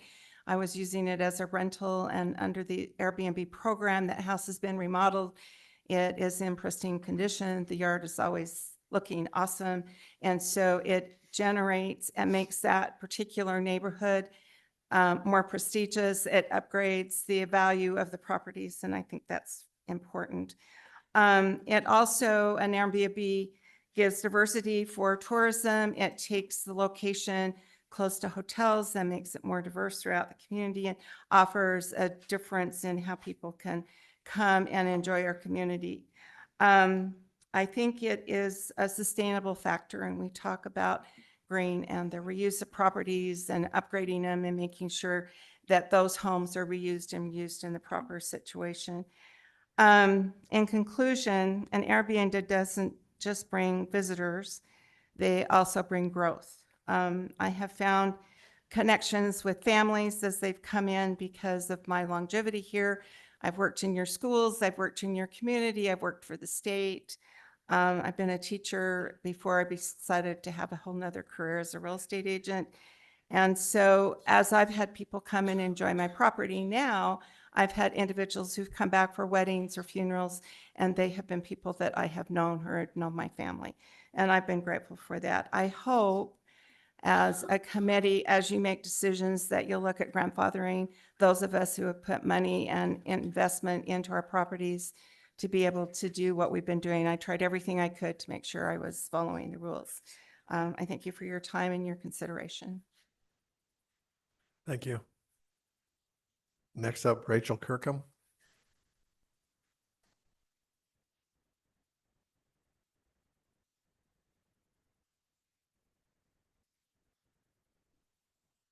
Good evening. I'm just going to double up on what Chris said a little bit, but I will try not to duplicate. My name is Rachel Kirkham. I'm here representing a group of 35 short-term rental hosts in Orem that have met together to discuss your current draft of the rules. We appreciate your effort that you've put into creating fair regulations. I did want to, is anyone else here? You can stand. There's a few of us. We appreciate your efforts. We agree that all short-term rentals should operate responsibly and legally. As local hosts, we take pride in our homes and in the guests we welcome. Most of our visitors are family members of Orem residents, here for weddings, graduations, or temple visits. We see them as an extension of our community. Our properties are well maintained because our success depends on guest reviews, and short-term rentals actually raise property values, which Chris touched on. In fact, I just sold one that has been operating legally as far as it has been known. They did everything they could to be legal, and it sold for $100,000 more than the appraised value due to it being a short-term rental, which just upped the value of the homes around it. Let's see, there have been some concerns that have been raised about short-term rentals, and rightfully so. So we wanted to address them. The affordable housing talk. Short-term rentals are not taking away affordable housing because most of them are 4-bedroom plus homes that are larger and not considered in the realm of affordable housing. Short-term rentals make up just 1% of Orem's housing stock, which is not a major impact on availability. The demands for short-term rentals will continue to grow with our temples, universities, and strong family culture. People will always need short-term rental housing that can provide that family gathering space. Orem was just nominated as Family Town USA, which promotes that. So there are concerns about noise, parking, and trash, which are the most common, and they can be handled through some of the items that you have mentioned in your current draft that are very viable. That said, we do have concerns with certain parts of the proposed regulations. One of being the 8-person occupancy limit is unrealistic. Larger homes should be regulated based on fire code and not an arbitrary number. There's a 182 night cap in there that's unnecessary and difficult to enforce. Other cities have struggled with this as well. It decreases the available income to us, but also it's not necessary as the average occupancy rate of a short-term rental in Orem is 67%. So they're rarely, if ever, 100% full. There is a proposed 100 citywide cap, which is too low. A percentage based on per area approach would be more effective. And then limiting the number of STRs or short-term rentals that one person can own is a bit unfair. Responsible operators shouldn't be penalized for doing things the correct way. So we aren't here to fight regulation. We want fair, enforceable policies that work for everyone. They bring value to Orem, as Chris mentioned, and we hope that we can collaborate more on that. UVU does offer a short-term rental certification course. It's accredited in 12 universities, and it's in our backyard. And this could be something that you could incorporate into the licensing procedure or violators that might work. And thank you for your time. Thank you. Next, David Pastana.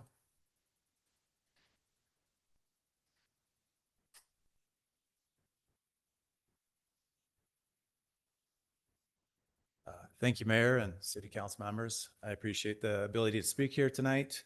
Just to introduce myself, my name again is David Pastana. I've lived in the area for 18 years, and I own a real estate brokerage and am an Airbnb owner as well, and manager. For a long time, I've managed long-term rentals, over 70 of them right now. I wanted to speak to some of the regulations that have caught our attention that have been previously mentioned that are really important to us. Orem is a beloved city, I think, of all of us. And as families, we have families that want to come visit us. There's few hotels and they're expensive. And when people come, Airbnb is a huge choice. It's such a new industry that's grown. And with growth, there's growing pains. And I remember when I bought my first drone, I could fly it anywhere. And now there's regulation, right? Because people make mistakes. There's been mistakes in short-term rentals or Airbnbs, but a lot of the reactions to those, I believe, are overreactions. And it's a product that has grown not because it's a great business, but because it's what people want. We want to stay in a home. Everywhere I go, I look for an Airbnb because it's more accommodating to my family and to my needs. And so as a city of families, we all know that some families don't have enough room in their homes to accommodate. And they find that just renting out an Airbnb for a few nights really meets those needs. Responsibility of as us owners is twofold. We're a customer approved industry where we have to, in order to really get our product out there, we need to be good managers and have a product that people love. On the other hand, we're also judged by our neighbors because mostly Airbnbs have been regulated by nuisance laws. So we can't annoy them either. So we have these two people that we're trying to please, and we're doing our best to please them. Most of the troubles come, I think, in two issues, noise and parking. If you can fix those, I think you fix over 90% of short-term rental or problems. And as managers, I hope that, if you'd like to counsel with us, we could give you a lot of practical solutions. I know that one of your solutions was to simply park in the garage, park on the driveway, don't park in front of people's homes. That also tends, if that is the rule, that also tends to help with occupancy because you're not going to have 50 cars showing up for a wedding, right? So nowadays, one of the things we do is we don't give front door codes. We say, here's the garage code because we want you just to drive in and not to bother anybody. That's been very, very helpful.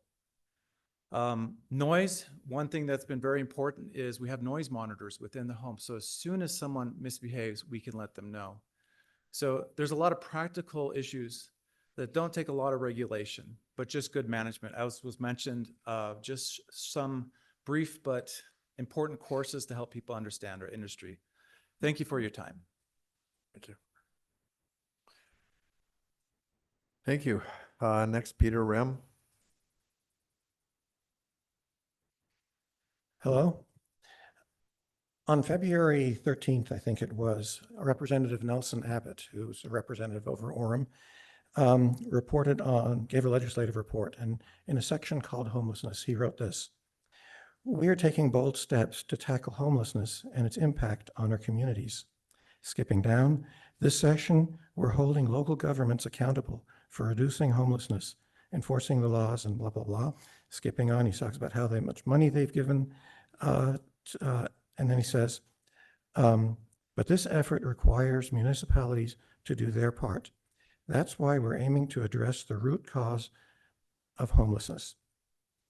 And unfortunately, at that point, he goes into talking about drug abuse. But the latest research on drug abuse and homelessness is that drug abuse is started because many people are trying to self-medicate because of stresses and pains that they have, either physical pain or emotional stress or just the difficulties of life. Life is difficult for many people, and some people just can't make it. It's like a game of musical chairs. As we raise standards and expect people to do more and more, there will always be some that just can't reach that next standard, and then they can't make their mortgage payments, or they can't keep their job or whatever, and then they fall off and they don't have a chair anymore.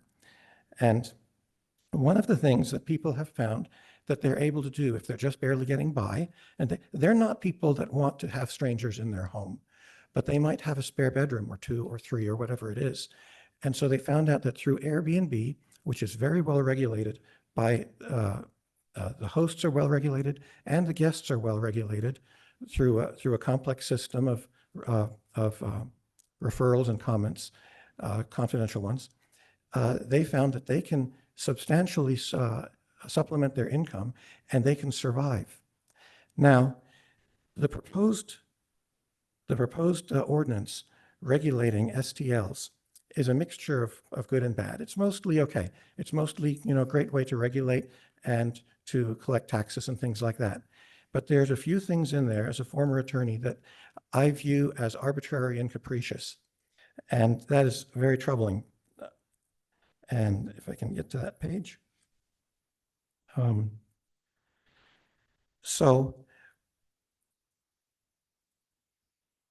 limiting the number to 100 in the city, that again, it's like 100 chairs in a game of musical chairs.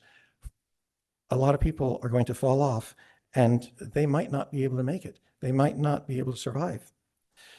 Spacing the short-term rentals 1,000 feet apart, without regard to the capacity of the particular home and local things like that, is just arbitrary and capricious. Limiting the number of nights rented to 182, that's basically half a year. That would be like telling the businesses on State Street, instead of revitalizing, we're going to make sure that for every item you sell, you have to throw one away. Half your inventory has to go to waste. Arbitrary and capricious. Forbidding multiple simultaneous rentals.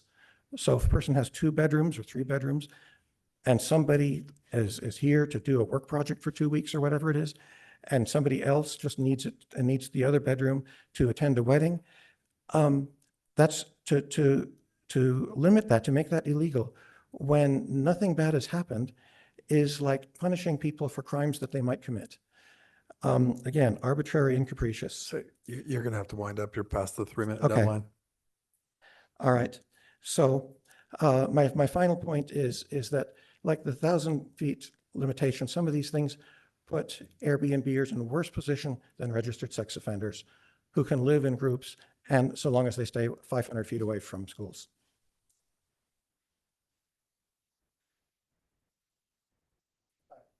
Next, Derek Phelps.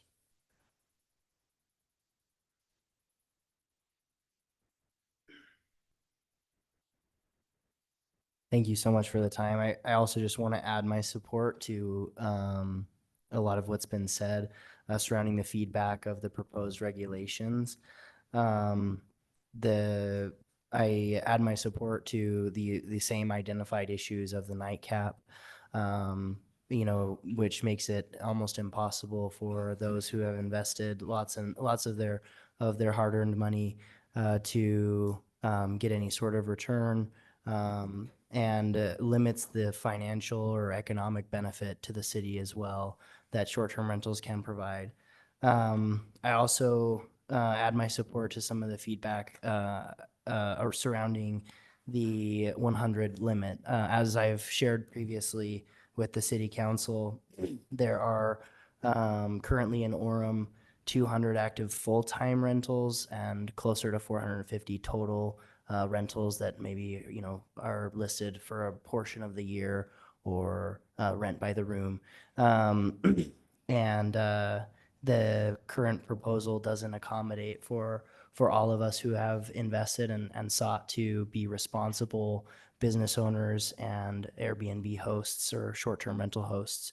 I would also like to reiterate that we are more in favor of these of regulation and of the proposed actions to take, but we just have some issues and some feedback surrounding some of these points of the proposed regulation, and hope that the city council will consider this feedback moving forward in solidifying some of these proposed regulations to consider all of us who strive to be responsible and strive to provide a meaningful service to our community. Thank you for your time.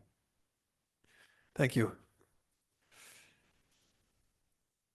Next, we'll move on to item number 9, the consent items. On the consent items for approval, we have approval of meeting minutes for January 28th and February 11th, 2020, or is that right? It says January 28th, 2024, that's 2025, right? Yes. Typo.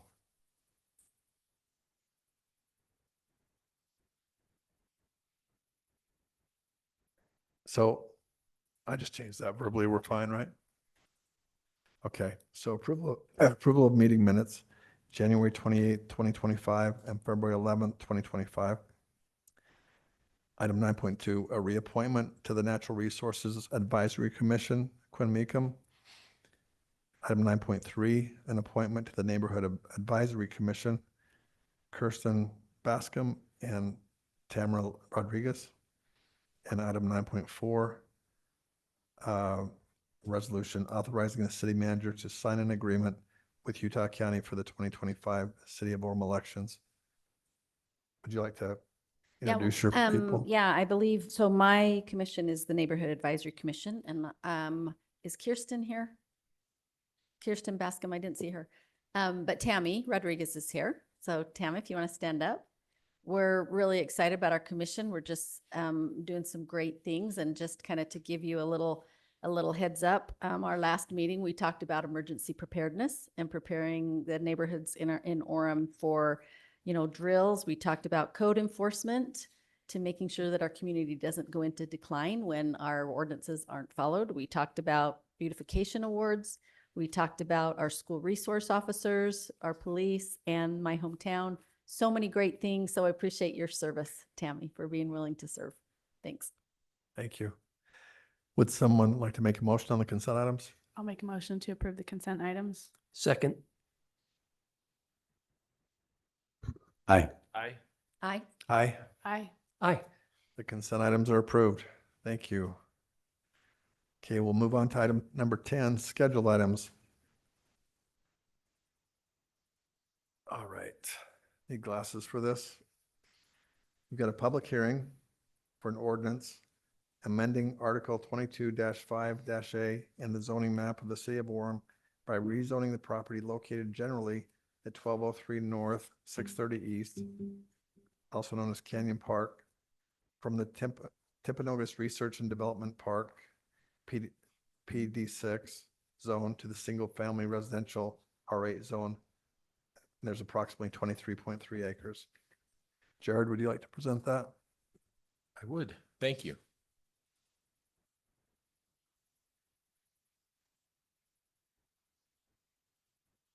All right. Thank you for having me here tonight. And I will I'll present this, and I'm not going to reread what you just read, Mayor. That's great. This is the Canyon Park rezone, what we commonly refer to as the Canyon Park rezone. It is a request by Tri Point Homes.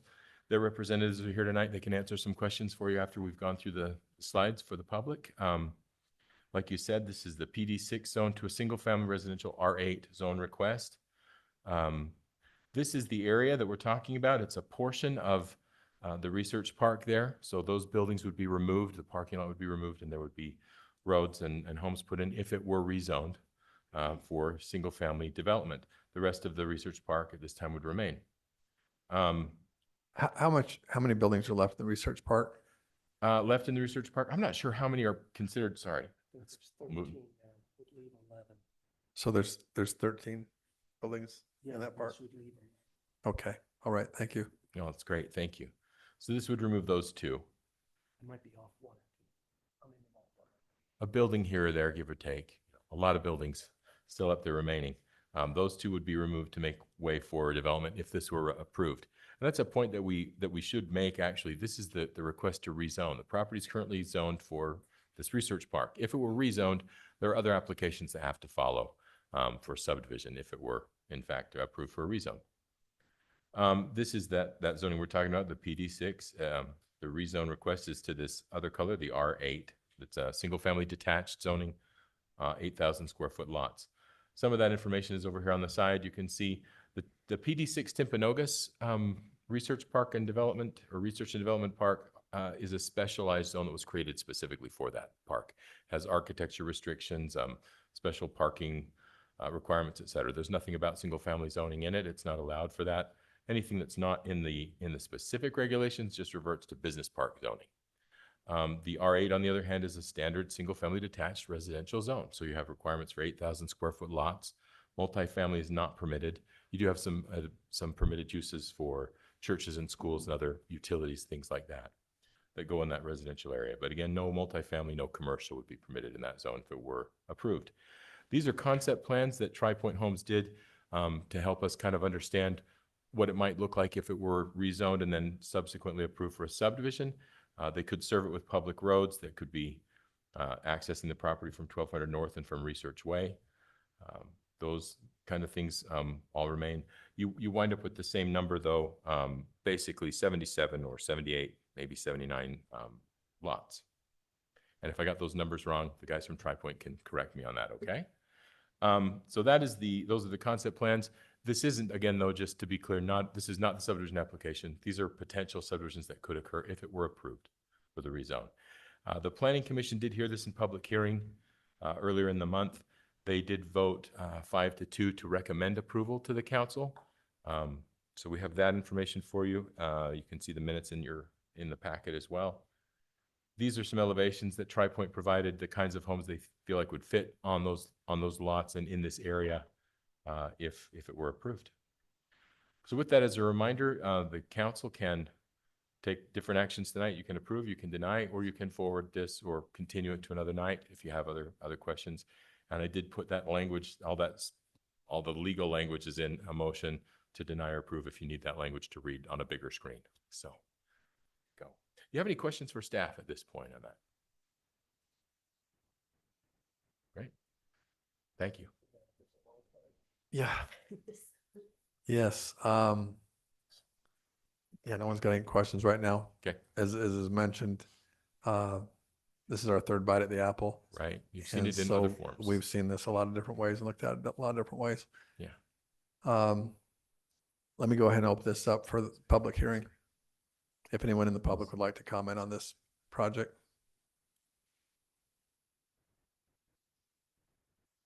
Okay, we'll go ahead and close the public hearing. Bring it back to the council. Feel free to let your hearts be open. Mayor? Yes. I'm not sure if you asked the applicant to come up or give them a chance to present, or if they want to have an opportunity to do that, but it might be a good idea before you start discussing. Okay. Come on up.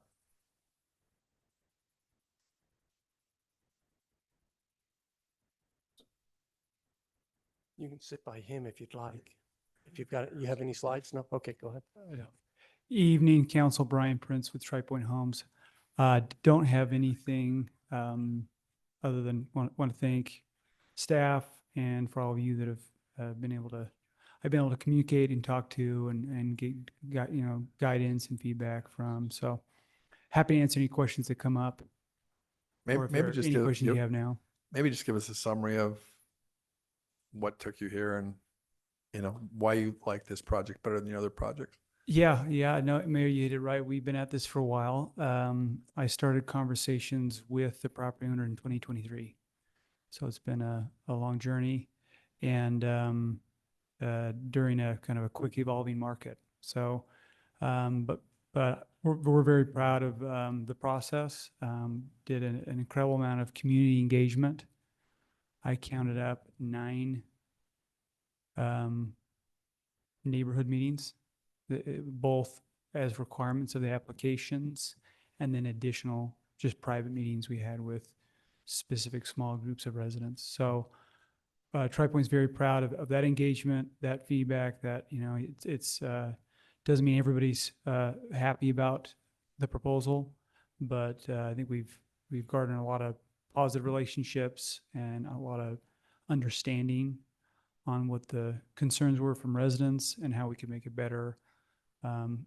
This concept is an idea, but a lot of the ideas that are shown there come from concerns and interest from the neighbors. So, it's been a long journey, but the seller and the property owner has worked really hard to find a way to make this work. I think they're really committed to making the Canyon Park Tech Center a sustainable business for them. And we're just excited about the opportunity to build a beautiful community here. So what's your timeline? What are you looking at breaking ground? Like Jerry mentions, it's a land use decision tonight. In the event that it is approved, we go through the preliminary and final plat approvals that will take several months. We would hope to break ground on land development this year. So there's a lot of demo and utility subdivision work to happen. And we'd start the home construction next year with the hope that we could have a community grand opening next summer. Well, Brian, I appreciate your patience because it has been a long road and it's been good to meet with you many times. And Yeah. I think you guys have, finally come back with what we've asked and what the residents wanted. So I think excellent job. So thank you. Appreciate it. I might add to that, you've had conversation with all of us multiple times, as well as the 9 meetings with the residents. So thank you for listening and adjusting your plan accordingly. You bet.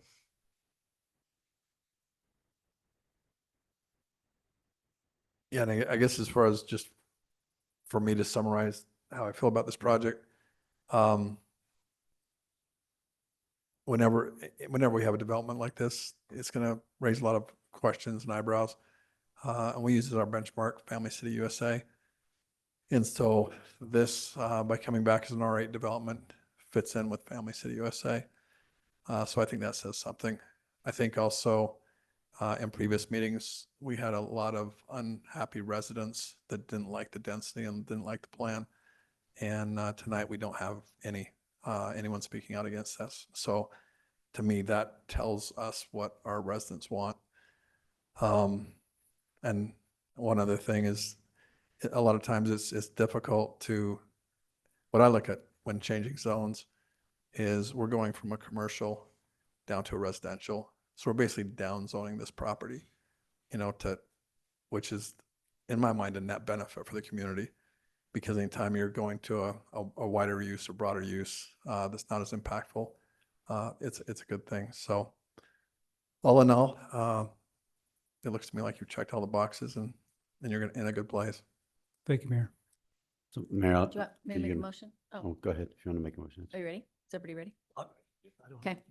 I move that we amend Article 22.5A and the zoning map of the city of Orem by rezoning the property located generally at 1203 North, 630 East, also known as Canyon Park, from the Timpanogos Research and Development Park, PD6 zone, to the single-family residential R8 zone, approximately 23.3 acres. Second.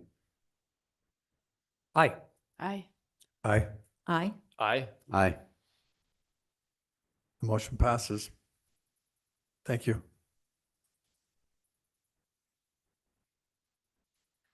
Mayor, I think you need a motion to defer the next one, to continue. I do.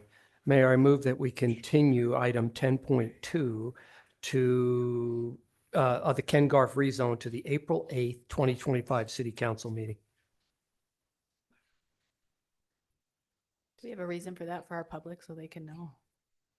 The reason is because we're not completely clear on what needs to be done. And we're still having conversations so we can get clarity, then we can I present think to it's the a council. clarification of the development agreement, what, Yeah, what's going to be in it. yeah, and then what, And we only gave them 2 weeks to get what to they there. can stomach and what we Yep. can stomach, so. Right, Thank Yeah. you. Then I second. Aye. Aye. Aye. Aye. Aye. Aye. Aye. The ordinance or the resolution's continued. Okay. Last on our agenda, we have our city manager. Just real quick, you see here on the dais, the invitation for the new City Hall open house. We have these ready to be mailed out to a, you know, a sizable list of partners, friends, neighbors, VIPs, et cetera.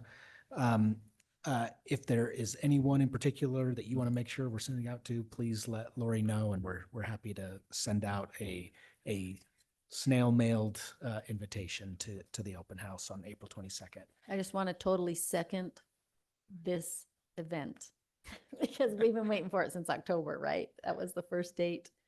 So it'll be beautiful. It will be worth the wait, right? Yes, and I mean, we're gonna make it fun too. There'll be little games, and we'll have staff helping to take people through, and Anyone going to be notifying them on dressed up in statistics. hunting gear that night by any chance? You never know.